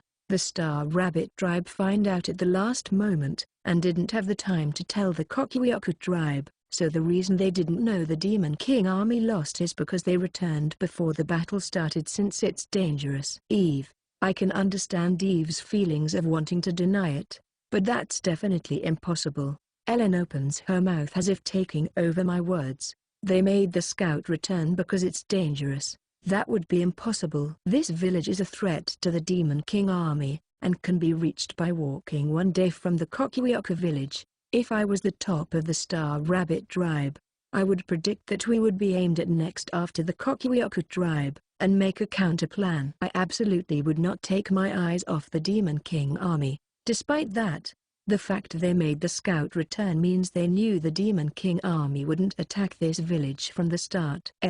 Ellen informs her that with confidence, there is a possibility that the Star Rabbit tribe is just stupid, but from looking at that chief, thoughts like that disappeared. That's a lie. If Ellen's words are true, this village is, Eve, connected to the Demon King. That is almost certain. If so, everything would be consistent. Eve loses her words. She is smart. It looks like she properly understands everything I explained until now. By camouflaging their attacks merely for form's sake, they are overlooking this village, and the Demon King Army is gaining information from the various tribes that have gathered here via the Star Rabbit tribe. You should think that the Star Rabbit tribe is buying their safety by selling the other tribes that gathered here. As far as the Demon King Army is concerned, it is more convenient to have this place. I'm of the same opinion as Ellen and Eve. Try and remember our conversation with Carol from before. He persistently asked about the godbird's weakness, right? That was him searching for weaknesses to kill you. Therefore, I lied to Carol. If they find out that it can only be used on days with a crescent moon and no clouds, the area of the Demon King will be short of hands on nights apart from ones with a crescent moon, and they will be exhausted from being on a state of high alert on days with a crescent moon. The reason why I said apples is the specific medicine for it is to invite negligence. Keare. If what we talked about leaks, I'll scatter convenient lies. This is also of usual measure. It would be the best if they underestimate the godbird because they think they're fine as long as they have apples. Fortunately, they are under the impression that they deceived us. Together with Ellen, I'll think of a plan to make the best use of this situation. Keare. Eve clenches her fist tightly. For the better or worse, she is pure. Her mind is hurting from the Star Rabbit tribe's betrayal. She can't understand why they would sell their comrades who are in the same circumstances to gain their own safety. Hey, Keare. What are the girls going to do? If the Star Rabbit tribe has betrayed, we can't leave them here. Eve. No, we'll leave them. While they still think we have been deceived, this village is safe. After all, it won't be assaulted by the Demon King army. They also have value as a hostage against you, so we can't reach out to them. Above all, there is no other place more relieving than here for those girls. Keare. But, Eve, if you want to save those girls, throw away your sentimental argument. Think about whether your feelings or those girls' lives are more important. Keare. Eve stops clenching her fist and looks up at the sky. And then, she looks straight at my eyes. I got it. Keare. I properly understand. I won't do anything stupid. Eve. That's good. Ellen, lend me your wisdom. Keare. I understand. Since I cannot be of use in battle, things like this is my speciality. Ellen. That's reassuring. I'll borrow Princess Norn's wisdom. Freya. It's okay to stop the wind magic now. Everyone, from now on, you're banned from having any conversations or behaving in a way that shows you have realized you're being deceived. Ellen and I will communicate in writing. Keare. Since it's a magic that uses my nerves, I had just been thinking that any more than this would be hard. I'm saved. Freya, towards the Demon King. I spread the lie that the god bird can only be used on nights with a crescent moon to make him be cautious of the wrong timing, and the lie that they would be fine as long as they have apples. Lies are poison. I'll scatter plenty of poison tomorrow. Together with Ellen, I started thinking about a strategy that would make the maximum use of this situation. Chapter 17. Believing that the Star Rabbit tribe is connected with the Demon King. Ellen and I thought all night long about a strategy to defeat the Demon King by utilizing the fact that they think we were deceived. Early in the morning the next day, I received a message from Carol's messenger, saying that they are going to open a meeting with all the representatives from each tribe, and that he wants us to participate. It seems the meeting starts in the afternoon. It's one of the developments I had been expecting. I can roughly imagine what they will talk about in that meeting as well. Afternoon comes, and the place we are guided to is the conference room in Carol's residence. Eve and I head towards it. It would be better to have Ellen there as well, but her intellect is a trump card. I don't need to thoughtlessly expose it. In addition to the Star Rabbit tribe, 5 other races have gathered, according to Eve, among the tribes that the Demon King had his eyes on. There aren't many tribes that lost their country like the Kokyoku tribe. In the unlikely event that their country is destroyed, they have sent comrades to various places, and because they sent people to this village as well, it seems they also fall under this category. Besides the implication of being insurance, they also have the intention of gathering information in this village where several tribes gather. Apparently, the tribes that gathered in this village periodically exchange information with their own countries. When I opened the conference room door, Carol, the representative of the Star Rabbit tribe, waves his hand towards us. Keare-sama, Eve-sama. I am very sorry for suddenly calling you Carol. What exactly could this be? Keare. I thought about various things yesterday. Keare-sama and Eve-sama will become our hope. With your powers, not only can we put up with them, we can strike them. For this reason, I had the representatives of the tribes that were persecuted by the Demon King. Carol. What Carol is saying is just an official stance. His true aim is to eradicate the tribes that are hostile to the current Demon King. To do so, Carol is bound to set a trap to use Eve. So that was what it was. Eve and I were also thinking we wanted to defeat the Demon King somehow. I am grateful to be able to gain your cooperation. Keare. Since it is one of the developments Ellen had predicted, I have thought of a counter-plan. I'm looking forward to seeing how far the situation will move as she expected. Once Eve and I take our seats, Carol starts talking. It seems he has gathered all the tribes that are in this village. The other day, the Demon King's elite force was mobilized and attacked the Kokuyaku tribe's village. Even that grim force that was called the strongest. Carol. Many demons become agitated. While looking at each of their faces, I color code the agitated demons and non-agitated demons. The agitated ones are most likely white. They are on the side that has been deceived by the Star Rabbit tribe. The ones that aren't agitated had this information beforehand, so they could potentially be black. The Star Rabbit and same Demon King side tribes. For the time being, 3 tribes are white, 2 tribes are black. From the attack of hundreds of dreadfully strong demons and monsters, the annihilation of the Kokuyaku tribe was inevitable. In reality, that was what happened. However, the strongest grim force was annihilated due to the power of Eve Sama and the legendary god bird Caladrius. Although the Kokuyaku tribe wasn't saved, they splendidly retaliated. Carol. The place gets excited. It seems the Demon King army's elite force, the grim force, was the synonym of terror. No, I also knew it. In the first world, the hero of the sword and gun were cornered to the verge of their deaths. Those guys were tough. The Star Rabbit tribe's chief, Carol, will make a declaration here. A chance to win has finally been given to us. Why don't we stop running? Now is the time for us to band together with Eve Sama at our center to overthrow the current Demon King. Carol. Their resentment must have accumulated greatly, as most of the ones who gathered showed their enthusiasm. From a speech of this degree, the wild boar-headed demon raises a hand. He is a demon that I temporarily judged as white some time ago. From just that story, I can't make my judgment.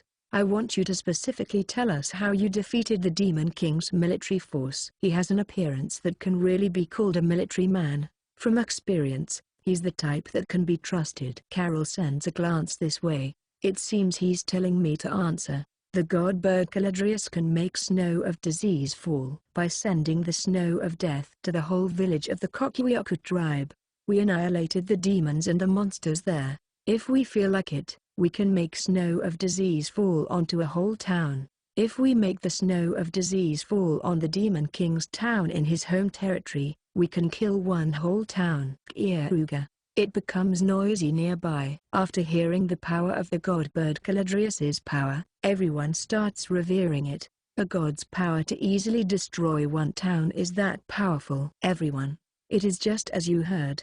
We already sent a scout from the Star Rabbit tribe to the Kokuyaku tribe's village, and there were no lies to this man's words. In other words, we can win against the Demon King. Carol. As expected of the Star Rabbit tribe, because they have terrific leg strength, they probably gathered the information in one day. Let me suggest something. This power cannot be used on days when a crescent moon doesn't come out. The day before the crescent moon 1 month later, we will simultaneously raise a disturbance in various places. And then, during the chaos, Eve Sama will make the snow of death rain on the Demon King's capital, letting us attack all at once when the functions of their capital are lost. After that, an elite force will enter the castle and kill the Demon King. Apart from our tribe, many Demon King candidates live in the Demon King's capital, so we can kill 2 birds with 1 stone by killing them as well. Carol. I was almost about to laugh. It's because this strategy was the same one I was planning on carrying out before.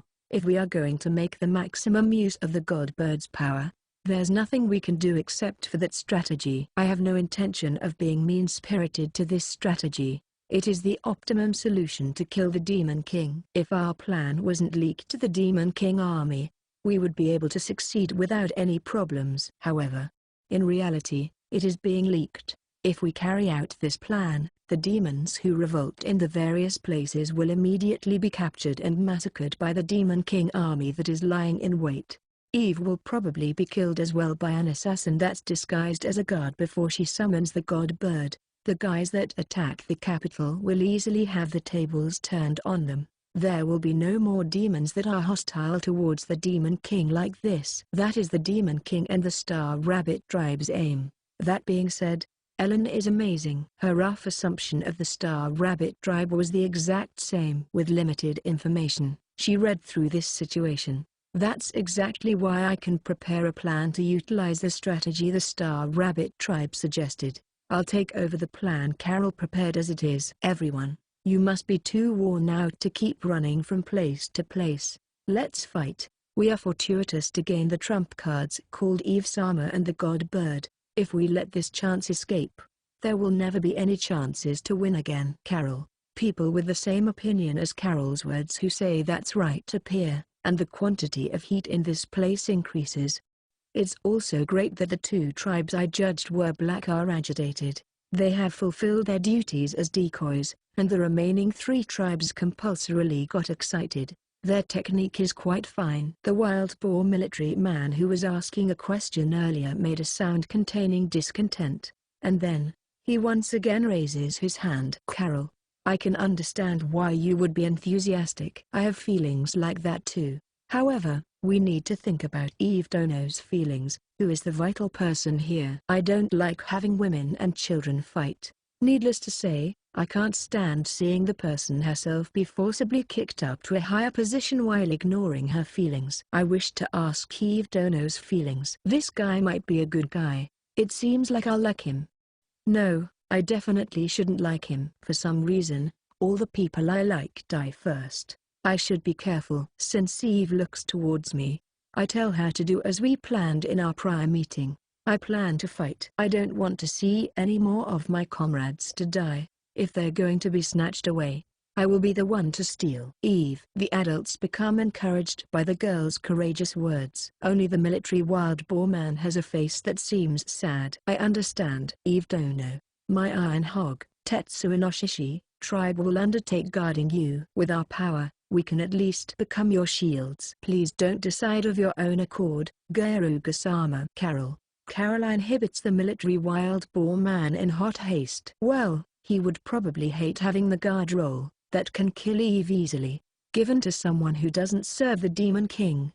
Furthermore, if they are a tribe that has outstanding military prowess, why? There are no tribes that excel at protection than us. Isn't that right, everybody? Garuga. The man called Garuga seems to be greatly trusted, as the 2 other tribes I judged were white strongly recommended him. The 2 black tribes seem to have difficulty taking their move. Even Carol couldn't push through this, so he timidly drew back, and the Iron Hog, Tetsucho, tribe that Garuga leads was appointed as our guards. After that, concrete proposals come out in succession. In the middle of that, I was carefully looking at the representatives of each tribe. Earlier, I roughly color-coded them, so I'm closely observing them to increase the accuracy of it. Who the allies are and who the enemies are. If I mistake any of them for something else, I can't win. Because I have kept doubting people, seeing through others' thoughts is my speciality. I also have Ellen's assistance. Ellen had me hold several questions in advance. By interweaving that question into the odds and ends of the conversation, I can naturally color-code them from their response and reaction.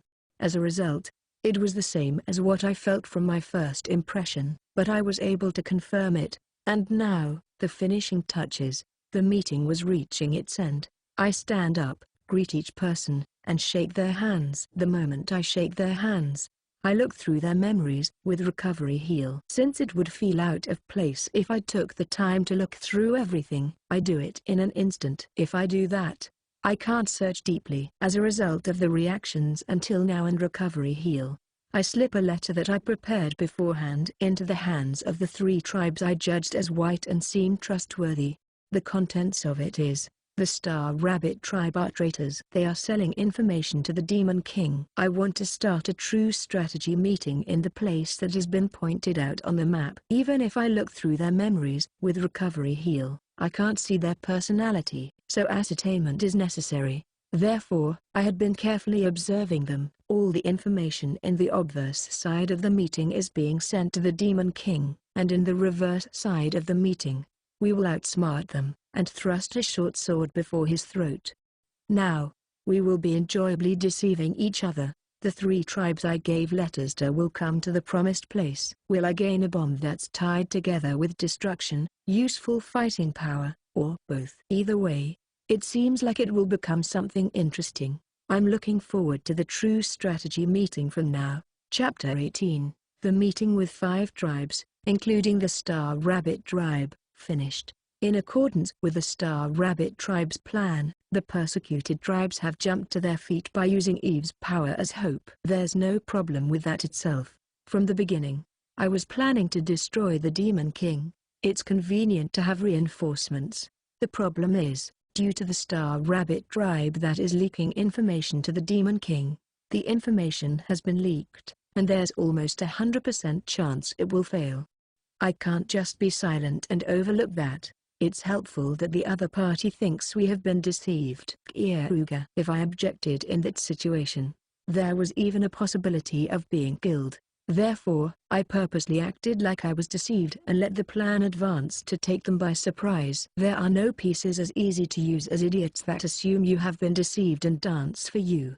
Having the information being leaked to the Demon King means that any random information can also be sent to the Demon King. For example, by just attacking a few days faster than the plan, we should be able to easily take the enemy by surprise. Because of the thoughtless information, the enemy will deploy excess fighting power at the informed date and time on the informed invasion route. The places apart from them will be short of hands. Furthermore, he even believed stuff like we can only attack on the night of a crescent moon and they will be saved as long as they have apples. They're full of weak spots. However, it's insufficient with just that. I want to at least win over the Iron Hog, Tetsucho, tribe that has been entrusted with guarding Eve onto our side, and if possible, I want more helpers as well. For that reason, I ascertained which ones are not under the control of the Star Rabbit tribe from the meeting I had just now, and slipped a letter into their hands. Well then, let's immediately prepare. Eve and Setsuna, come with me. Keare. Setsuna has made her preparations. Setsuna, this makes me nervous. Eve. Setsuna and Eve each grip their weapon and follow my back. Freya and Ellen will stay on standby here. You know what to do when the time of need arises. Keare. Yes, we will do just as you said. Keare-sama, please take care. Freya. Keare-sama, since I will work over a new plan using the information from the meeting you had some time ago, please look forward to it. Ellen. While watching over Freya and Ellen who are going to be house-sitting, I go outside from the basement of the residence we are borrowing.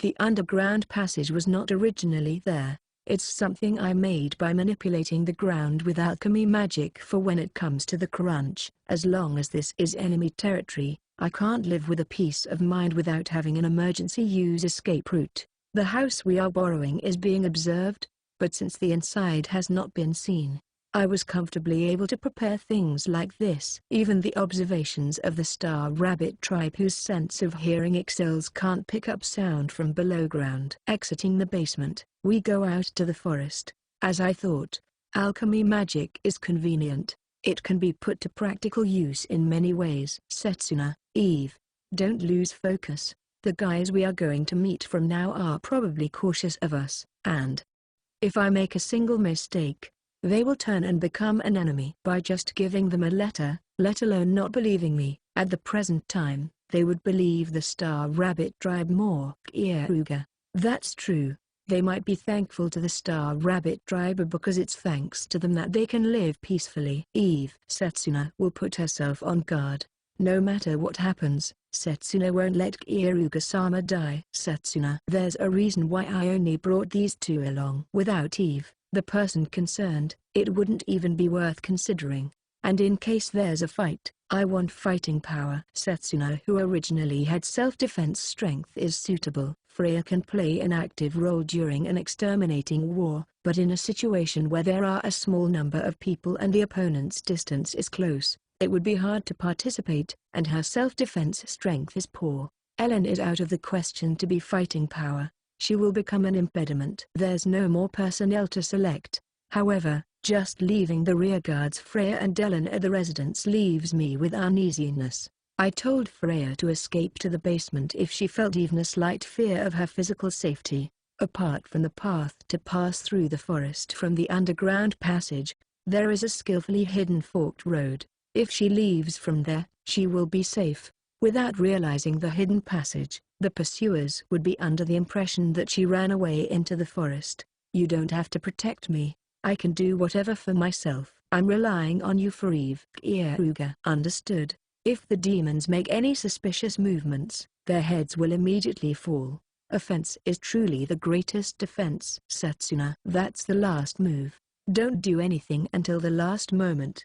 Let's go as peacefully as possible. Keare. Setsuna has a more belligerent side than me. Since the Ice Wolf tribe is quite a battle race, she must have been influenced. For some reason, Eve tilts her head. It's not like Keare to be peaceful. I thought you would delightfully suggest massacring them. Eve.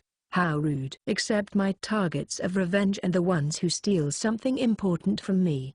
I deal with them sensibly. Keare. That's right. I only have the intention to give back if I suffer damage. To say nothing of being suddenly fought by a guy that might become my ally, I wouldn't get angry over such a trivial thing. Now, it's almost the designated time that was written on the letter. After a while, the people I called start appearing in ones and twos. 6 demons and the several monsters they use. They seem to have abided my request to come with a small number of people, or possibly, they might be quite confident in their skill and have the self-confidence to cut their way through it with the number of people they have, even if it's a trap. The ones that appeared is the Iron Hog tribe that took the initiative in choosing to protect Eve at the meeting from some time ago and their follower. In addition, the representatives of the Wind Weasel tribe and Blaze Horse tribe that I judged as white were there with their follower. We have come. Eve from the Kokyoku tribe, and the follower Garuga. The military man-styled Iron Hog tribe man opens his mouth first and foremost. If I remember correctly, he said his name was Garuga. It seems he thinks I am Eve's follower. He is misunderstanding, but there's no need to correct him. That way seems easier to operate. Thank you for coming. Is it fine for me to think you believed my story? Keare. The story that the Star Rabbit tribe betrayed her.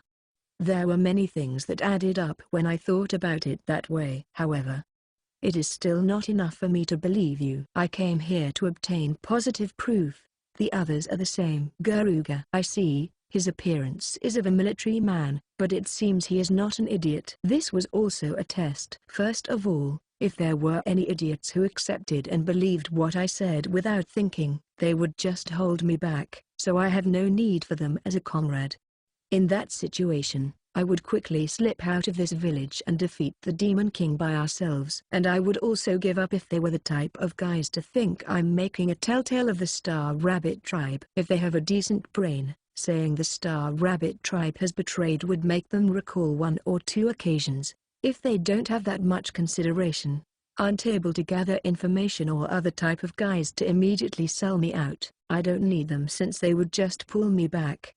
For that point, they have passed. While doubting what I'm saying, they came to hear me out without leaking information to the Star Rabbit tribe. In this case, my story will be understood, and there will be no problems in winning them over as an ally. I understand. In that case, I will talk. Keare. I slowly said the whole story of why I doubt the Star Rabbit tribe. After that, I told them the method to ascertain whether the Star Rabbit tribe are traitors that Helen drafted. I see. The things you said certainly make sense. It is understandable that you would doubt them, and the method you said can truly ascertain whether they betrayed. Either way, for a while, my Iron Hog tribe will not circulate information to the Star Rabbit tribe, and if we ever find out that the Star Rabbit tribe is black, we will cooperate with you all. Garuga. The Wind Weasels will also do that. Those rabbits, I thought they were suspicious from before. Carol is especially cunning. While chewing her nails, the marriageable, harsh beautiful woman tells me she has the same opinion as the Iron Hog tribe. The Blaze Horses are the same. I will say this just in case, but it doesn't mean I trust you all. However, I will doubt the Star Rabbit tribe. There is no way you all who crushed the Demon King army's greatest fighting power would be the Demon King's subordinates. I believe just that. We Blaze Horses also wish for such power. We can't ignore it. The young man with a horse lower half and a red mane seems he will take part in my plan for now. That's a good reaction. People that easily believe me here actually can't be trusted. Not doubting people is the same thing as abandoning thinking. Thank you. In that case, please listen to my story for today. I want to talk about how we can use this situation. As long as the Star Rabbit tribe is leaking information, The success rate of the strategies he drafts are extremely low. However, we should not take this as a crisis, but a chance. We can send as much false information we want. We dance on his palm until midway, and at the very last moment, we can take actions that are different to the plan. Keare. Everyone nods. It seems they have recognized the usefulness of it. I told them the strategy I talked about with Ellen from start to end. There were small parts that were pointed out, but they generally agreed. The three tribes said they would cooperate if they become certain of the Star Rabbit tribe's misgivings. Thank you. I was able to have a productive conversation. Keare. Yes, it is a discussion though. Can we talk about this story to the other tribes? Of course. I understand that the tribes other than us who attended the meeting the other day are black. There are reliable people even among the few tribes that were not called to the meeting. Keare. Increasing our allies is desirable. However, no. There is a possibility that they are under the control of the Star Rabbit tribe. For now, I want to just contain it within the members here. Keare. Right now, I should take the minimum amount of risks, especially the fact that we are being deceived. Our side noticing that is our greatest weapon. We can't let it be lost. I see, I understand. You have checked the Star Rabbit tribe with the method you talked about. If it goes well, our response will come within 1 week. That being said, there are a considerable amount of humans with eccentric personalities. Keare.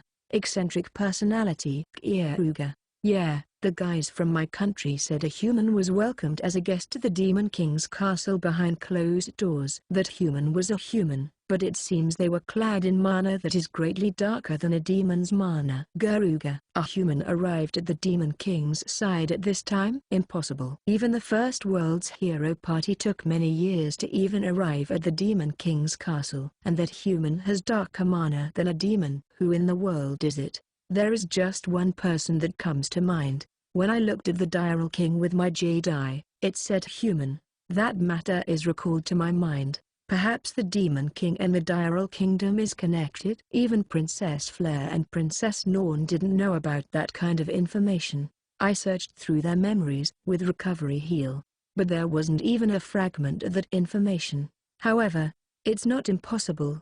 No matter what that king does, it wouldn't be strange. And if that was true, I can assume a further worst-case scenario. In the Diral Kingdom, the hero of magic, the hero of the sword, one of the three heroes, Hawkeye and the strategist Princess Norn has already been defeated.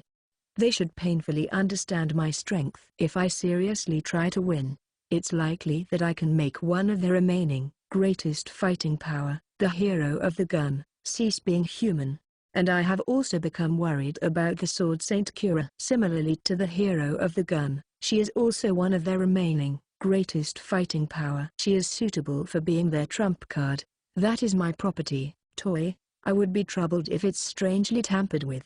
There are various people even among humans. Keare. If you, who has become the follower of a demon princess, is saying so, then it must be true. Keare. Hiding my agitation, I feign calmness. The appearance of the strengthened Sword Saint Keare and the hero of the gun bullet attacking me while clad in mysterious power has already come to my mind. I shouldn't think about that for now. Making allies here is the first priority. After that, we separate after supplementing our earlier conversation for a while. After the Iron Hog tribe left, I breathe out a big sigh. If the Diral Kingdom and the Demon King is connected, it will be bad. Something important that I overlooked in the First World will probably hinder my plan. I should somehow search for a way to get in contact with Keare. I relied on her as a spy that searches in the Diral Kingdom, but I have become unable to say that my unpleasant premonitions are usually correct. I should immediately link up with her and include her in my party. While thinking about that, the dedicated backpack for the egg moves greatly. It's the first time it made such a large movement. Are you going to be born soon? Keare. There was no response. However, the egg continued moving. It is going to be born at this timing. That will surely have some kind of significance. It's a monster of divinity that received the godbird's blessing and will be born from my mind and mana. It will surely be a noble, sacred and powerful compassionate monster that will become my power. Be born quickly. I'll use your power plenty. Chapter 19. It should be fine to say that my conversation with the 3 tribes that aren't connected with the Demon King has succeeded for the time being. At the very least, they haven't become enemies. Since I especially needed to get along with the Iron Hog, Tetsucho, tribe that is guarding Eve, I feel relieved. I don't even want to imagine our guards being enemies. Right now, I am returning to the residence we are borrowing through the basement. I am careful while going through the exit and entrance of the forest, and I don't forget my disguise. At any rate, a human with contact to the Demon King Keare. Gaining this information can be called fortuitous. I hadn't even considered it until now. The lie that we will carry out our plan on a night with a crescent moon is showing effect. Because of that lie, we have earned a 1-month time period. During that time, I want to contact the Sword Saint Keare somehow. If I slip out of the village somewhere and return all the way to Veronica, the town where humans and demons coexist, it should work out. Before that, I need to greet you, don't I? Keare.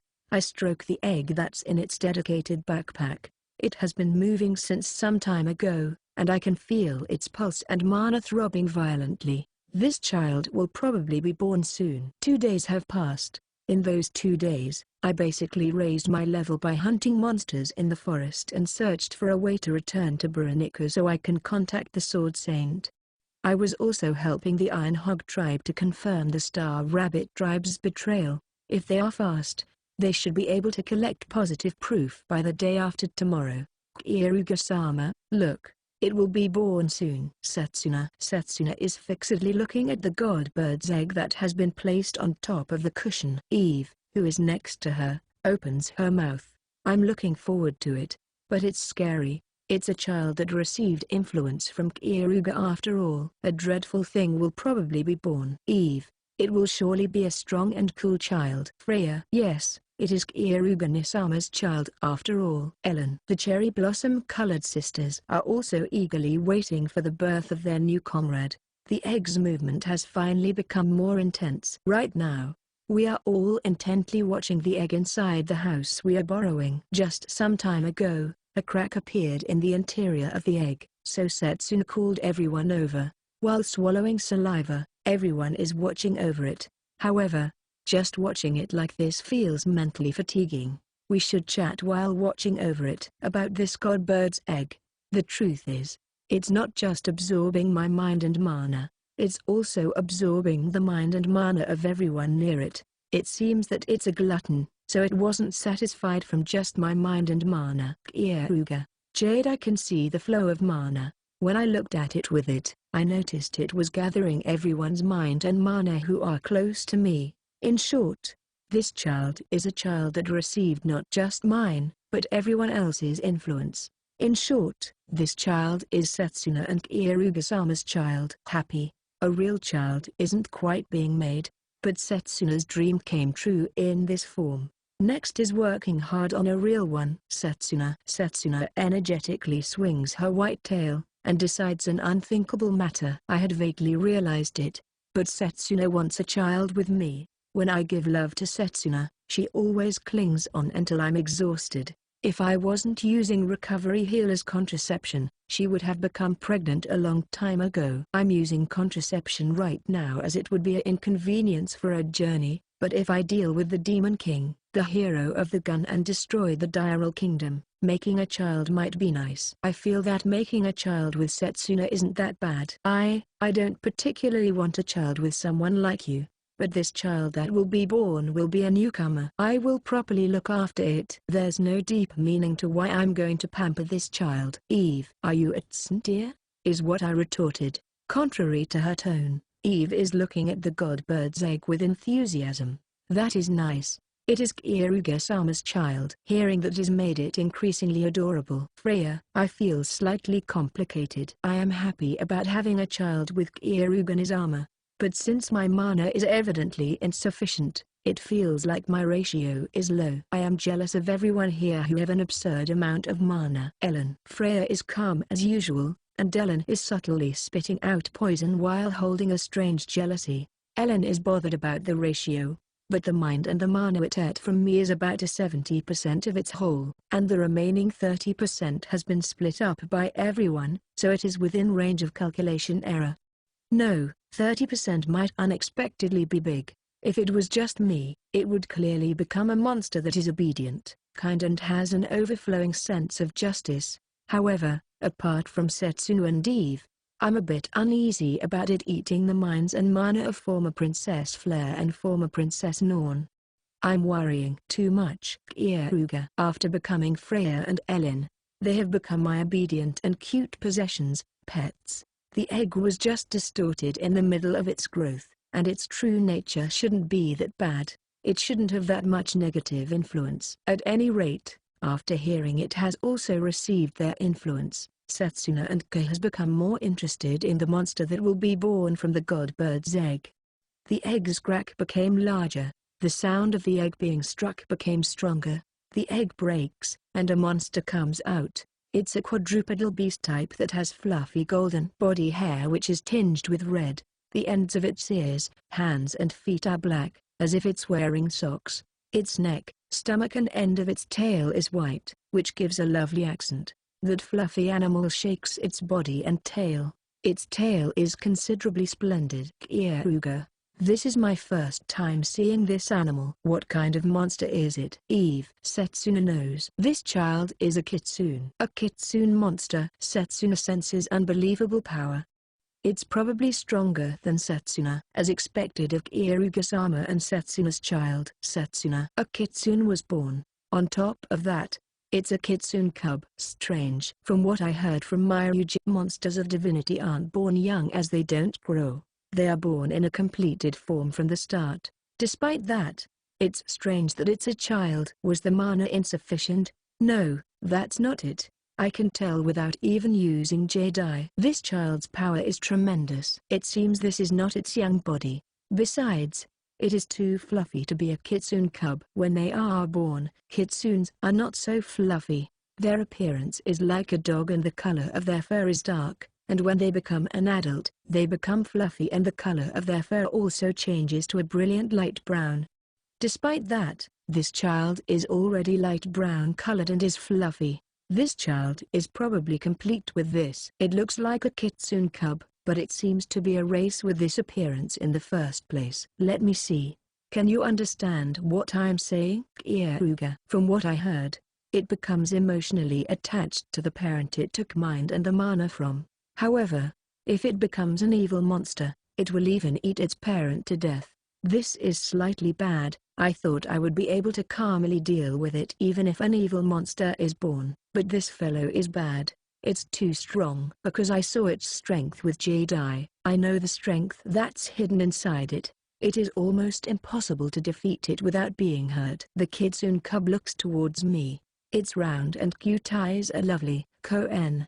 It jumps at me after raising a fawning voice. I catch it in my arms in a panic. It's warm, soft, and fluffy. What is this great hugging sensation? The kitsune cub started soundly sleeping in my arms. It feels like my hardened heart is being healed. It's too cute. Keare-sama, let Setsuna stroke it too. Setsuna. Why was such a cute child born from Keare? Eve. It is round, tiny and wonderful. I was expecting a cool child, but this is good in its own way. Freya. Keare-sama. I want to carry it in my arms. Ellen. It seems to be greatly popular in the female camp as well. The kitsune cub makes quite cute reactions to having its head stroked and hugged by them. It's as if it knows what reaction will please them the most. Because it's too perfect, it's suspicious. Since I am rebellious, wary, perfect things are what I doubt the most. That being said, I wonder why such a child was born. It's mysterious. A harmless, friendly and cute monster is strange. That reminds me, there are many kitsune monsters that can manipulate fire and illusions. Above all, they disguise themselves and are sly. I look at its abilities with Jedi. Like kitsune monsters, this child possesses an ability to manipulate fire, an ability to manipulate illusions, and a transformation ability. Are all these lovely actions an act? Including me, it has eaten the mind and the mana of quite two-faced guys. and it probably received the wolf component from Setsuna. When I think about it this way, I can understand why this kind of child was born. Dash dash dash dash dash dash dash dash dash. Race, silver one-tail crimson. Name, not yet established. Class, divine beast. Level, 30. Status, MP, 133 133. Physical attack, 71. Physical defense, 59. Magic attack, 98. Magic resistance, 59. Speed, 83. Level limit, 80. Talent values, MP, 106. Physical attack, 110. Physical defense, 90. Magic attack, 154. Magic resistance, 90. Speed, 130. Total talent value, 680. Abilities: Purgatory Magic LV1, Illusion Magic LV1, Transformation Magic LV3. Skills: Purgatory Flames. Lets the Fire Magic ability class up to Purgatory Magic. If it is class upped, summoning Purgatory Flames is possible. Echochrome. Increased correction to Illusion Magic's power and effect time. By increasing the consumption mana threefold, the effective time of Illusion Magic on a separate item can become infinite. Divine Beast. While being a monster, it is existence that is walked in on the god's domain. Increased correction to all stats and automatic recovery. Voids restraints, weakening corrections and condition abnormality apart from the parent. Dash dash dash dash dash dash dash dash dash.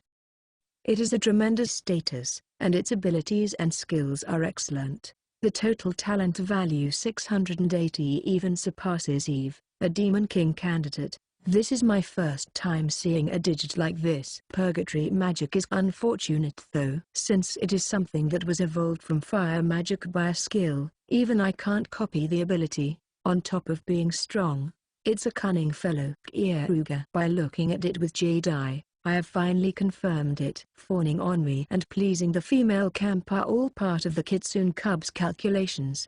I should get insurance. While the Kitsune Cub is desperately trying to please, I take the opportunity to change my abilities so that I specialize in magic. I use a magic formula, which I based off of a slave's collar, for making a monster serve me. Only I, its parent, can disregard the Kitsune Cub's resistance against restraints and condition abnormalities. Without leaking any mana, I created the magic formula so it wouldn't be exposed. I soak my blood in a unique magic needle that I prepared beforehand for ritual use and stab it into the Kitsune Cub's heart. A binding magic formula for subordination was engraved on the Kitsune Cub's heart. Keare. The Kitsune Cub raises a scream, and hops out of Ellen's arms. However, the magic formula is completed.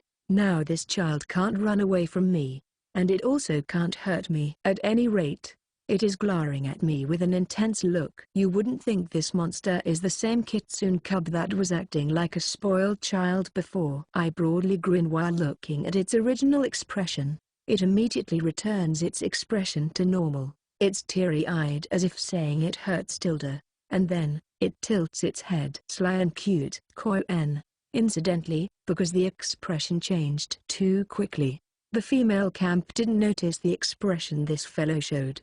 Keare-sama, abruptly using a needle is pitiful. Setsuna. That's right.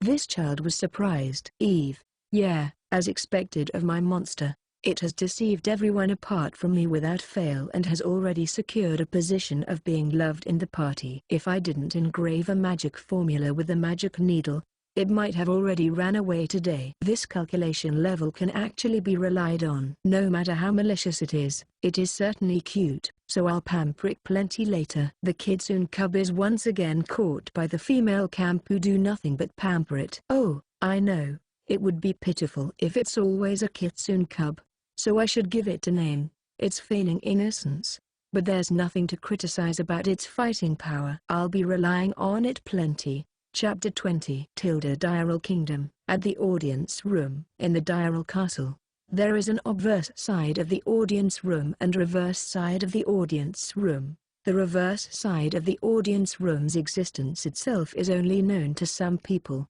It's because the people who know of the Diral Kingdom's undersurface face are either erased or brainwashed. This room is rarely used, and even Princess Flare and Princess Norn have only entered it a few times. That room is being used. The heavy, dignified door opens. The ones that entered are the giant, dark-skinned, skinhead man and some knights. At the same time they pass through, the door automatically closes and locks itself. Furthermore, even a barrier is deployed. Obviously, it was prepared so that the people inside can't even leak out a sound. As long as they don't use a magic that is only handed down the royal family, no one can enter, and no one can leave. Anyone would be flustered if they were taken to a room like this. However, the smile of the giant man whose features are skinhead and dark skin didn't stop. He is wearing priest clothes, but they don't quite suit him, and it seems like it will rip from being swelled up by his muscles. Welcome, hero of the gun, Bullet. It has been a while, King Diral.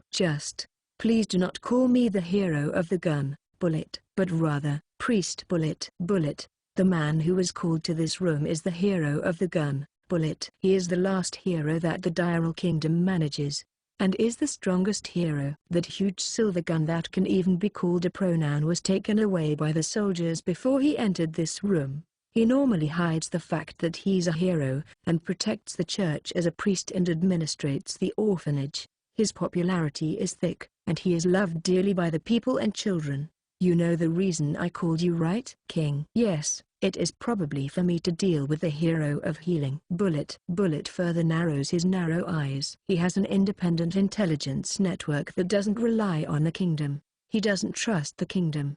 He understands that they are only letting him live because he has utility value. If it becomes inconvenient for the kingdom, they would probably dispose of him immediately. For this reason, it was imperative to be independent. Heroes can only be killed by heroes. My daughter, the hero of magic flare, was defeated, and afterwards, she betrayed the Diral Kingdom and I after being either tortured or brainwashed, while staying near that guy. You are the only one who can take on two heroes. King, are you prioritizing killing the two heroes instead of rescuing Princess Flare? Bullet. That's right. Save my daughter if it is possible. However, killing those two should be prioritized. King. The king's face warps. Even though the hero of healing is already troubling, the hero of magic is cooperating with the hero of healing to not affect the soldiers and the people's morale. He has been sealing people's mouths, but because there were too many witnesses, he can't prevent the spreading of information. The most problematic thing was Princess Flare's speech, because words of equality and peace that sound good to the ears were sent from someone who has the appearance of a holy woman. There are many that have been poisoned. For this reason, he was in a hurry. The Diral Kingdom's base might shake. He will certainly kill the hero of healing, Keare, and he will take back his daughter, Princess Flare, if possible.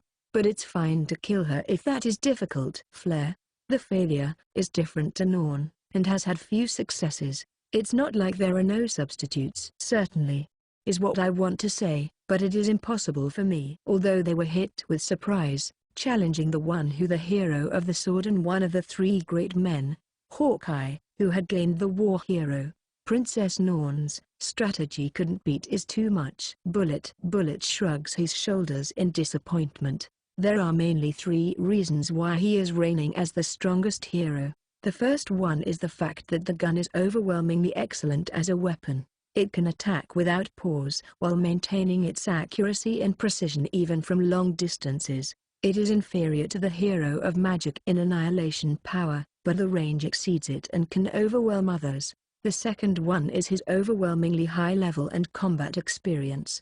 Not much time has passed since the hero of magic and the hero of the sword has awoken. In contrast with that, it has been more than 20 years since the hero of the gun has awoken. He accumulated many things in those 20 years. The third one is his wariness. He doesn't overestimate or underestimate himself.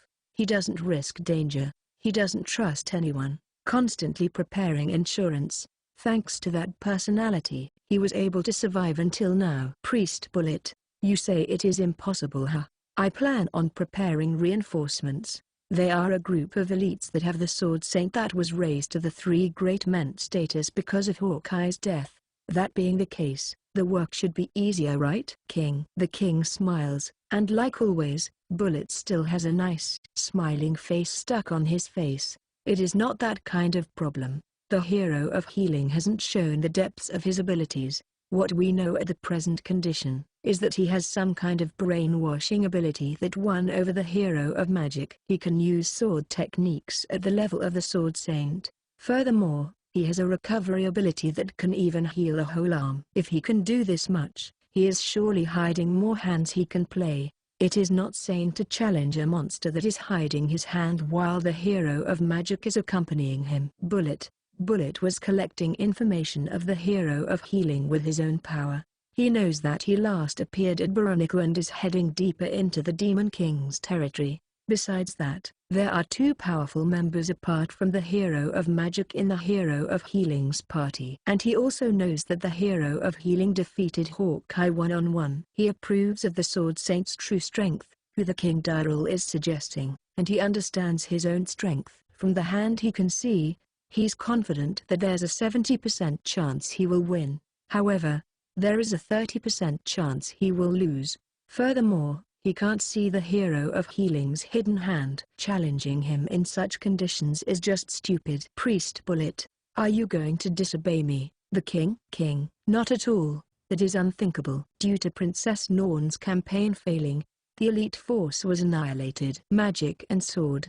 If the Darrell Kingdom that even lost Hawkeye were to lose Gun and Sword Saint, it would be taken advantage of by foreign countries. In reality, the surrounding countries have already turned their poison fangs towards us. I am saying this because of my love to this country. Bullet. What the hero of the gun is saying is correct. The Darrell Kingdom is already resented. Using the fact that they are at the foremost line at the battle against the demons, they demanded support for their war expenditures, and stole large amounts of funds, personnel and techniques from other countries. The countries that refused were punished as enemies against humanity. The reason they were able to do such things is because of the irregular existences of the heroes and Princess Norn's diplomacy ability. If they lose Gun in this situation, the Darrell Kingdom will be destroyed by the surrounding countries. That is funny. It is unthinkable for Priest Bullet to do something for someone other than himself.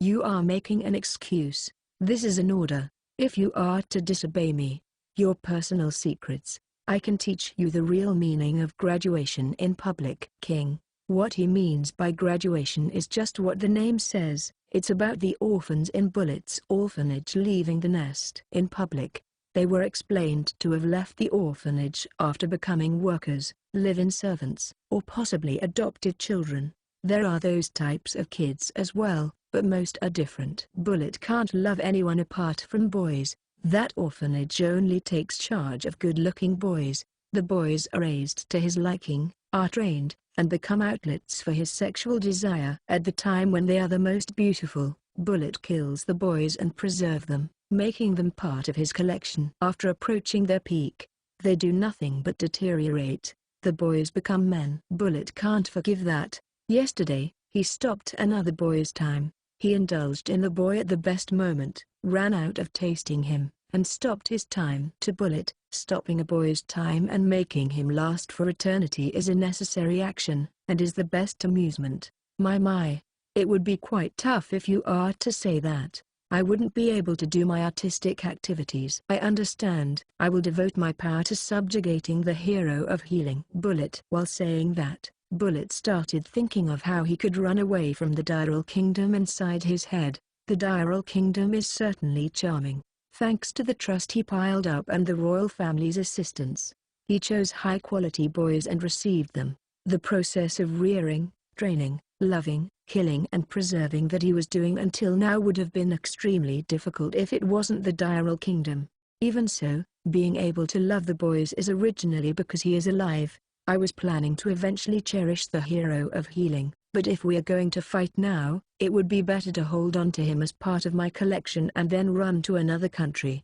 There, I will rebuild my paradise for square one, and wait for a chance. Before escaping out of the country, I will have all the children I haven't broken yet and kill them. Unripe fruits have their own charm. That is reliable. As expected of the strongest hero. King, I will certainly deal with the hero of healing. Bullet, that will not be now. Only after my preparations for certain victory are finished. Wait for me. Cute Keare. It was love at first sight. The moment I saw the portrait, I ejaculated. That is the ideal boy. I will love and then add you to my collection while you are still beautiful. King Daryl, has our talk finished? Bullet, indeed, I gained Priest Bullet's cooperation after all. Did you think I would say that? King. When King Daryl says that, knights slowly approach and surround Priest Bullet, shortening the distance. Priest Bullet unconsciously reaches his hand out to his reliable partner, the Divine Treasure arms gun. But that was taken away before he entered this room.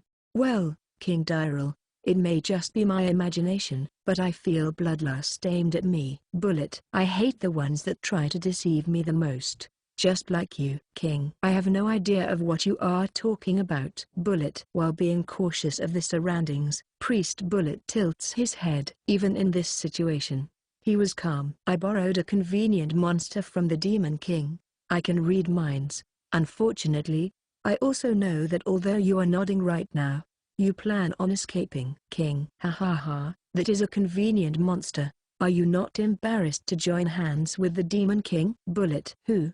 You weren't surprised that I joined hands with the Demon King? Did you know about it? King. Well, from a while back. Bullet. He couldn't keep anything secret because of the monster that can read minds. Besides, there is no point to it.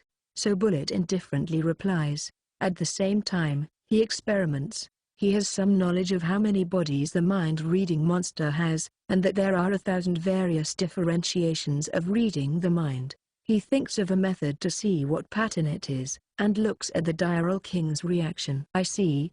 He can't read this way of thinking. With this, I can sort which thoughts he can read and which thoughts I can hide. Your ears are good, as expected of the strongest hero. However, your gun is not here. No matter how strong you are, you can't rival evolved knights unarmed. Stay quiet. You are capable, but you were hard to use. You will become a good piece if I evolve you. King. While following the knight's movements with his eyes, he thinks in a way that won't be read. This is evolution? I don't want it even if I die. As if I can stand being captured and becoming such a dirty doll. I can tell from looking. They have quit humanity. The mana they are shrouded in isn't a human's mana. It's not human nor demon nor monster. It's something more different and filthy. Sorry, because I am bad at giving up.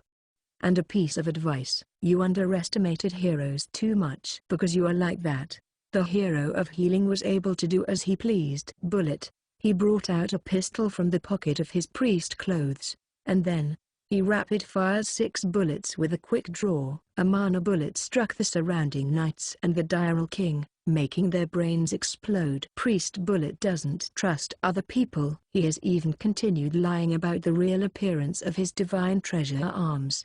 It is to use it as a trump card when the time comes. This pistol is the real form, and it becomes a huge gun by putting on the gigantic optional parts. When he left his weapon with them, he only handed them the exterior, and didn't let go of the real body. Being unarmed in enemy territory is impossible. Bullet examines his escape route, a cancellation code that only the royal family knows is necessary to open the door. But he has a few ideas of it. He should be able to get out if he takes some time.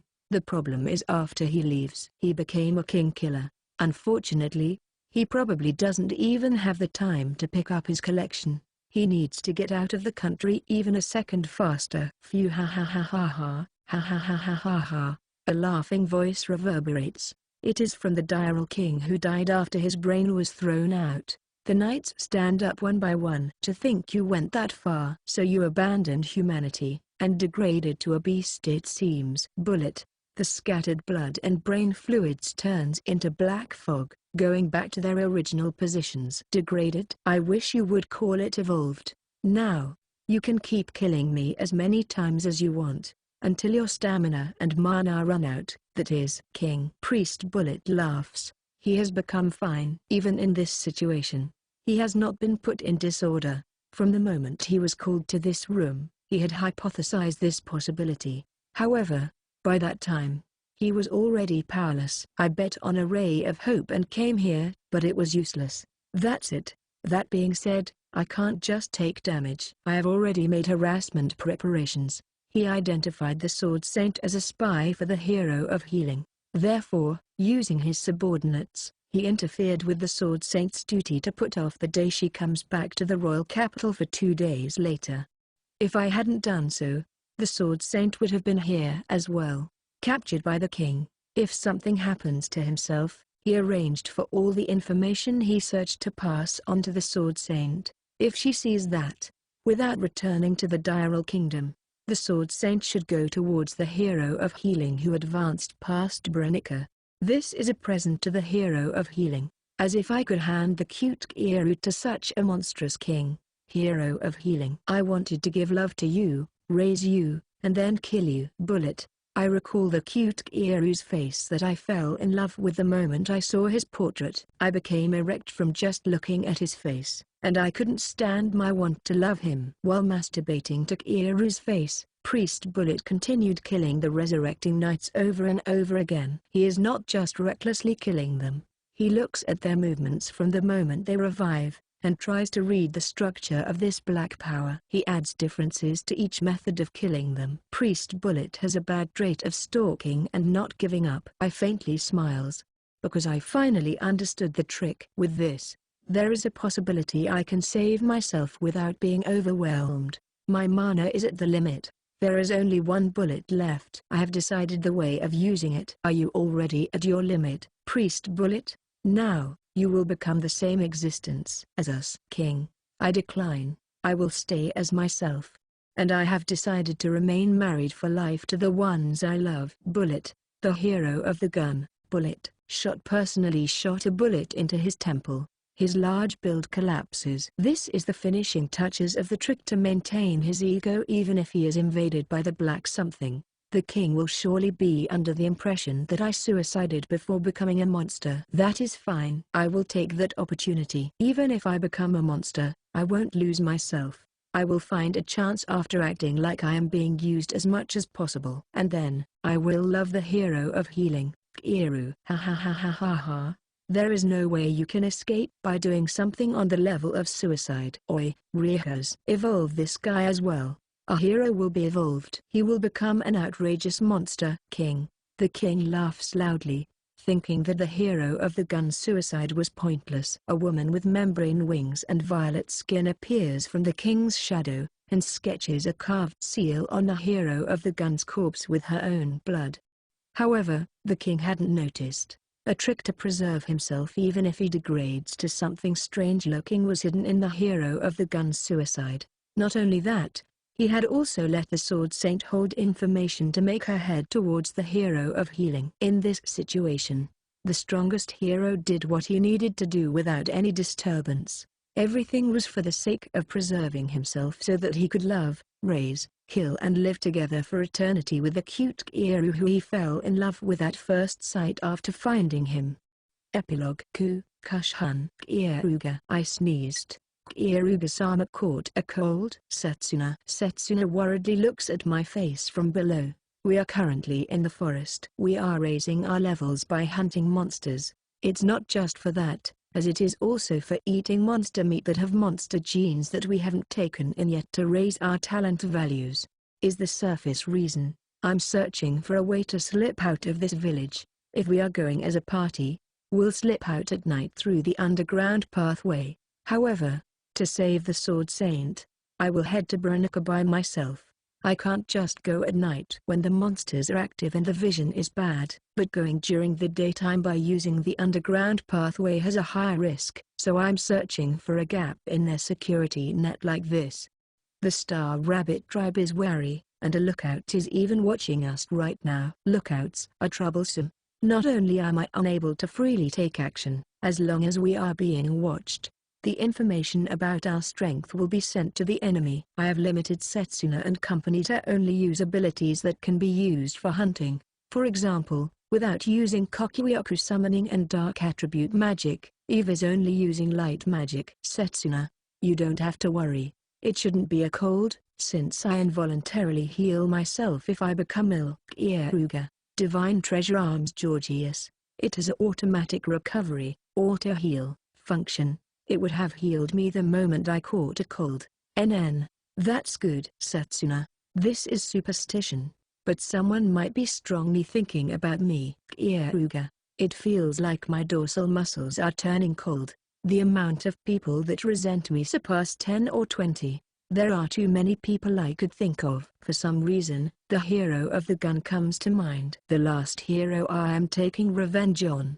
I have never forgotten him for even a single day. In the first world, I continued receiving sexual assaults from him day after day. He would be unreasonably violent while asking why I'm so cold to him even though he loves me this much. And then, after I would be thoroughly injured, he would always cry and apologize. Sorry for doing something painful. I was violent because I love you. Tomorrow, I will love you a lot in proportion to the mean things I did today, so please forgive me. On top of that, he would be saying that while persistently kissing me and stroking my body. My greatest trauma. If he appears in front of me, my legs will probably tremble. For that reason, I will find him, torment him, and kill him. I'll give back the humiliation and pain I received before with interest included. Kieruga. You're thinking about something strange again. You're making a scary face. Eve, who's walking next to me, says that with a frown. It's cute how she nonchalantly interlocks fingers while holding my hand. A bit. I remembered a guy I hate. Kieruga. So even you have people you aren't good with. Is that person human? Eve. Nice guess. He's human. Kieruga. In that case, that's good. You won't have to meet him if you're here. Eve is indirectly telling me to stay here. I stroke Eve's head. Well, yeah, but I don't want to avoid him. He's an opponent I have to overcome someday. Kieruga. If I don't, I feel like I'll become strange from these flames of revenge that continue burning in my chest. These days, I have always been thinking about how I should torment and kill the hero of the gun, Bullet. In a way, it's similar to love. N. Above my head, the kitsune cub is yawning. Seeing that, Freya and Ellen become spellbound. As usual, it's fluffy and cute. This child is troublesome, as it always nimbly climbs onto my head or shoulder and sleeps. My head becomes heavy, but I end up letting it off because it's cute. As ever, this child is cute. Have you decided a name for it? Freya. Kierugan is armor. I am also curious. It is hard to call for it without a name. Ellen. Freya and Ellen energetically come to me. These two are engrossed with the kitsune cub's cuteness. Yeah, I decided. It's Guren. Kieruga. It's a simple name I took from its race name, Silver One-Tail Crimson. If I give it something too elaborate, it would be hard to understand. The name Guren suits this child who uses crimson flames. That is a cute name. Freya. Come to think of it, Kierugan is armor.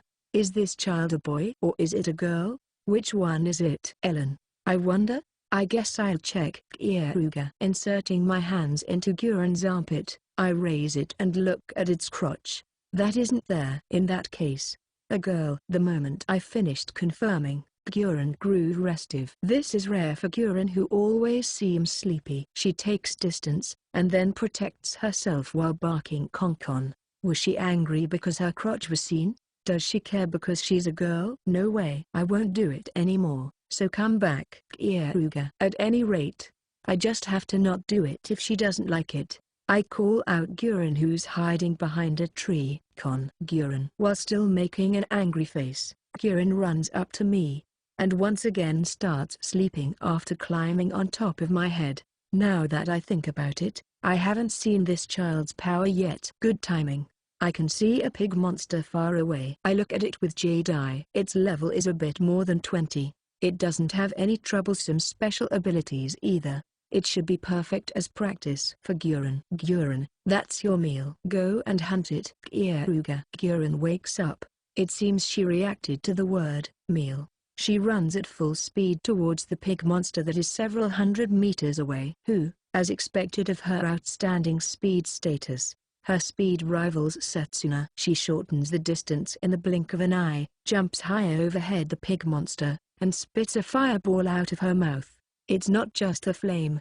It's a superior ranked flame magic. Purgatory magic that summons purgatory flames. The color of the flames is jet black. Everything from the neck up of the pig monster who was directly hit by the fireball disappears. Not even ashes remain. When Keare skillfully cuts the pig monster that collapsed after losing its neck with her nails, this time, instead of using black flames, she grills it with normal flames and then eats it. With amazed eyes, Setsuna opens her mouth. That child is amazing. It's my first time seeing a monster that grills meat with flames and then eats it. Setsuna, I'm surprised. She's a clever child.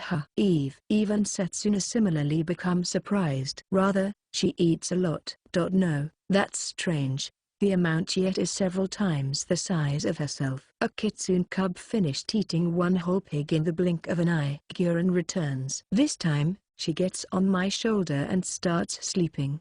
Her weight hasn't changed from before. Where exactly did the things she ate disappear to? Anyway, I stroke her head and praise her. She listened to my words. As long as this child is becoming part of our fighting force, I need to try my best with communicating with her. Well, let's work hard hunting as well. We need to become stronger to prepare for the fight against the Demon King. Keare, Setsuna and company nod. We'll raise our levels and become stronger. It's a fundamental thing, and is important. While hunting, I searched for an opening from the lookout and finally started aiming to escape. I found an opening in their strict defenses, so it should be possible to shake off the lookout and slip out of this village without being exposed.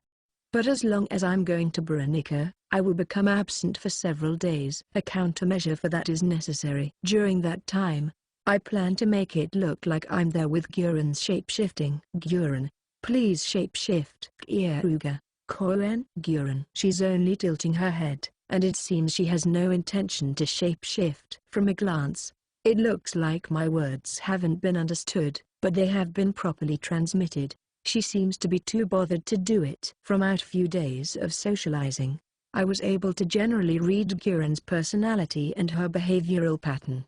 Thinking it would become like this, only Keare and I are in this room. This is an order. Use your shape-shifting.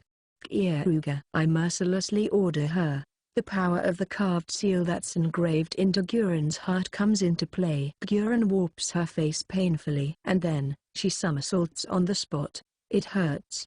Why would you be so violent? Keare. And then, she becomes a girl that looks to be around 13 years old with kitsune ears and a tail, and looks up at my face with teary eyes. She feels slightly younger than Setsuna and Eve. This is probably Keare's other real appearance. It's because you were acting like you couldn't understand me. Keare. It's tiring. Sleeping as a kitsune in a kitsune appearance is the most comfortable. Having a human appearance is distasteful and makes it hard to sleep. Keare. As usual, it seems it's too tiresome for her, and she has been releasing bloodlust since before. Exactly who did she take this selfishness from? I'll say it just in case. The carved seal on your heart has the effect of crushing your heart if you attack me, the effect of crushing your heart if I die, and the effect of giving you pain if you ignore my orders. Keare. That's cruel. That's familiar abuse. To think I would be born to this kind of master. Keare is a pitiful child. Keare. The kitsune-eared beautiful girl breaks down crying. This fellow is unexpectedly calm. If you get it, then quickly shape-shift into my appearance. If I don't leave at this timing, the situation will turn bad. Keare. Although it's tiresome, I will work hard. In exchange, buy me a souvenir. I want expensive and soft meat. Wild meat is hard and stinky. Keare. I promise. Keare. Once I say that, Keare changes into my appearance.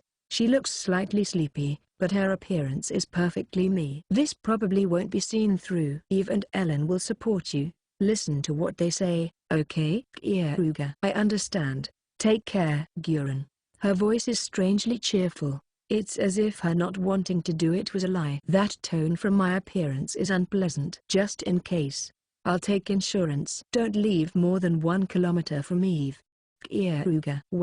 What kind of order are you making? Keare. You would have escaped if I didn't order you, right? Keare. There's no way I would do that. Keare. While averting her face, Keare whistles. There aren't any careless opportunities as well. In the first place, if I die, You will die. Serve me if you don't want to die. Keare. I understand. Guren. It seems she has finally accepted it. Well then, I will depart. I'll go to Brunica, and somehow contact Sword Saint. Sword Saint is my toy. I won't hand her to anyone. While thinking about that, the door opens. It's Eve. She really did shapeshift into Keare-sama's appearance. Guren-chan is clever. Eve. Guren is amazing. Guren. Like I said, don't talk in a strange tone with my appearance. Also, don't make a triumphant look. Eve. What's up? Keare. I came to report to you. The Star Rabbit tribe is moving just as you said. The Iron Hog tribe are confident that the Star Rabbit tribe is black. Eve.